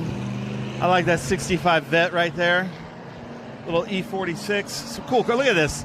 You got this American muscle, then a Lotus Elan, a Ford Fiesta. See, this is just fun. We might have the best seat in the house right here. But I'm going to try to get to you before they start because it's about to get loud. All right, what happened out there? I fought hard to get the pole award yesterday and got out there and got hit in the tush a little bit and spun me around in the keyhole. And I had to fight to go almost a lap down and fought myself back up to second place. And it was a hard fight. Couldn't catch up to him at the end. And then I got hit again at the end trying to get out of the way, TA his way. Milton came up from behind me. I didn't see him coming, and he gave me another kick in the butt. So I'm tired of getting kicked in the butt today, that's for sure. I want to thank my whole friends and family that took the last 10 days with us. Really beautiful trip. Nice, good memory for all of us. I get to see my family from Ohio that lives here, which is wonderful. We don't get to see them much. Thank you for being here. Thank you, everybody. I had a lot of fun. Nice. Billy Griffin. Hey, try not to kick him in the butt anymore, okay, guys? Chris Coffey. Love having you here in the Trans Am Series. You joined us at COTA for the first time, and now you're back on top. Yeah, it was pretty chaos at the start. Unfortunately, I had to start dead last on the grid, so I had to work my way through the field, and the first lap was really interesting. But I got to thank Colin Cohen. Without him, there's no way I could be here. He is the best friend and sponsor I could ever ask for. And Jack, my truck driver / crew chief / everything I can't do. We're basically a two-man show. So it was a blast, and I hope to keep doing it. Nice. Chris Coffey, ladies and gentlemen, I'm sure he'd like to thank Norwood Auto Italia and the crew there back at home. Yeah. Lift them up high. Come on, Mid-Ohio. Jack Rinke, Billy Griffin, Chris Coffey. Jack, that was a hard-fought third place. Nice job. That's a good comeback. We're going to pause for some beautiful music.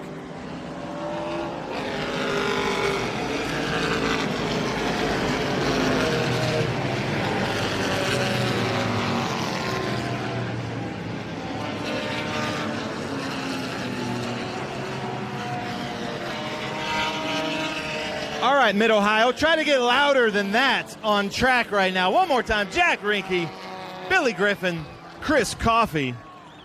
I like this crowd, Mid-Ohio. Keep it up. Even you, Duke Waldrop. Uh-oh. Look out. They're asking what they're going to do here. Yeah, have at it, gentlemen. Oh, they're going for it. You don't have to ask my permission. Look at that. Nice job. Give it up for the GT class. That was fun. Mustang, Camaro, Maserati. Joe Walsh wants to know, Chris Coffey, does your Maserati go 185? Not quite. Not quite, he says. Anybody want a Sunoco hat? Ooh, it boomeranged right in front of Wally. He's not grabbing it. It's a little sticky, that hat. XGT, Extreme GT, in that beautiful Bridge Hall Bennett AMG Mercedes. Let's hear it. Danny Lowry, where is Danny Lowry? Come on, Mid-Ohio, get loud. Danny sponsors about half the field out there. And then this gentleman was, you're in second, so that's this one. A little tip, I learned this from Bill. You go 2-1-3, and then you got it. We're going to wait for this to pass.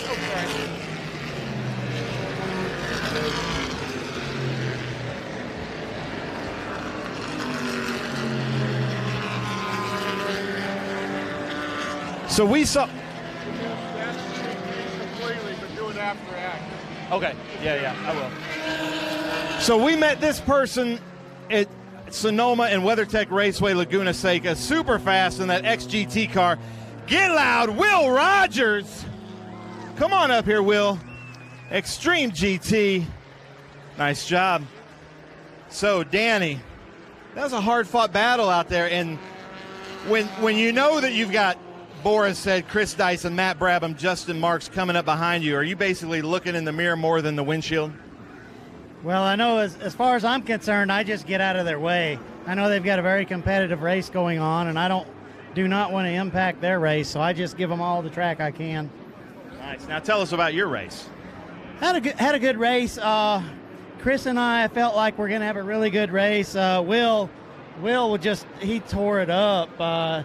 Super talented young driver. He just drove off from us, and figured Chris and I would duke it out. And Chris broke, so I was able to slide in on my belly a little bit. And it's a good thing I could, because I started getting a little bit nauseous about 10 laps in the race. And I'll tell you, I was glad to crawl out of that car. But hey, I'd like to recognize my guys from Ace Duran. I'm running Ace Duran on the car. It's one of our companies. And Jim Collins and Beth Collins are here this weekend representing, so I'd like to recognize them. Thanks, guys. Thank you. Danny Lowry, Bridge Hall Bennett. Now, Will Rogers, you've been spending a lot of time with Nitro Motorsports and TA2, and I asked you where Detroit, when you're going to run XGT out here, and here you are, top step. That's right, absolutely. There goes the field. I'll have like 30 seconds here to talk, but no, very grateful to Chris Evans and the entire Chris Evans Race Cars group, Jeff Jefferson, Jerry Pitts, everybody on this team are incredible people, and they put a great race car together. This XGT car that they built is it's a badass machine, and I just get to be the lucky guy to drive it. So thank you to them. Great race today. Obviously, kind of in a class of our own there, but still, I feel like ran really well. The equipment was really great, and can't wait to do it again. Nice. I love it. Ladies and gentlemen, Danny Lowry, Will Rogers, hold him up high. Keep it up, Mid-Ohio. I'm liking this crowd.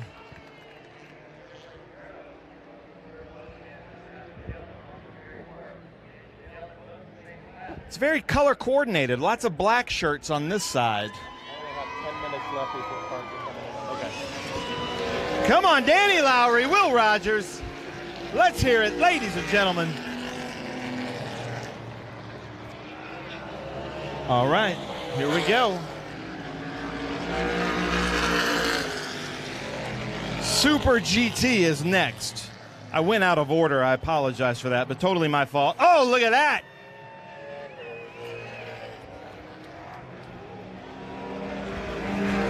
Nice job. Extreme GT, the Trans Am Series presented by Pirelli. Thank you, Joe. Oh, Danny's wanting to throw a hat. Who wants a hat? Go grab it, man. Yeah, there we go. I like it. Super GT. Super GT Masters. We heard about him from, he's not here. Milton Grant is our Super GT Masters, but I think he took off. So, in third place, Milton Grant's son. Let's hear it, Cary Grant, ladies and gentlemen, from Memphis, Tennessee area. In second place, let's hear it in the number 18, Ricky Sanders. And first place, Super GT, Lee Saunders, Dodge Viper. Hey. Okay, silver and white. All right. Well, Cary Grant, you bested your dad again. He was the Masters, but you're up here on the podium. How's it feel? It feels great. First of all, I'd like to thank my Lord and Savior, Jesus Christ. Hi to my family at home. And thank you to Larry, my crew chief over there, for doing such a great job. Yeah, I don't know. I had him covered all weekend, so he never really pushed me at all. So it was a pretty uneventful race. I had some new brake pads I was trying to figure out in the first half. An alarm coming on in the second half. But I made it to the end, and it was fun. Persevered, Cary Grant. Ricky Sanders, how many cars do you have in your back pocket? You were with us in a Corvette last weekend. Now you're with us in a Porsche. Tell us about your race. The race was pretty good. We kind of started behind the 8 ball because I didn't go out in the rain yesterday. So I started in the rear, and I was able to catch the 2 Grants, and but I had nothing left for the Viper and Lee. So he ran a really good race, and we just did the best we could with what we had. Did the best we could with what we had. Let's hear Ricky Sanders. And now Lee Saunders, I'm going to come around from the back. Tell us about your race. First of all, I'd like to thank God for giving us a beautiful day. It's and a fantastic free country we live in. It was a good race. We luckily had some cars between us, and because Ricky and Cary were both very fast, they just didn't have enough time to get us. I want to thank Kevin with KSR and Eddie with KSR, my 2 crew guys. They did a fantastic job getting us turned around for the quick 1 week turnaround, and just thank everybody, all the fans for coming out. Great seeing everybody here today, and really appreciate Trans Am bringing us here. Nice. I love it. All right, let's hear it. Super GT.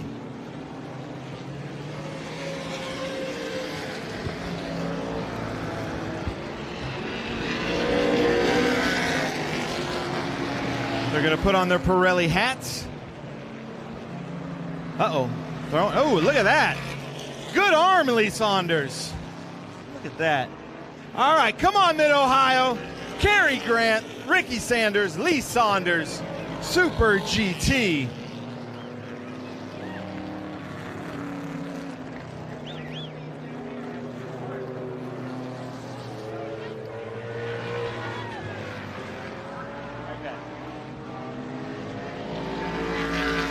Let's see what we got. Look at that. Let me explain this, ladies and gentlemen. I think these 3 guys are driving home and don't want to get pulled over smelling of alcohol. Very smart. Thank you, Cary Grant, Ricky Sanders, Lee Saunders.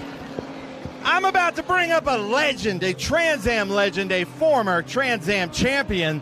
Ladies and gentlemen, racing a car that I think calls its home Medina, Ohio, or somewhere nearabouts. I saw him out here earlier. Is that where your car is housed, John Cloud? Is it Medina? Medina, Ohio, housed former Trans Am champion, the winner of Trans Am Heritage. Let's hear it. Wally Dallenbach Jr. Where is he? There he is. And then Ultimate Headers blue suit. Check it out. Wally back on top here with us at Trans Am. That's got to feel pretty good, and such a cool car that you're in. It is. I've loved driving that car. This is the last race we're running that car, and you know, so great. John and Debbie are amazing people to drive for. Steve and Tommy and TJ, they've been working on that car, and Cobra. I love driving that car. You know, Tony and I were trying to build something here with the Heritage class, and we didn't have any takers, so it's time to get real and play with these guys a little bit, hopefully at Watkins Glen. Nice. Yeah, I heard a rumor you guys might be building a new TA car. Yep. We're getting having a Meissen car built right now, and we're hoping to debut it at Watkins Glen. So we got our fingers crossed. Nice. Who wants to see Wally Dallenbach Jr. in the TA class? Back in the TA class. How cool is that? All right. Anybody? You got to thank some people. And Ultimate Headers. We got a big party over there. They're all here from John's company, so it's going to be fun tonight. All right. That might have been an invite. They're having a big party over there. We'll just call it that, and Debbie can bounce you. Debbie Cloud would be a good bouncer. Is that fine, John? John says thumbs up. Debbie might bounce you, though. TA Masters. Where is another huge name in Trans Am history and probably Trans Am folklore? Where is Boris Said? The third, I believe.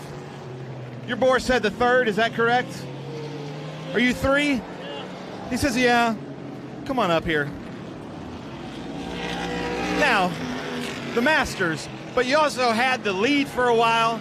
You really, going through madness, turn 4, you took the outside, but then you stayed next to Justin so that you had him at turn 5, and man, that was quite a show. Yeah, I mean, me and Justin had a lot of close races over the years, so I had to give him a little bit of the door on the Ultimate Headers car, but I just want to thank John Cloud. He's celebrating 30 years of racing, and Sportscar car this weekend with Ultimate Headers, so we had a good car in the beginning. I was just a little hard on the rear tires and burned it down, but it was a lot of fun, Trans Am. Nice. Hard on the tires, like Boris said usually. The only person out there, I think, right, with a standard 8 shifting pattern? Yeah, I only have 4 gears. They have 5, but, they're young. They need more gears. He said, wait, you're not excused yet. You got to put that on. He says they're young. They need more gears. How about that? Boris Said Masters TA. I believe 4th place overall. Look at that. And Boris, your son, is racing tomorrow?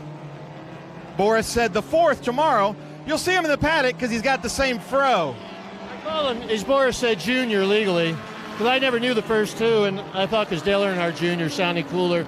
Yeah. So Boris Said Jr., ladies and gentlemen. He's got the same fro, just less gray hair. I'll pay for that later. All right, TA, what a battle. Some huge names in TA today. It's an honor just to be up here saying these names. But here with Trackhouse, the number 99, there's his daughter who was riding bikes with him last night. Qualified first, really good here at Mid-Ohio. Give it up, Justin Marks, ladies and gentlemen. Look at that. Justin Marks comes up here drinking the competitor's product. I love it. The camaraderie here in the Trans Am paddock. In 2nd place, ladies and gentlemen, he won the race at Indy last weekend. 2nd place here. He won here last year. Let's hear it. Matthew Brabham. Mid-Ohio, you got to get louder than that, unless you've got a phone or a camera in your hands. Come on now. And then Mid-Ohio, drum roll, let's get super loud. Winning here, the Jim Weed victory lane in the Jim Weed car, Chris Dyson, 2-time Trans Am champion. There we go. There's that Chris Coffee Ric Flair. I love it. Now, Justin Marks, you went to the inside on that restart and then got behind Chris. Maybe, was it dirty air or was it just too much? What happened there? It's just a momentary lack of talent, I think. I mean, I got a good jump on the restart, and it's just one of my personal things I got to figure out is I just got super aggressive when the car wasn't ready for it, temps and pressure-wise. So I locked up the left front, went off the road, and was just super pissed at myself for the rest of the race, so I had to just drive as hard as I could. It was, I wasn't here on Thursday to test, so I hadn't driven in the dry since the race, and I was starting to kind of figure the line out, and I was happy to get back to 3rd. So, just thanks to my guys. Good day. Now, not to give team strategy, but, this happened kind of at NOLA. Maybe no matter where you qualify, maybe you just need to start in the back and race a little bit mad because you do so well. To be able to come through that field and get by Amy Ruman, which was probably the toughest battle you had out there, that had to be fun. Well, no, because both those times I went to the back, I finished 3rd, and there's only one spot I'm here to finish in. So it's a lot easier to try to start first and stay there. So, look, the guys worked really, really hard on this race car, and when I make a mistake and put us behind, I owe it to them to try as hard as I can. And Just happy to get back to third. So, yeah, it's a good day. Congrats to all the CD Racing guys and these two. They drove a good race. Perfect. Thank you, Justin Marks, ladies and gentlemen. We got to hurry because Group 6 is coming in, but Matt Brabham, great race out there. Yeah, I mean, what a race. It was awesome to watch, especially from my point of view. I had the best seat in town, so obviously I had a bit of an issue in qualifying, so it was hard coming through the field. I burned up my tires a little bit, but then once I got to these guys, I mean, the racing was unbelievable. They were side by side, throwing it down the inside, and then obviously it was pretty interesting there on the restart. So, I mean, I had a great time racing with these guys. It was all clean, and big thank you to Chris Dyson. A Dyson 1-2 for these guys, and Jim Weed, it couldn't have ended any better. So, super happy for Chris. It was impressive watching him from behind, and I had a great time out there myself, too.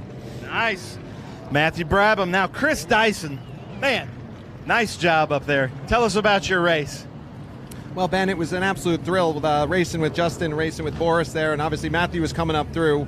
I think we put on a great show for everybody out there, and the 16 car was just amazing today. I mean, I was pretty disconsolate in qualifying, but I was really hoping it was going to be dry today because we were really good in the first test session.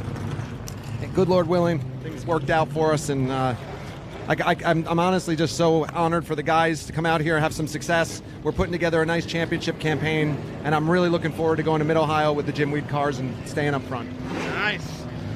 Well, there we go, ladies and gentlemen. Justin Marks, Matthew Brabham, Chris Dyson here at the Jim Weed Victory Lane.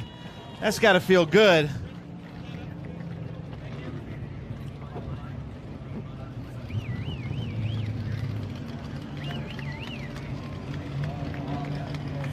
All right, guys, throw out some hats here. Throw out some hats to some fans. Who wants these cool Power 80s Motul hats? Justin Marks got an arm on him. Uh-oh, look at that. Out of the park. Justin Marks just throws it out of the park. Look at that. All right, one more time with the trophies, guys. Come on, Mid-Ohio, get loud. Justin Marks, Matthew Brabham, Chris Dyson here at the Jim Weed Victory Lane.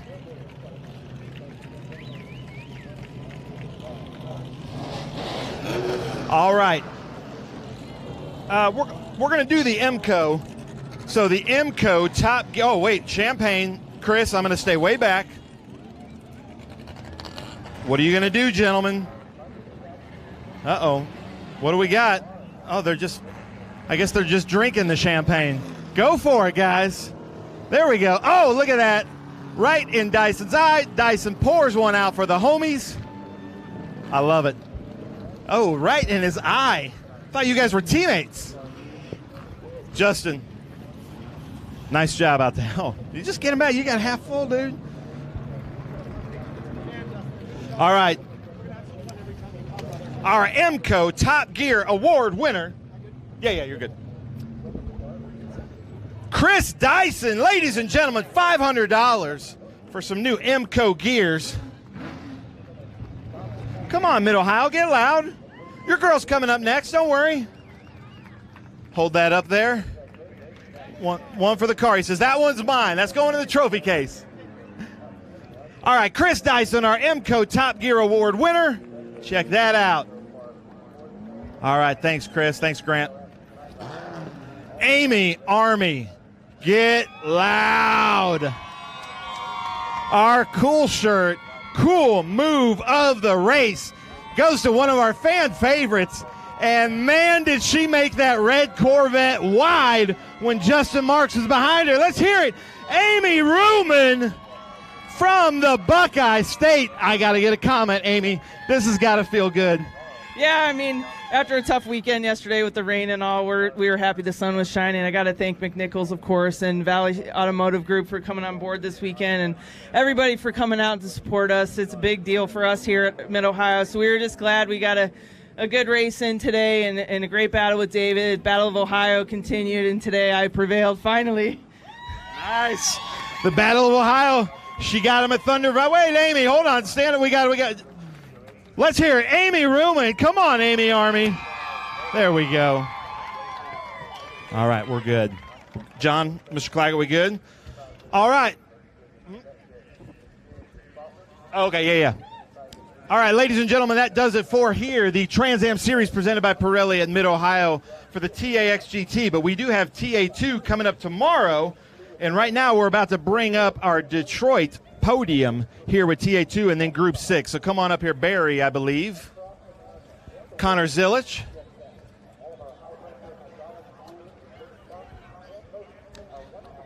Sorry, we can do a Brumby, we can do a family photo after this. All right, come on. Yes, there we go. Chris Clark, are you ready for this? Do they have, wait, I think, do they need trophies and hats? Okay.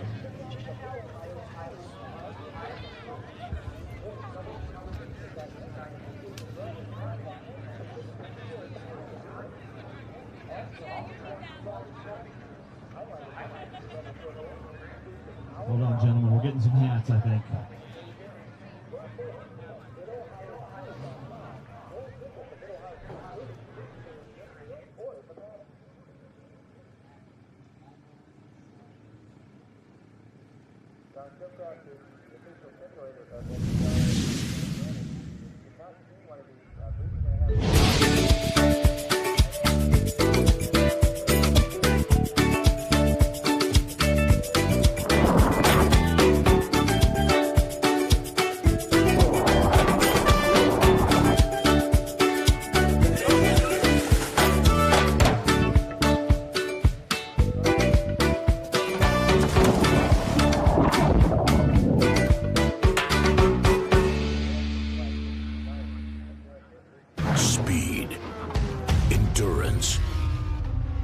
Desire.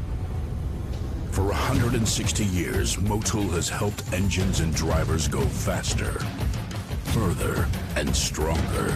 Tested in the heat of battle, driven with passion, with one aim, to give you superior powertrain protection and performance.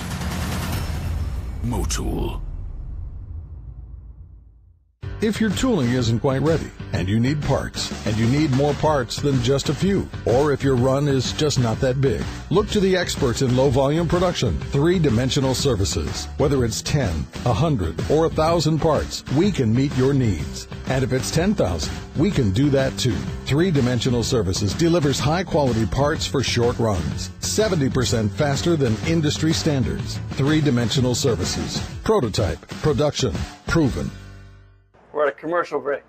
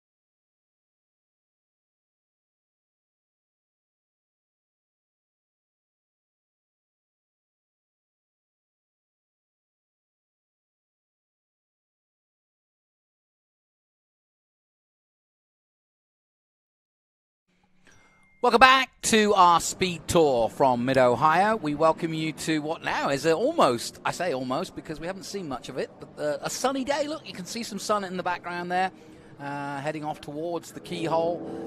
And we've got a really interesting SVRA group coming up.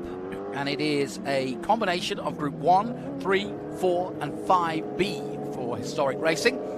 And that allows us to have some really interesting single-seaters, as well as some, well, different kinds of cars that you might not have seen, including this number 3 just coming up here. Look forward to this. So, as I said, Group 1s, 3, 4, and 5B. So what have we got out here? Well, we've got Robert Baxter in a Bobsey SR7. He's the fastest man out there. And then Travis Engen, a regular to SVRA and a very accomplished driver. He's in a Lotus 23B. Then there's the Thunderbird R, the Ford Thunderbird R, and that is in the hands of Daniel Fury. Chris Kearney in the number 12 is in an Austin Cooper S. We also have a Lotus Super 7 3, a silver one, and that's John Nash, another regular to the series. Sure, a quick glimpse there of the number 3 going through shot.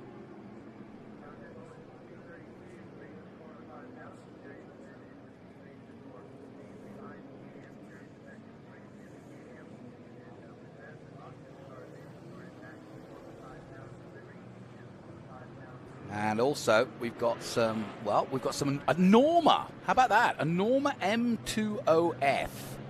Now, I hadn't heard of the Norma until I found out that it was actually a French manufacturer, a sports prototype race car designed and developed and produced by French constructor Norma, specifically built for FIA Group CN specification. But we are about to go racing, and it's going to be the Ligier F3. That's very recognizable because it's a modern F3 car, similar to our Formula Regional cars. And alongside it, Nathan Bird in an AF01. So away they go.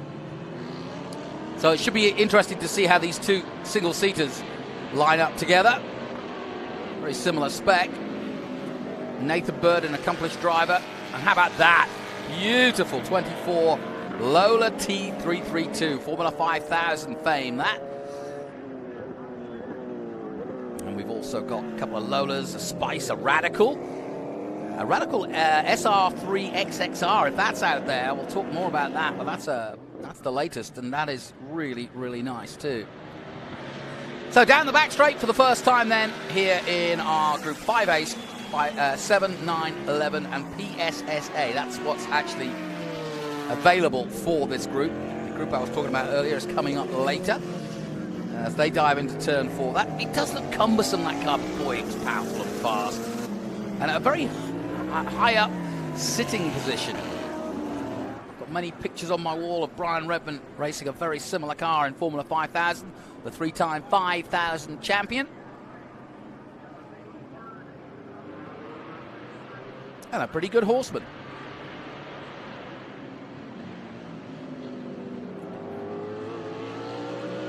And from high up above, you can see how the field already starting to spread out. The top 3, Justin Garrett is the third man out there in that Ligier F3. So we've got 3 single-seaters out there leading the way. There's the 21. That's Stephen Lisa. That's that Norma I mentioned, the Norma M20F from France. And a good start by the 24, that Lola in all red. And there's the 88 just going through. That's Danny Dzelski in the Radical SR3XXR. And why I got excited by that, it's the first Radical model to be fitted with the all Radical Performance Engine Generation 5 biofuel ready 232 brake horsepower. That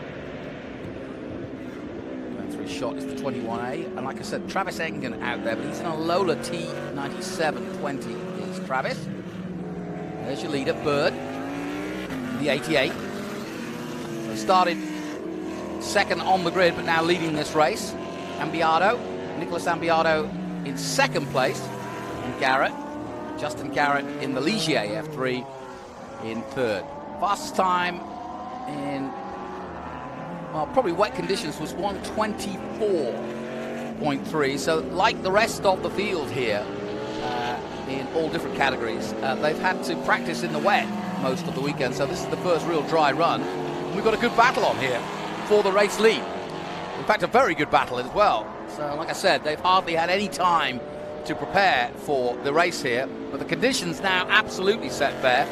So this is what they wanted. It doesn't really matter about practice, and it doesn't really matter about the times, but they would have liked a little bit more dry time, I'm sure, to get prepared for what is a very tricky track. And at the moment, Ambiato doing a good job of staying with the 88.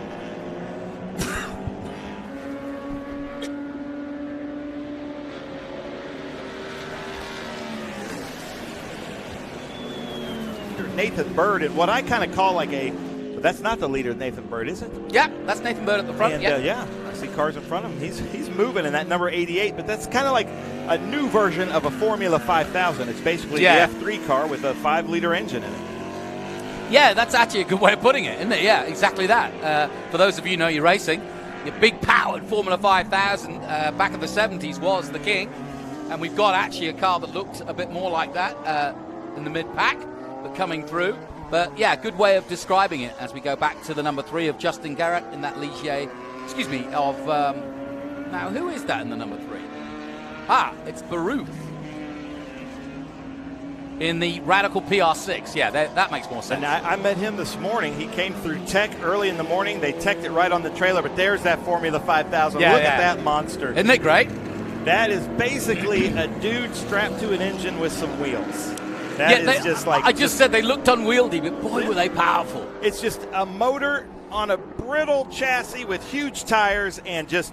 It's basically what a driver wants to make, and engineers are like, I don't know if that's going to work so well. You know, I keep thinking that would be a great subject to talk to Brian Redman about, because he drove 3-time champion, of course, in 5,000. But I don't think the story of 5,000 and how amazing those cars were, or like you say, brutal they were to drive. And Brian just seemed to have this affinity for driving brutes, whether it be Le Mans, Porsches, 917s, or this 5,000 car. So yeah, he's driven some nasty monsters, but managed to wheel them well. Yeah, that Baraxo white car that he That's drove. right. That's yes. the one I always think about. But look at this, Travis Engen coming up behind what looks like 2 Radicals battling it out there into 4.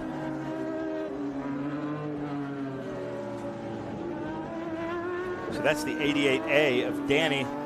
I'm not going to be able to say his name. Dieselski. Now, I was just talking about this SRX-XR. This is like the most modern Radical you'll have seen.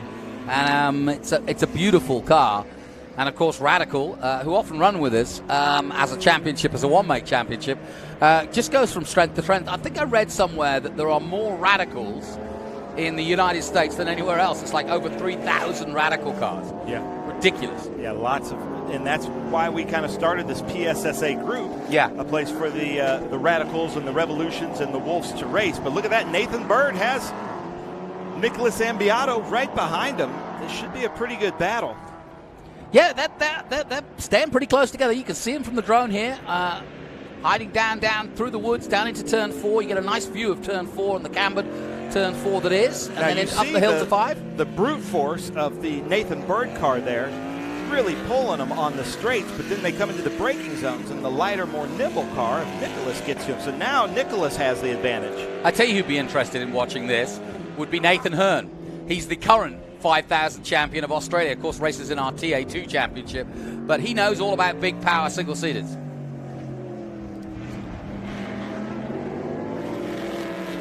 Here's your number 2, that's Brett Moyer in the Spice WSC. Look at those flames shooting out the back. Love it. Yeah, that Spice was made from 1994 to 2000. Carbon fiber aluminium composite monocoque. And a Chevrolet engine. Sometimes a Ferrari or even an Oldsmobile was thrown in the back of that. V8 naturally aspirated with a Hewland transmission. This is always one of my favorite cars. And speaking of Brian Redman, this is a car that he would have also driven. Yes, yeah. That's David Jacobs there. Chevron B19, yeah, he's synonymous with Lolas and Chevrons as well.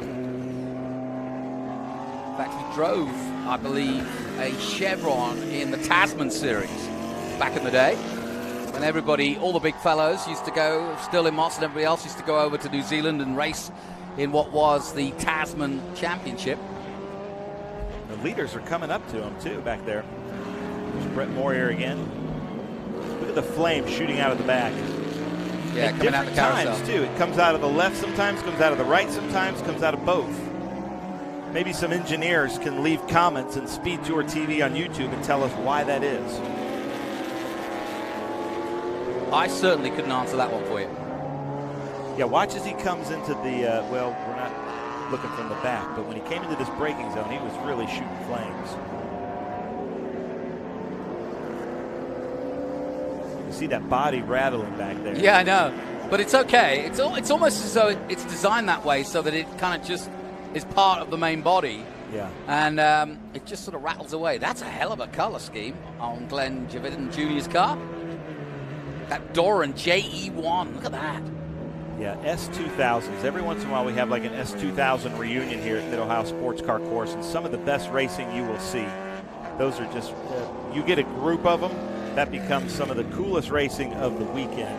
And I think New Jersey this year, our race at New Jersey is going to be our S2000 race. And New Jersey's a really good racetrack for Tough these racetrack. S2000s. So if you've got an S2000, make sure you sign up for our New Jersey Speed Tour coming here in a couple months. You're not going to miss that on a cloudy day, are you? Yeah, I'd hate to be the driver that gets in an incident and says, I didn't see that car. So yeah, ladies and gentlemen, if you're joining us on YouTube, leave us a comment, what you'd like to see, what you'd like to see more of, or if you need us to tell you more about something, or if you have some expertise on some of these cars or drivers, please let us know as we see the leader coming in through the Big Machine Vodka Spike Cooler section of the track. Yeah, I was just, before you came in, Ben, I was just mentioning the fact that they've had hardly any, well, no dry time. And in fact, the pole position was set some 2 seconds slower than what what Bird is circulating now. So yeah, they're going to be enjoying this as Jack Baruth goes through.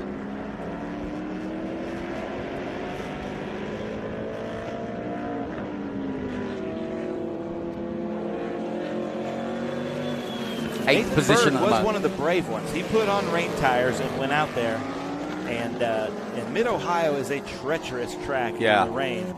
It's tricky when it's dry, never mind yeah. when it's wet. And he's trying to build his racecraft, so I think it was a good decision from Dustin and the team over there to say, go out there and learn how to drive this thing in the rain. And man, what a beast that thing must be in the rain.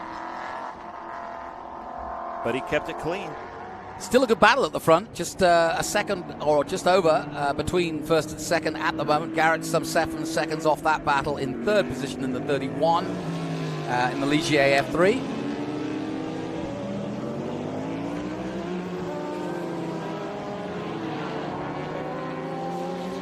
Currently in third position. And now the halo seems almost normal, doesn't it? And I say that almost, but we've had now several years, all the way from Formula One to every FIA category of single-seaters. Indy have gone their own way with their own sort of canopy or fighter pilot cockpit. I'm not a big fan of the Indy cars. I like this approach a little bit more. You know, and I'm a big fan of Scott Dixon, and I read quite a lot about Scott struggling to stay cool. When they introduced it, when he was testing it, he just couldn't find any which way to get cool air. They've devised some systems now that have helped, but you know, you can imagine. I mean, it's almost a closed cockpit, isn't it? Yeah. The way the air moves over that right into the air that's being sucked in, it's basically designed to go right over. It feels like you'd almost have a loss of air circulation or loss of oxygen. You know, and the modern halo that you're looking at now, at first everybody thought, well, is it line of sight? Is it going to get in your way? But the truth is, just like anything, the eyes are very clever, that once you dial them in, you don't even know it's there. In fact, you don't know it's there. And your eyes see through it. And White flag. White flag, final lap. And so Alex...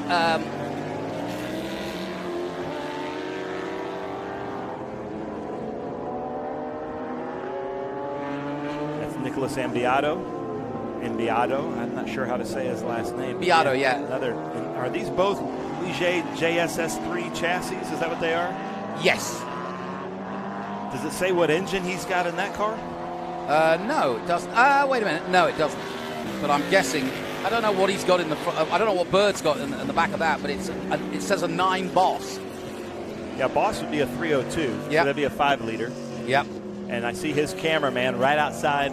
They're making a documentary about Nathan Bird. Ah, right. And he's right out here to get this checkered flag. What's his deal, Nathan? Why has he got such? Nathan is he was with us, remember, last year, and he was running, I think, 49 race weekends out of 52. Wow. And just trying to get his racecraft. His father was a famous race car driver.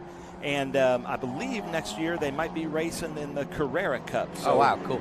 I think we're going to be seeing Nathan racing on big-time TV here soon on He's Sundays. still a young man, right? But here he comes to the checkered flag. Yeah, very young. Here he goes. Nathan Bird to take the checkered flag right there. So congratulations, Nathan Bird. Led all the way. Got at the start and never looked back. And Ambiato coming across the line some 2 seconds afterwards. But a good run by him. And Garrett is now going to cross the line in another F3 in 3rd position. Waving to the fans. I like the look of that car. I don't mind it being with the longer or the bigger engine. I like the low-slung wing. Yeah. Maybe we could get some people interested in starting up another Formula 5000. Yeah, no question. Now, we have more SVRA coverage from the Speed Tour here in Mid-Ohio coming up. Myself and Ben Sissel will be taking you through it. We'll take a short break, though. We'll be back with more from the Speed Tour after this. Feel the power. Experience the excitement. You're in the driver's seat. At Skip Barber, you learn from the best. Whether you are a new driver that wants to learn accident avoidance or a seasoned racer looking to improve, we have a program for you. We're your #1 destination for auto racing and driving schools. Skip Barber. Feel the power. An important decision is afoot. This man is about to buy tires on TireRack.com. Tire Rack is the leading online retailer of tires in North America and a repository of advice and expert reviews. And it's done! All that's left is to arrange for safe, easy installation at one of our independent recommended installers. Well, I guess he did that too. TireRack.com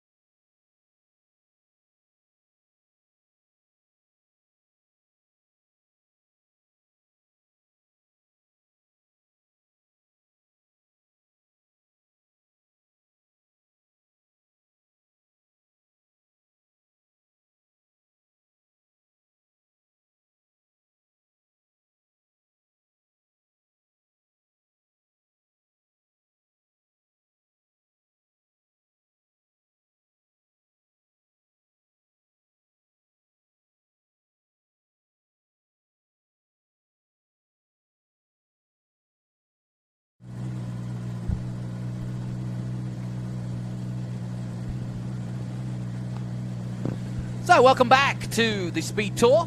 And as you can see, those fantastic signs which my mate Ben and Lincoln put up earlier in the week, I'm sure. Yeah. That did the job. Yeah, that Speed Tour right there. But look at this, my favorite group. I love this, Group 1345B, and right there, right at the front, Robert Baxter in that Bobsey SR7. Yeah, I was just looking at the history of the Bobsey. I was looking at that. That's not an oiler, that's a chiller. So that must be a cool suit. A cool suit thing. Yeah, yeah. And there's Travis Engen, again, racing the 23B. He was just out there with us in a Indy Lights, the Red Bull Indy Lights car. But Travis Engen always really fast. Let's see if he has anything for the Bobsey. Now look at how small this car is, because when we go to the next car, the Dan Fury. Oh my gosh, look at that. The Holman Moody, I believe, Thunderbird with the wing on it. I love this car. And Fury actually raced in the Trans Am Series back in the, I want to say the 68 championship. That is an interesting looking car, isn't it? Yeah. And then a Mini. Yeah, of course. And man, Mid-Ohio is a fantastic Mini Cooper racetrack, especially if there's a little bit of rain. Yeah. Charles Kearney. Chris Kearney. Chris Kearney, excuse me, yeah. Chris Kearney's about my size. When he gets out of the car, people are like, you were in that thing?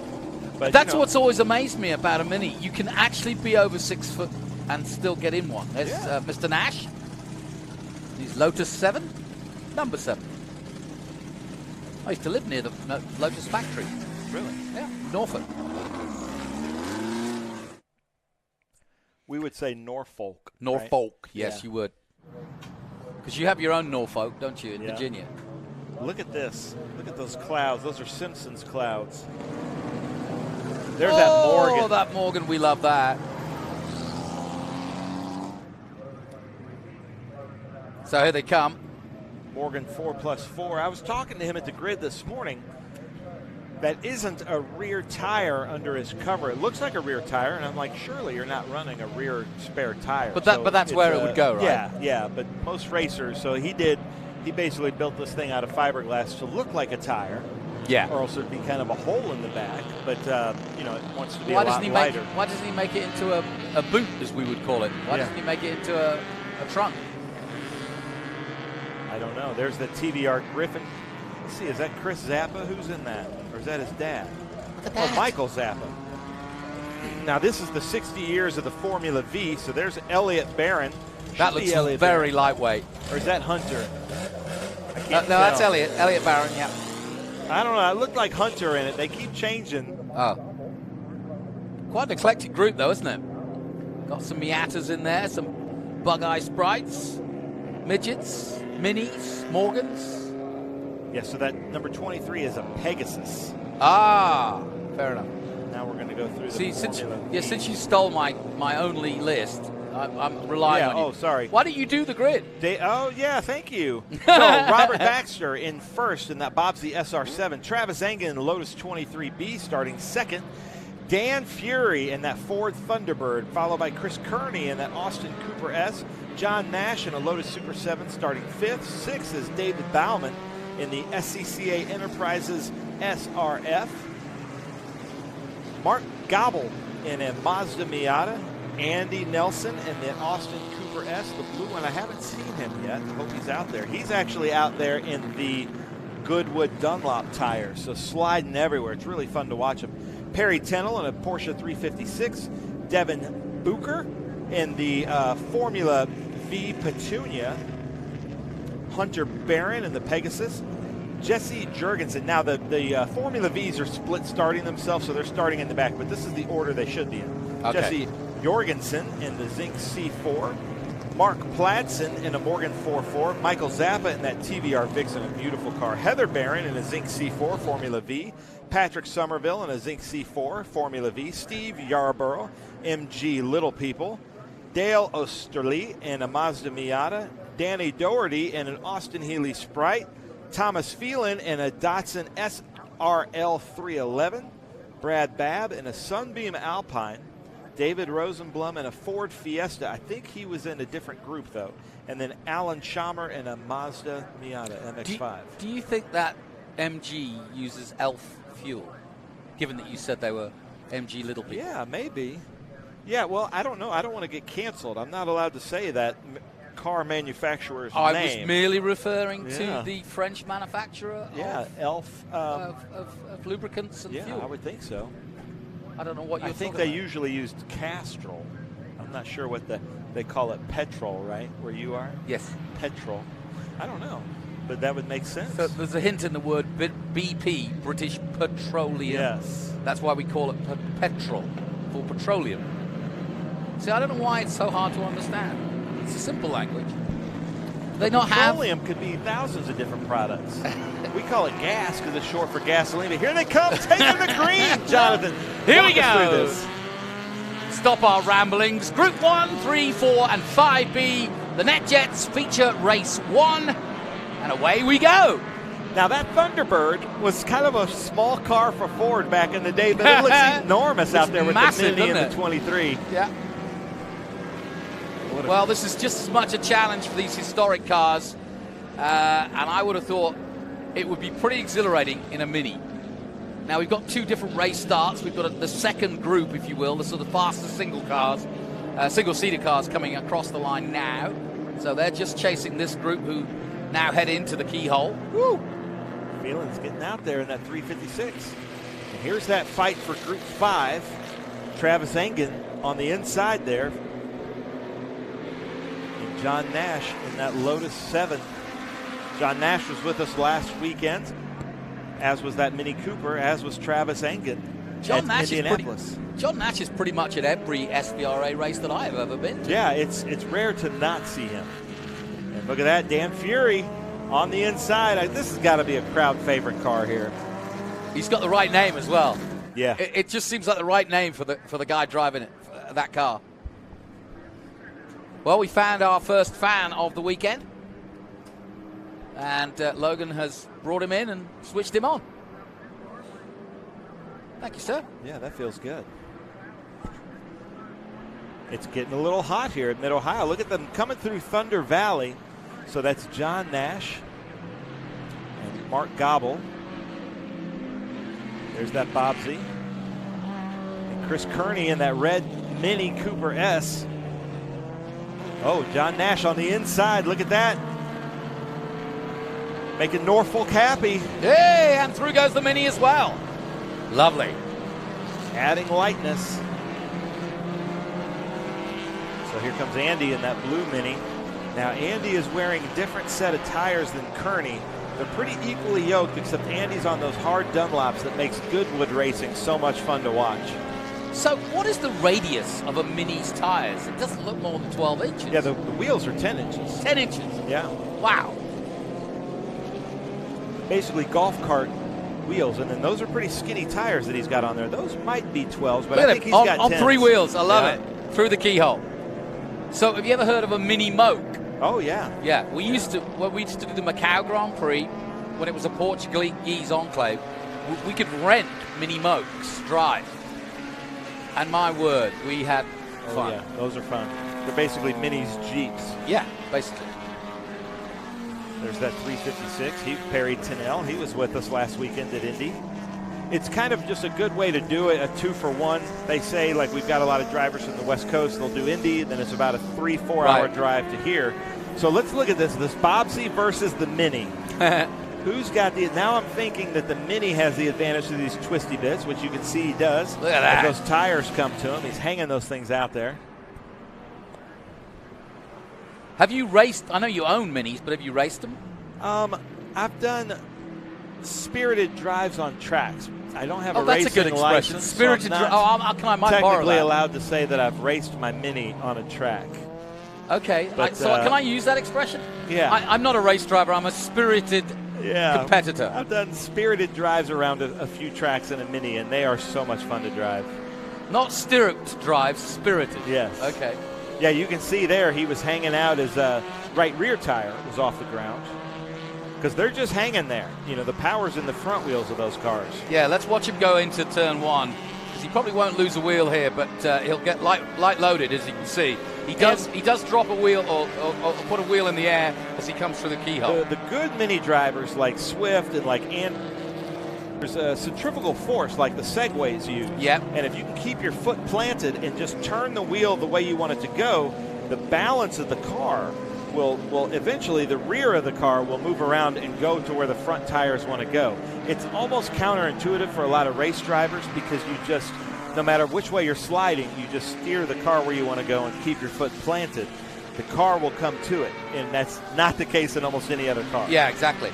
Now, why is that, do you think? Just the balance of the car? Yeah, the balance, the front-wheel drive, the centrifugal force with the cars over-rotating. What do they call that? Gyroscopic gyroscopic principles. effect. Yeah. You'd think that the Miata would do the same, but it doesn't. No, that's rear-wheel drive, so then it would be pushing the front wheels. Yeah, that's true. So, car 55, that's Perry Tennell in that white Porsche 356B. That's a pretty car, I must admit. I mean, you know, that 911 shape, but when you look back at the 356, you can see where it all began. Yeah. And I still would love to have one of those. Yeah, I've driven a few of those. Those are a lot of fun to drive.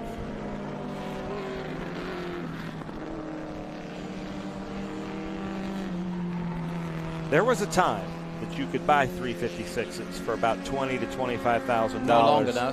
And not long ago, and I wish I would have done that. So if you're watching on SpeedTour TV on YouTube, what's the car that got away from you that you wish you would have bought? And what was the price that you could have paid? Now, like even a Porsche or a Ferrari 328 or 308, those used to be $25,000 to $30,000. Well, I hadn't realized until I started to get sort of ads from people, but I bought the Unicorn, the Toyota Tacoma truck. Oh, yeah. It's a Unicorn. Yeah. I mean, it's worth more now than when I bought it, and I've done 60,000 miles in it.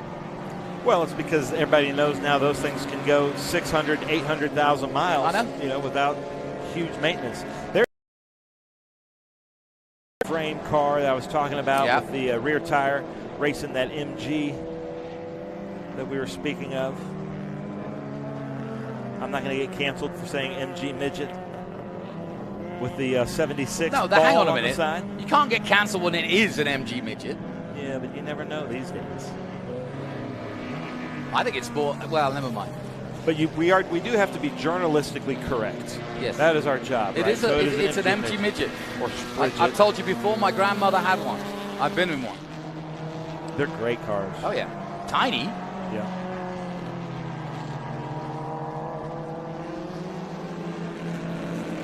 A bit like the Triumph Spitfire, tiny but powerful. Oh, going around the outside.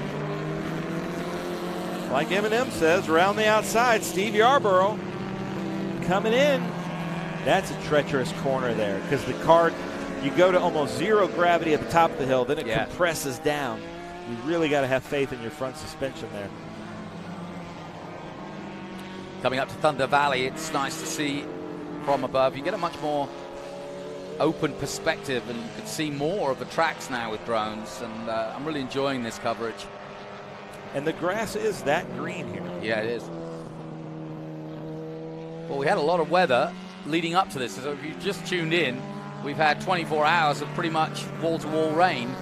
And it wasn't the good rain. No. It was the rain where it's just enough water to keep the track wet, but it wasn't like a downpour. You know, it was just enough that you never got a dry line out there. So it's kind of the frustrating rain. Here's this MX-5 Miata battle. That looks like an old or two older Miatas. Yeah, there's the newer generation there. And then the first gen, the flip-up headlights right behind it. I really like that first gen Miata. The gray one's the first gen, is it? Yeah, because it's just got a bigger smile. And it's also got the flip-up headlights. And a lot of our racers have you can buy a mechanism that changes the solenoid where only one opens, so it like winks to the crowd after the race. How do you get to do that? There's a kit you can buy online, I'm sure. It just kind of changes it so they can hit a switch. And I'm sure some people have put eyelight lids on. All now, right, here's the other we battle. go. Here we go. This is the 60 years of Formula V, and I believe that's Hunter Barron out there in the lead in his dad's car, Elliott. We went canoeing with them Tuesday and had just a blast. That's kind of our tradition between Indy and Mid-Ohio. We go canoeing with a bunch of our racers. So right now he's in the lead, but if they can keep on this draft, look at that thing sliding through. So which river you canoe on? The Mohican. Oh, nice. Went to Mohican State Park. Really pretty area here. I strongly recommend it to anybody visiting this area, and it's reasonably priced. So that's Hunter Barron, followed by Jesse Jurgensen, followed by Heather Barron, his sister. 4 started, but only 3 are left, which is a normal ratio for Formula Vs. They usually finish about 75% of what they started with. V standing for Volkswagen. Yeah, but back in the day, this was the way to get into racing, and a lot of major Formula One drivers cut their teeth in Formula V. Yeah. Including who you were talking about just last time, with Scott Dixon. Yeah, these would be the Formula 4s of the day, wouldn't they? If you would. Yeah. Sort of the simple, okay, it doesn't have the wings and the downforce, but this would be a, you know, straight out of karts or at least straight into racing. That would be the way to start. Yep. Or, yeah, Formula Ford maybe would be a better comparison. Look at this, looking on the inside of Hunter. Look at the camber in those wheels. And that's Heather Barron. Heather wasn't with us at Indy, so we're glad to have her here with us. Looks fun. It's like a fun car to drive. You can see Mid-Ohio just added that concrete patch there, the exit of the keyhole on the inside, and I'm hearing from our drivers that there's a lot of grip on that concrete patch. Not in the wet, but in the dry there is. Well, I'm laughing at the fact that everybody now seems to have got that camber turn 4 down where they can go around the outside. Yeah. As long as it's not, you know, in some of the more higher, faster racing, you get marbles built up like there, and it's too risky. But with a sort of slower stroke, less used weekend like this, you can use that outside line. We've seen it in Trans Am already. Yeah. And if you do that, you've set yourself up better for the next for a turn 5, defensive line into turn 5 as Travis Engen goes around. That's exactly what Boris said did in the TA race. Yeah. Brad Babb in that Alpine, Sunbeam Alpine. So the Sunbeam Alpine and the Tiger are basically the same car, just one has an American V8 in it and one has a British 4-banger in it. Right. So I'm going to put my son on the spot who's sitting next to us. Lincoln, what's your favorite car in this class? I know you like Miatas. Who? He likes 356, yeah. Oh, yeah. See, he's with me. He's got good taste. There it is.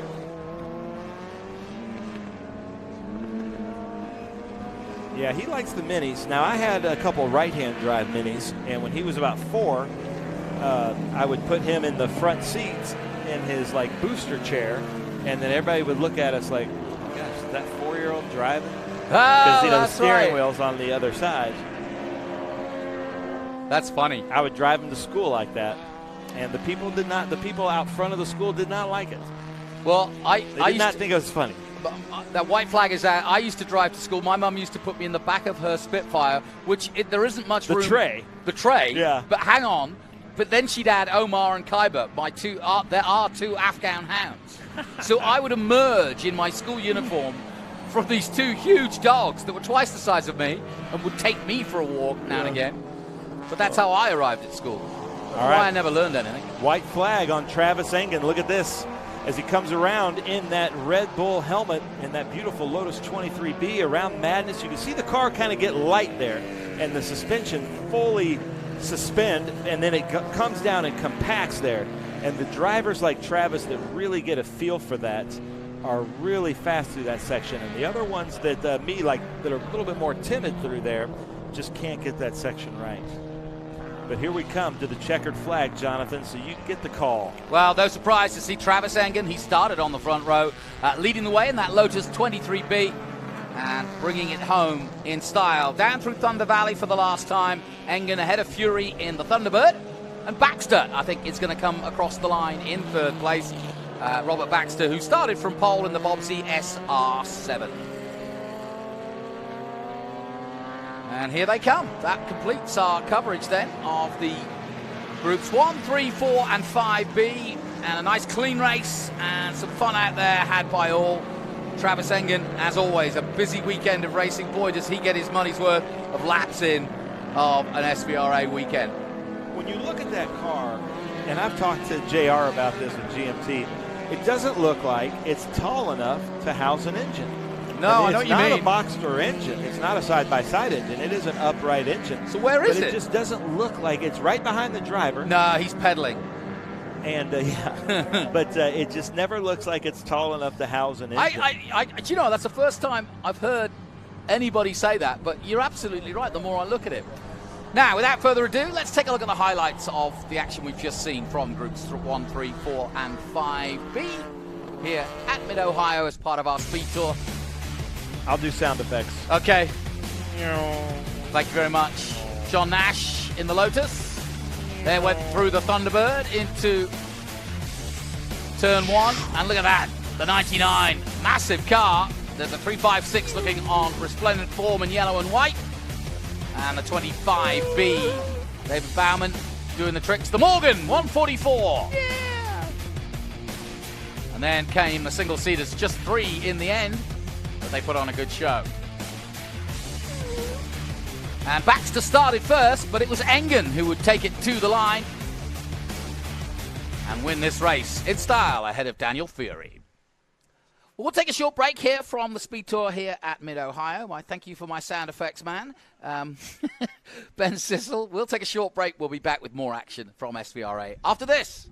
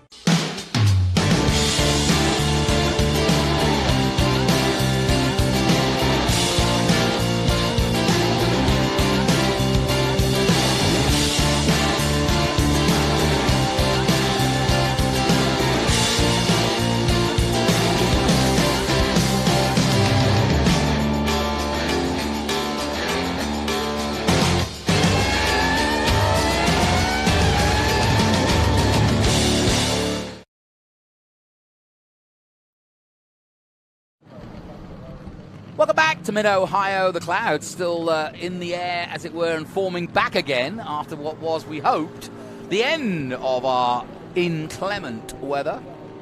But I don't know. I don't know. We'll rack the shot, as they say in TV, and it looks brighter when you do that.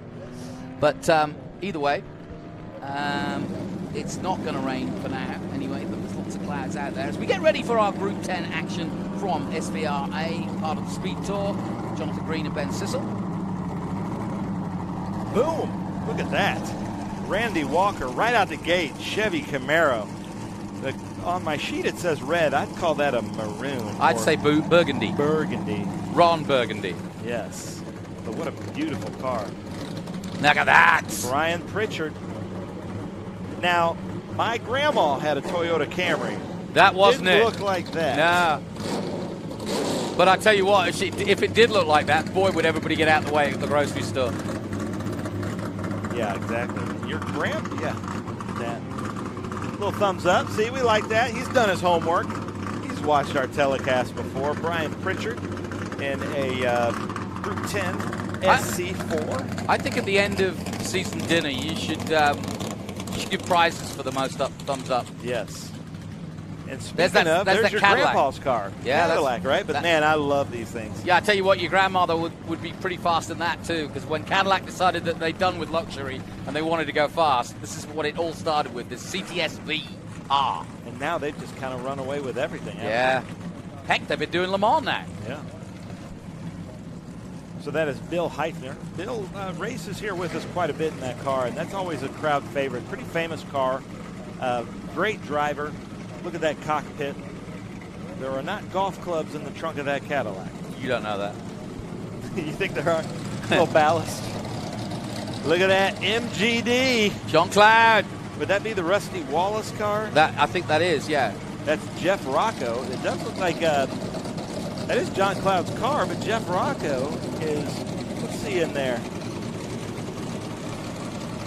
I met John Cloud for the first time this weekend. Oh, what a great guy. Yeah. He's having a big party here. It is a Rusty Wallace car. You're absolutely right. Look at that. Now, that's not John Cloud. John Cloud wouldn't give us the hang loose. That's Jeff Rocco in there. The Pontiac Grand Prix of Rusty Wallace. What year would that be? Oh, man.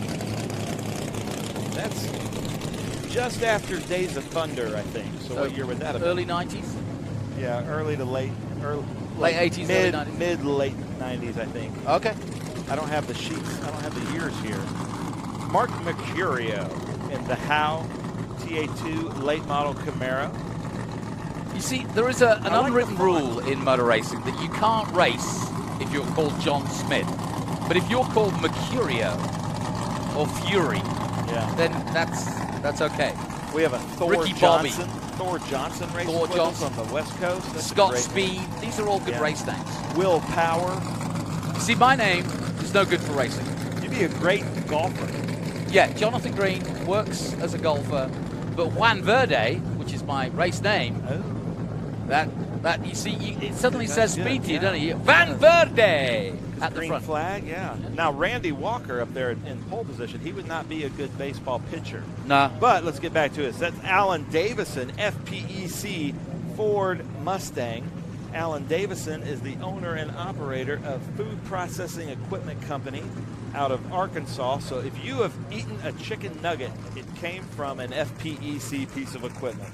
Have you had a chicken nugget? I had a chicken nugget last night. I had the chicken fries at Burger King. I have had. Look at that. Come on, Alan. Give us a thumbs up, Alan. Come on, Alan. George, don't leave until he gives us a thumbs up. Let's make this awkward. Go back in there, George. We got to get real awkward. Come on, Alan. Give us a thumbs up, buddy. Don't leave, George. Did he give a thumbs up? I don't know. Come on.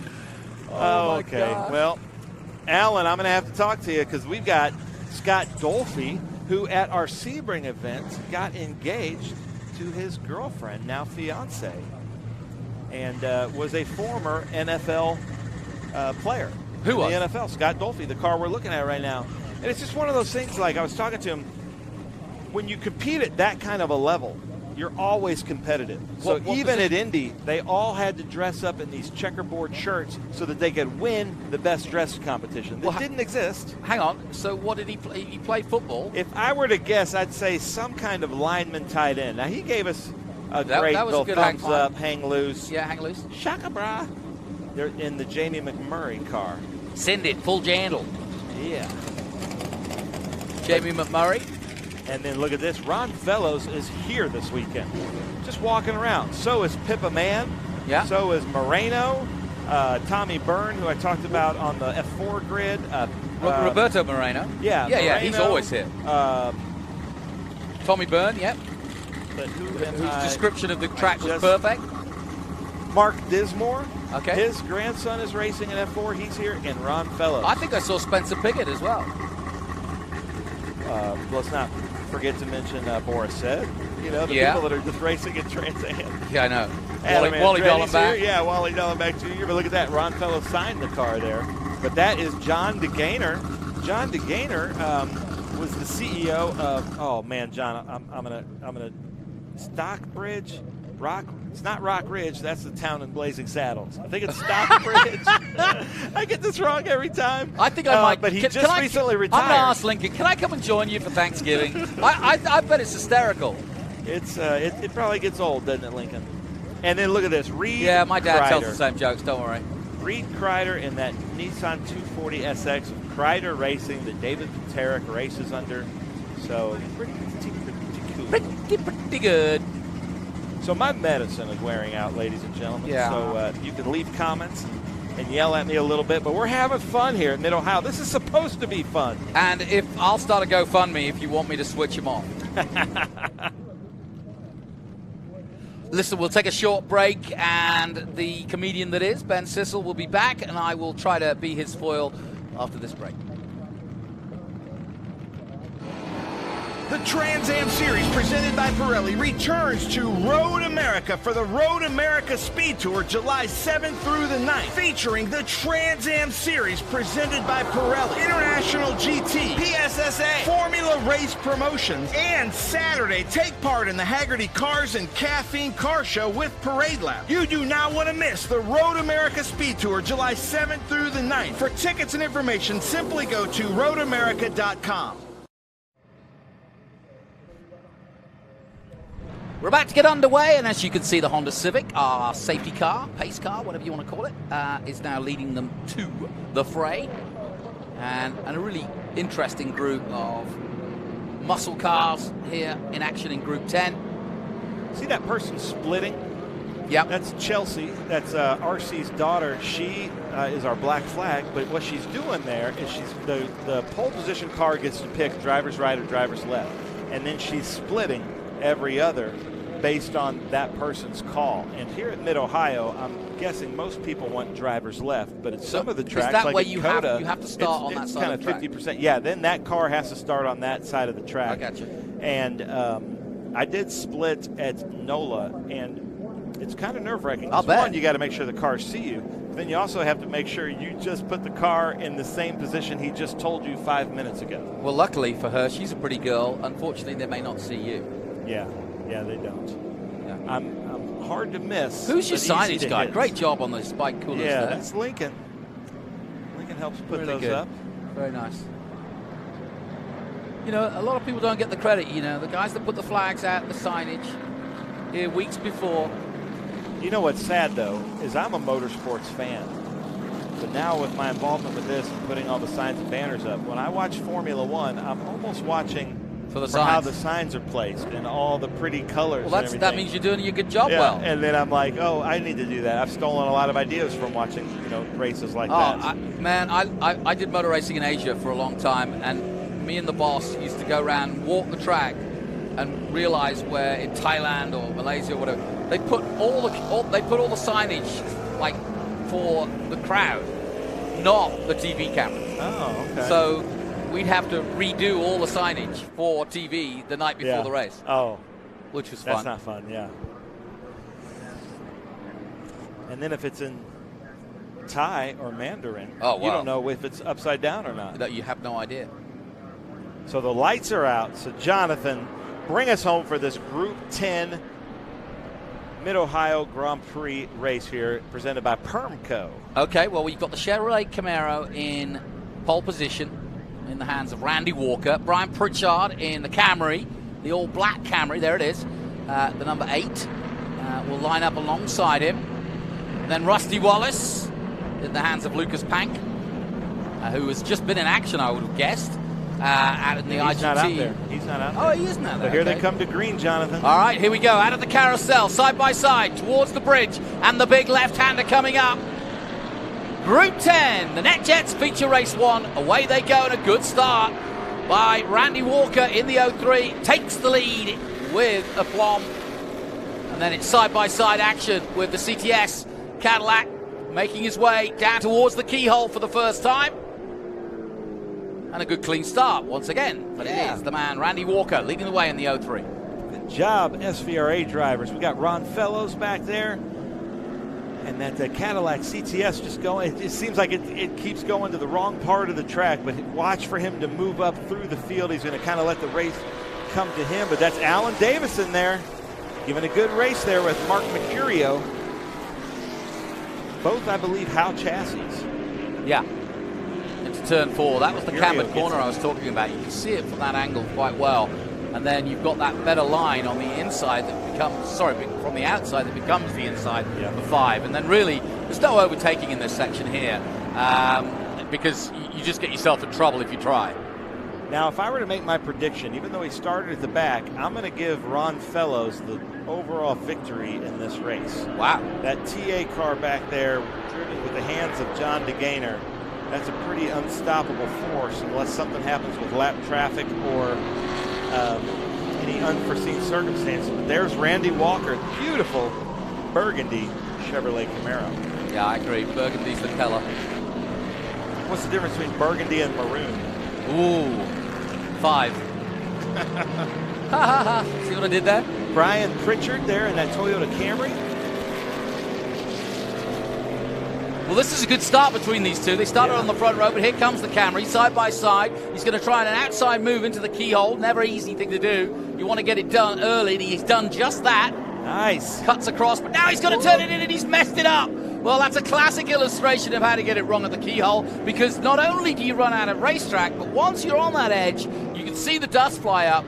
That lost him so much. But now not he's putting a lot down of the camera. momentum. Look at that. He's right back there. I thought Rusty Wallace was going to be able to take him with Jeff Rocco behind the wheel, but now he's got it. Now, Brian here's that Pritchard's got outside the move I was advantage. talking about. Look, stays on the outside, uses the camber, now has the inside, now takes the lead. Oh, that's man. the way to do it. After that, I would have messed my pants with that, and he's out there just still keeping the momentum, keeping his foot in. Let's see this replay, Jonathan. Yeah, now look at what I'm talking about. He comes in here, and I say, you've got to get it done now. You've got to come across the track, but he didn't. He couldn't. He was too far out and then lost grip, and then as you can see, once he's gone on the marbles out there and the dust and the dirt, there's nothing he can do. So you've got to get it. It's a good move, yeah, but you've got to get it done earlier. But he didn't lose a lot of momentum. That he should have lost a place or two on that. Yeah, but I man, agree. unbelievable.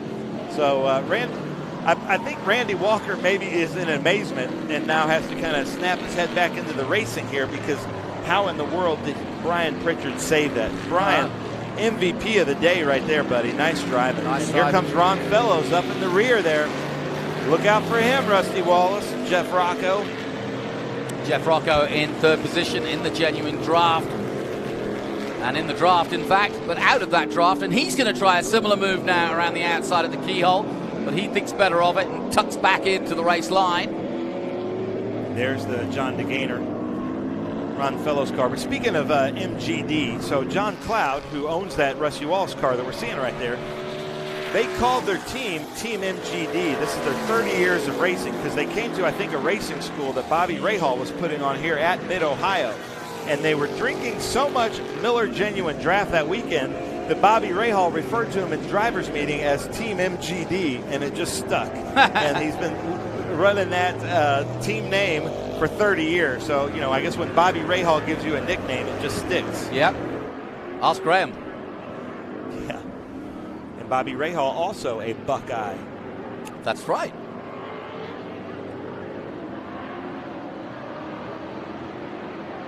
Just outside Lexington is the Mid-Ohio course. My mum was asking earlier in the weekend, where are you? I said, I'm at Mid-Ohio. She goes, well, where's that? Thinking it's somewhere in the middle of Ohio. And she's right in that perspective. It's about an hour north of Columbus. You know, I've always wondered this, like, when you were growing up in school, did you have a sense of our states? Like yes. Where they were? Yes. Because that's something I don't think most Americans could point out European Well, I countries did, or Canadian provinces. When I was at high school, my parents lived in Houston, so I kind of made it my job to learn American history. Yeah. And therefore, as part of that, American geography as well. But yeah, you're right. There's Scott Dolphy there. In the Crown Royal car. Alan Davison, FPEC. And Alan Davison, I got to give it up for him because he really helped out early in the season in TA2 with Dylan Archer, making Dylan Archer's dreams come true in TA2. And how cool is that, Alan? Thank you so much. Alan races with us in this TA2 car. He's got a Panos that he races with us. He's got a Mark Martin IROC car. Just a really good driver here as he's the CTS now gets around. And the tires have come to that CTS. This is going to shape up to be a pretty good battle. Look at the lines of those Cadillacs. You know, Cadillac did a very good job of turning a luxury car into a race car, or making a race car that was capable, but not without losing that distinct Cadillac front and look. Kind of like how BMW used to do. You never second guess a BMW coming at you from the front. Yeah, they kind of have their token. You know, the BMW has their kidneys, they call them. in the front. The Cadillac has its kind of boxy look with sharp edges. When I was 16 or 17, I had a 1974 Cadillac hearse that I bought from a funeral home. That was my daily driver. Yeah, and that was a great car. Had a 501 in it. Got 8 miles to the gallon. Why did you want a hearse? Well, I was in a band, and it had the casket rollers in the back. So I put a piece of plywood on the casket rollers and just could roll it out, put it on a sawhorse, and we could get all of our gear like that. What were your fans, Deadheads? Now, see, Jonathan's lost his meds, too. I love it. Now, there is that 240 Kreider Racing. Really, really cool car, and that's over there in the David Tenteric paddock. But I think Ron Fellows is up to second place. I might be right here. Let's see. Come on, DeGainer. You were right. He said he could do it. Started in the back, but I knew that he's a really, really fantastic driver. He was driving the Devon with us in Group 6. I think he won overall. Look at that, man. The left rear tire, man. Just put a lot of weight on that, on that 240. That is a cool car, that 240. Yeah, it's a 240 SX. Yeah, here it is. There's the battle. Come on, DeGainer. Let's see, though, but Pritchard, we know Pritchard can drive because he's made a recovery like nobody has seen at the keyhole. But this, I would probably say, is John DeGainer's home track. So let's see, ladies and gentlemen, who is going to come out ahead here. Now, this is where Ron Fellows' car there should have the advantage. If he can put his foot down, look at the traction coming off. Yeah, he needs to use this back straight. He needs to get the drive out of the keyhole corner and use the power of that Camry to really push on. Camry's alignment looks off, or maybe that's one of those cars that was designed. It does look a bit offline, doesn't it? It's crabbing just a bit. Look at this. Here we go. Oh, that's nothing. DeGainer's got him. I bet you somewhere up on the hill is Ron Fellows smiling a little bit watching this live. That's his car that he raced in the Trans Am Series, probably in the early 90s. Mid-90s. Now here it is, winning again in Mid-Ohio.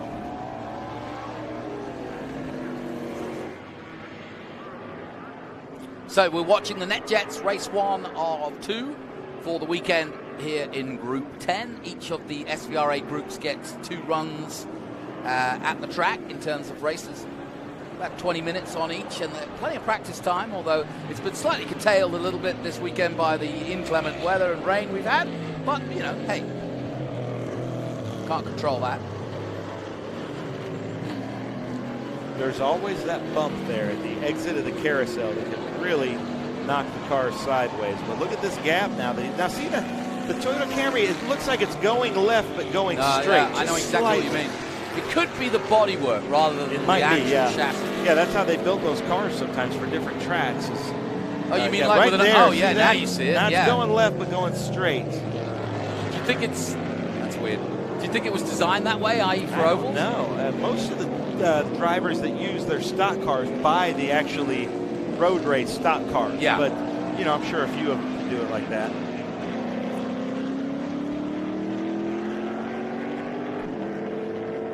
I don't know if you call it fonts for numbers, but I like the font that he's running on his numbers there.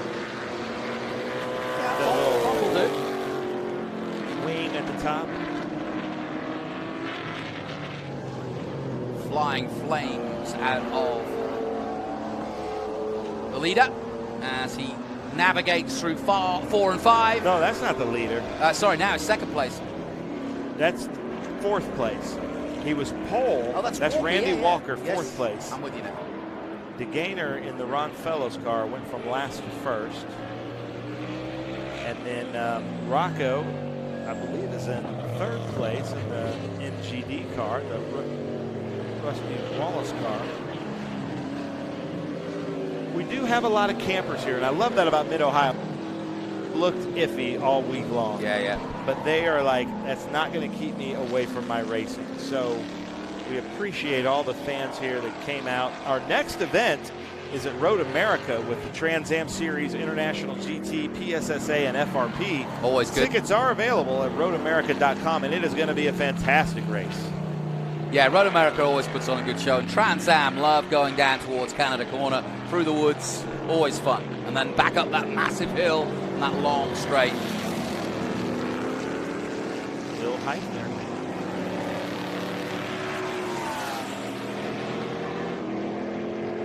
So there's Mercurio. Hope I'm saying that right. I like the Yeah, livery. Mercurio, that sounds right. 5th place at the moment. And he just put his fastest lap of the race in, personal best of 1:33.053, but we're not counting. Uh-oh. Here we go, Dolphy.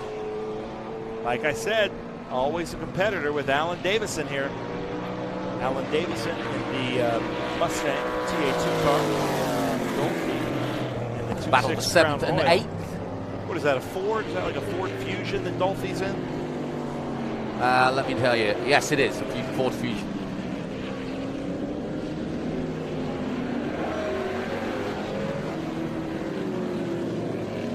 So they make the machines for the chicken nuggets, you reckon? Yeah, like the big industrial. It's really, really impressive. Is that how they cut the nuggets, is it? Yeah, and lots of food processing equipment for big, major restaurant chains. And Good business to be in, yeah. Yeah, and they do it all over there in Walmart country of, I think, Benton, Arkansas area. And but it is a big, top-notch operation, stainless steel machines. It's a huge factory. So, and he gets to come out here and do a little bit of racing, which is also really fun. So winding down our Group 10 NetJets Race 1. Jonathan DeGainer leading the way in the Ford Mustang. NetJets from Columbus, Ohio. Yes, that's that. Good point. So yeah. that's probably their closest airport that we race at. Yeah, good point. Uh-oh, Dolphy looking inside. Alan Davison shuts the door. Dolphy's, I don't know if that's brake dust on his front wheels or they don't match. I think that's just brake dust. Man, when Dyson came in and released the brakes, I've never seen a cloud of brake dust so large. Back with your leader then, Jonathan DeGainer coming out of the carousel in the Ford Mustang. Looking for the white flag and takes the white flag. So last lap. And a comfortable lead now for the final lap for the number 4. Yeah, you said comfortable, and I would say it just looks comfortable. Like you can tell that the car looks comfortable on this track, that the driver knows the track. I do think he considers this his home track, and he's just getting around here really well. Mustang Cobra. His dad raced the car and designed the car that he was racing in Group 6. And John has just kind of grown up around racing. His dad was a very competitive race car driver in the SCCA. His dad is here this weekend and comes to almost all the weekends with him. So it's really cool to see father and son having fun here at Mid-Ohio Sportscar Course like they did probably 40, 50 years ago. And didn't his daughter sing I Will Survive?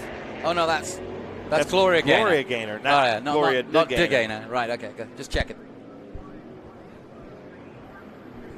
But see, I can do music references because you can get it. Yeah, and so do the producers in the Isle of Man usually when we shout out some. Oh, they've gone home. Lyrics. They're at the pub. Yeah, they're gone, right? But look at this, John DeGaynor, another green flag victory from last to first. Bring us home, Jonathan. Here we go then. DeGaynor coming out of the carousel, the three-dimensional services group carousel to take the checkered flag, and nicely done. As we take that checkered flag from a different angle, Rocco will take second place, but he's a long way behind, as you can see, some 15 seconds, in fact. So a bit of a dominant Group 10 win. Here they come, Rocco and Pritchard, second and third. And a good little battle there between Pritchard and Walker for third. Won by Pritchard. Randy Walker, Mercurio in fifth. Hefner in 6, Davison, Dolphy, and Ryder. That's how it finished in Group 10. My thanks to Ben Sissel. We'll be back. We've got more coverage from the Speed Tour here at Mid-Ohio. Join us after this break.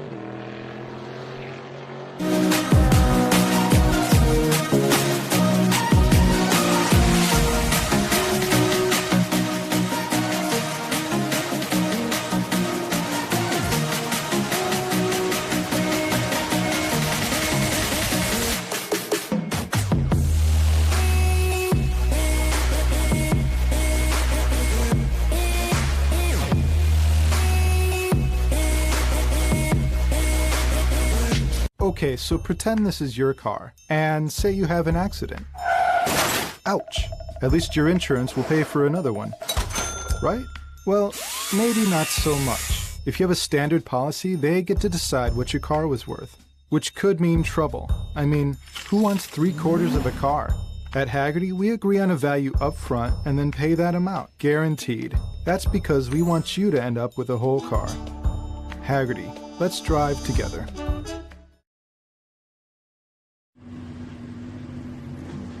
Welcome back. It's time for a Mohawk, and a famous one at that. Tell us, Ben. Kim Madrid, and a really good friend of mine from Rancho Cucamonga, California. Looks like she's not running her camera this time. Come on, Kim, you got to give us a thumbs up. Nope. Thumbs Look up. At the camera. Come on, Kim. Come on, Kim. Give us a thumbs Come up. on, Rudy's Kim. watching. You know, the Dana's Mohawk's watching. cool, but we need a thumbs up. Now, there's that deadhead sticker, but it's not a Cadillac. It's not a Cadillac. See, that's classic rock reference right there. Cheaters suck. Now, Kim runs the Formula Ford Challenge Cup out west, so I'm sure she says cheaters suck. But I got to give it up for Kim.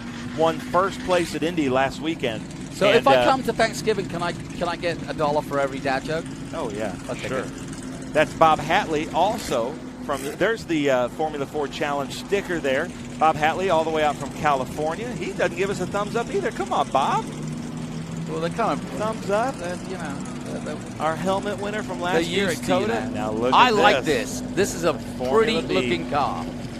This is what we were discussing off camera, that this is what every year Formula One drivers should all get together and have to do a race in equally yoked Formula B cars, the Chevrons and the Brabhams, and really see who the drivers are. And that's Travis Engen there in that beautiful Chevron. Yeah. That's his third race on the pop. Yeah, man, they do just loves racing. And really good race car driver, too. Notice how his rev meters turn sideways there? What is the deal with these Group 2 drivers not giving us a thumbs up? Oh, there we go. There's all right. Well, my new favorite. Who is that? Who's the number 76 in that cross lead? Steve Yarborough. Steve Yarborough. Kale's brother. Yeah. See, there we go. Oh, look at that. And he even gives us a 3 for 3 minutes. The Reverend Steve Gassman. I hope that means the petrol and not, you know, the other kind of gas. Reverend Steve, he's a gas. Jonathan, it was the snow cone. I brought Jonathan a snow cone, shouldn't and have that given me rush sugar of too early. Gave it to him. Yeah. Now, what kind of car is that? Is It's that the a Lola? Lola T342. Look at the snorkel on that thing. Don't drive that underwater, though. Bruce Dominic. George is giving us some great shots, but no thumbs up from the up one. And he's using the correct finger. Appreciate that. I don't know. I got to figure out what it is with this Group 2 group. Not one to give us a thumbs up. There'll be something said at the Maybe they've briefing. gone on strike. They said, you know, they're going to ask for the thumbs up. Nobody give them a thumbs up. I don't know what a PRS RH01 is that you're looking for. Okay. PRS is a Paul Reed Smith guitar. I didn't know he made Formula Fords as well. That is a water line there going down to the radiator to the nose. And a lot of these cars have a water line on the driver's right and driver's left. One is a return. And then there's Duke Waldrop. We've talked about Duke. This is his last season racing with us in vintage. He hopes to retire at Circuit of the Americas. We're going to have a big shindig for him there. But he has the honor of being the only person to race a boat, a motorcycle, and a car at Daytona. Wow. So that Lake Lloyd, they used to race boats there for about 2 years. Oh, until inside. they I know figured you out that's probably not the safest thing to do. No. And so he did that. That's pretty cool. Yeah, one time I went to the Rolex and a guy was on a jet ski and did a 24-hour jet ski. I couldn't believe it. So I'm watching the Daytona 24 hours, and this guy is going up and down that lake for 24 hours. I bet you he had pruny hands after that. And feet, probably. Yeah. So Kim Madrid up front, she and Bob Hatley, they do this twofer that we were talking about. They drive out to Indianapolis and do that weekend with us. Bob Hatley had some bad luck with his RV and his trailer, so they had to abandon Bob's trailer somewhere in the Great Plains, load his car onto her trailer, and then he drove the rest of the way here without a generator. but they're here, they're racing, and it's awesome. I think this is the 3rd year in a row doing this with us. Oh, good. Yeah, I don't think I've seen Kim at the pole before. It's good. Yeah. By the way, did you see the Trackhouse RV in the background there? Yeah. That's nice. Yeah. Justin Marks I like that celebrating logo tonight in that one. Now, Kim had she basically redid her whole car, and we've all noticed that. I don't know what happened, but she has gotten faster. She had geared her car absolutely correct at Indy, and we love seeing that. So hats off to Kim, and I know that her whole contingency out west in California. Let me ask the you West something. Coast is watching. I'm sure a lot of people are interested as I am. Historic racing, you try to stick to as close to the original as possible. What about tuning? You can tune as long as it's kind of what they would have done. I'm sure that and it's different for each class, but I'm sure that they can kind of port and polish their heads. Our tire technology is just better. They could go back to the same tires that we ran in the 60s, like those Dunlops that Goodwood makes you run.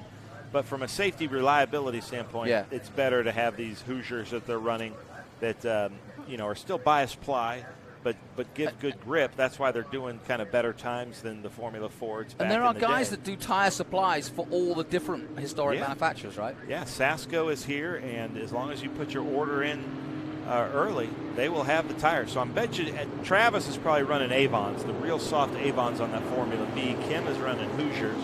I'm not sure what Hatley's running, but they do make tires for all of these cars, even the Nationals that we got to run from over 100 years at Indy. But let's get this call, Jonathan. All right, here we go. Group 2, Formula Development. NetJets feature race 1 into turn 1 at Mid-Ohio. And Hatley takes the lead away from Madrid immediately. Kim having to work now from 2nd place. Now look for Travis Engen, who's going to have a little bit more power and a lot more grip and tire patch in that Formula B to get by Kim. Kim sees him in the mirror, lets him go. That's not her race. That's a Group 2 FB. But she's in a Group 2 FF. But even so, as you can see, it's ruffling those feathers. Yes, the Mohawk. And we were just at Mohican. So down the back straight for the first time. This is our coverage of Group 2, the first race of their weekend. They'll be racing again tomorrow. And we'll be bringing you plenty of action tomorrow. Talking of which, if you've been with us on the live stream, we've got some great young guns, if you will, in Formula 4 and Formula Regional Americas. Basically the future Carl Kirkwoods, Dakota Dickersons, and Hunter Yaneys of the world. And we've produced great stars over the years, even though it's still very much in its inception here in America. Formula Regional, that is. And great to see Carl Kirkwood winning already in IndyCar in his young years for Andretti Autosport. But I have to ask, I watched the Indy 500. Yep. And when he hit the wall and was upside down and all the sparks, why did he open his visor? I'm sure it was like a claustrophobic thing, but all those sparks were flying around. The first thing he did is he opened up his visor. I couldn't figure that out. I'm going to ask him that. That is a good question because, I know one thing, you take your hands off the wheel. For a simple reason, you don't want to break your wrist. Yeah. And I think once you've done that and you're upside down, I think he was actually being quite aware and wanted to see, forget the sparks, he wanted to see just exactly where he was and what was going to happen, rather than be under a visor that he couldn't see everything. So I think it was probably a natural instinct. Maybe. Yeah, Duke Waldrop now mixing it up. I think Travis Engen got around Bob Hatley here at the keyhole turn. Duke Waldrop taken to the inside. Duke and Faye and their son are out here. We're with us at Indy. They're also with us at Lime Rock. And there goes Travis Engen around Bob Hatley. Bob Hatley, I believe, in a Swift. It must be hard for Travis Engen with so many different cars in such a short space of time. Braking points and use of the brakes and the throttle and how much input you get from those very different cars. What was he in at the start? He was in a 23, Lotus or he's 23. in a Indy Lights car. And then in a Lotus 23. Then to this Formula B. Sometimes he's in that Audi R8. That's right. And I've asked him about that, and he says not really, because you get into your mindset, right. like I would if I have a sports car, but I also have a pickup truck, and you kind of drive it. And my son, I'm still hauling the trailer, even though I'm not. So maybe for the drivers it doesn't happen or it doesn't translate like that. But to me, I think I would get confused sometimes. Well, I just drive my Tacoma like I'm Mario Andretti. I channel my inner Mario. I'd love to do that two-seater with him. So I left Lime Rock. Yes. And I had to drive, there's this road there, the Taconic, that you can't drive a truck and a trailer on. So I had to reroute. And somewhere in a village in New York, 2 hours away from Lime Rock, there's Duke and Faye bringing flowers to a cemetery. And on these trips, they like to go look through old cemeteries. But it was just so random because I was lost. And here they are over there. And I honked my horn and they waved. And you so were I asked found them about that at Indy. Yeah. How about that? So Kim Madrid coming up on Bob Hatley going into turn 4. These are really close friends, basically family, coming up on each other. And then she's got the car right behind her, the number 93. Who was that? Glenn Taylor. A really pretty car. What did you say that kind of car is? I'm not familiar. It's Taylor's car. Yeah. It's a PRS RH01. Yeah, in my world, that's a Paul Reed Smith. I don't know what the PRS stands for. But I bet you can leave comments on our YouTube page and tell us what that is. PRS is. Look how close they are, though. 4 of them. Line astern, having a great time here at one of the greatest tracks in America. Opened in the late 60s and has been holding IndyCar races, NASCAR, Xfinity races, Trans name Am. it. Trans Am, IMSA, and of course Trans Am. That bump right there at the end of the carousel gets everybody. So now Bob Hatley, he's getting a little bit of a pull there from Travis, as is Kim. Glenn Taylor ducks outside to give Kim a look. And look for Kim now to try to get a run coming down the keyhole. You kind of try to set yourself up for a good exit line to kind of slingshot, because you want to be able to carry momentum down that long back straight with a little bit of a kink going into 4. So let's see if she can set it up. Glenn hard into the turn there in that PRS. Langen's pulling away by half a second at the front over Bob Hatley. Kim Madrid, the battle we're watching at the moment, is for 3rd place. Glenn Taylor, and behind that, Duke Waldrop. Then Steve Yarborough in 6th place, and Bruce Domek in 7th. Kim Madrid takes the drift She comes. off of the Swift of Bob Hatley. Bob sees her. She's got turn 4. And that was pretty in pink, wasn't it? Yeah, look at Glenn Taylor coming up right behind, too. Well, she started pole. She didn't get the start she wanted, but she's starting to recover well.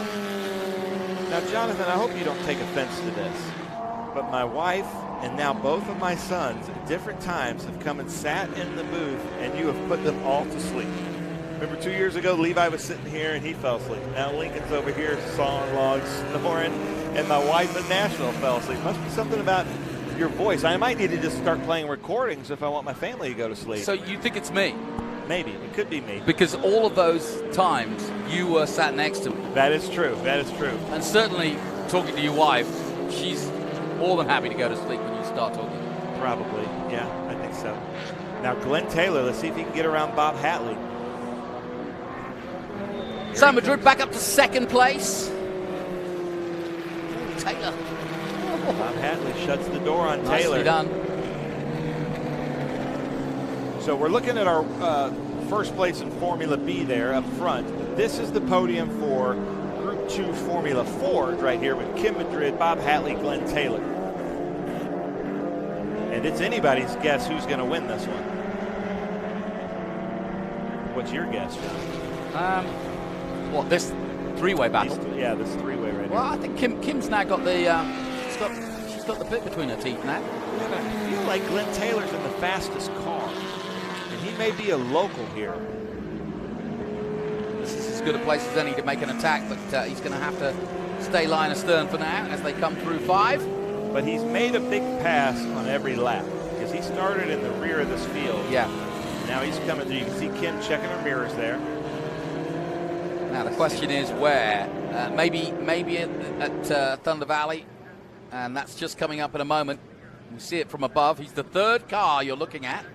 Let's do a little trivia question, John. So don't answer this because I know you know it. Okay. But the deadhead sticker on a Cadillac is the lyrics from what Oh, classic rock song. Oh, I know. We're going to have our audience answer that. Or maybe the producers over in the Isle of Man. No Googling. They don't listen to the Eagles. They're way too young. So out of the carousel again, Madrid under massive pressure now as she approaches turn 1 here at Mid-Ohio. This is the battle for second place. Up the road now, Travis Engen has increased that lead. There he is, some 2 seconds ahead. I don't know, Kim. Glenn Taylor's coming in hot. Boys of Summer? Yes. So it's actually not an Eagles song, to be fair. Don Henley. It's a Don Henley song. But the Eagles now play it because it was such a huge hit. There you go. I don't know. Kim is doing a really She's good doing job. a very I good thought job. Glenn was going to have her at the keyhole. Now he's going to look out here. He's looking inside. She's right in the middle. The trouble is she can only move once. Yeah. We saw this with Amy Ruman in Trans Am. If she can hold side by side, she's in the better position. Yeah, but she tucks back in. No, that's smart racing. She'll live to fight another day, as it were. Into 5, but that was a nice overtake by Taylor. Now can Madrid come back at her, come back and see if she can overtake Taylor in 3rd at the moment. Well, Kim. 2nd, I mean. That's what you get for not giving me a thumbs up at the grid. There you go, you see. Karma. Karma, no question. And now he's gapping. I love the drone shots because you can really see who's outbraking, who's gapping. And in an equally yoked field as this, you can really see who the late breakers are. Now, there's Domek. First real look at him. Bruce Domek in the Lola T342. Good-looking car, actually, isn't it? Yeah, I have a problem with these purpose-built race cars and the uncreative names. The 234, the R2D2s, you know, the C3POs, all that stuff. Like, I guess they're doing so much into the engineering. They're like, well, we can't call it the Spitfire or the Mustang. We're just going to call it alphanumeric numbers. Yeah, it's a bit dull, isn't it? But then you look at Volkswagen and they've got the Touareg and every other African tribe name, stroke, whatever. So, you know, but like horses for courses. E30s, E36, E46. Yeah, that's dull. Come on, people. I know. But I guess I do drive an MGA. Okay. I can't talk. Or the MGB. So we've got the 76. Look at that snorkel shaking. There he goes. Into the keyhole yet again. Slightly different lines. That's a good line for the 28. He took an Look early at the drive. apex. Look at the drive he's going to get now. Look at him come alongside in a moment. But that was good driving. And now he's going to duck in, get a bit of a draft. See if he can suck himself into a position to overtake at 4. Not going to be, though, because already the gap increasing, in fact. I think he had to get on the brakes a little bit because the 76 took like an early apex and he was going to take a late one. Then the 76 came over and I think he had to just touch the brakes just enough to lose that momentum. Right. Steve Yarber is the man we're talking about in that number 76 in 6th place at the moment. Time running out, though. White flag is out. So one more lap to go here in our final Group 10 race of the day. All right, Kim, I think you've got about 3 chances to get Glenn Taylor here. Duck right in behind him. Now, has Travis Engen, the man we're looking at here, has he won a race today? Yeah. Okay. Yeah, he won in the Lotus 23. Ah, yeah, of course he did. So this will be his 2nd win in a different mark. I think that there's a room in Travis Engen's house full of red hats. You think? Yes. Because sometimes he can come away with 8 to 10 a weekend. Wow. Because he also does our enduros. Yeah. Come well, on, Kim. If Kim's going to do it, she's going to have to do it here. Time running out. Travis Engen on his way to victory here on the final lap in that beautifully prepared Chevron B17B. Wouldn't you like to see all of the Formula One drivers, all 20 of them, do a race in that car? Yeah, I would too, yeah. I'd love to see really Verstappen on know the wheel who of the that. drivers are. Yeah, yeah. Who do you think would? Who do you think? You know a lot about Formula. Who would you say would come out on top in that? You know, I hate to say it, but I think Verstappen would. Me too. I don't know. You know, you'd be surprised. Somebody like Albon might just step up and show you what he's got. Well, look at this. Now, usually the Formula Bs can gap the Formula Fords. But, oh, Kim Madrid looking inside on the carousel. Come on, Kim. Last chance. Here she comes. She's going to have to make a dive down the inside. She's not close enough. And they're going to run to the line here, and it's going to be a 1-2-3 finish. Very close indeed. Engen Taylor Madrid. But that's a great way to finish that race. Madrid doing everything there in her power to get past Taylor. But Taylor kept on and took second place. Look at that. Now she's giving a thumbs up. Yeah. See, if you'd have done that at the grid, you might have won the race, Kim. But she's giving the other driver there a thumbs up. That was a well-fought race. Really great to see the camaraderie here in SVRA as we see Duke Waldron. Why are you not in cowboy movies, Duke Waldron? What a great name. Yeah, that is a good name. Who's that stranger in town? It's Duke Waldron. All right, that concludes our final SVRA race of the weekend so far. We'll have a full day tomorrow, of course, here at Mid-Ohio.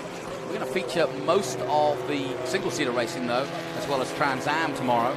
We do have some group racing from Group 6, 8, and 12 as well. But my thanks to Ben Sissel and Lincoln for joining us here in the booth, and my thanks to Greenlight Television, giving you the pictures here across our live stream here from Mid-Ohio, part of the Speed Tour. We're getting to the halfway point in the season. Lots more racing to come, though. I'm Jonathan Green, and we'll be back with tomorrow morning right at 9 a.m. local time with the F4 Race 2. That'll be followed by FR Race 2. That's the Formula Regional. Then comes the big one, the highlight of the day, which will be the Trans Am TA2. And after that race in Detroit, really looking forward to that. And then we've got SVRA and more FR and F4. Until then, though, goodbye from Mid-Ohio. Enjoy your Saturday evening.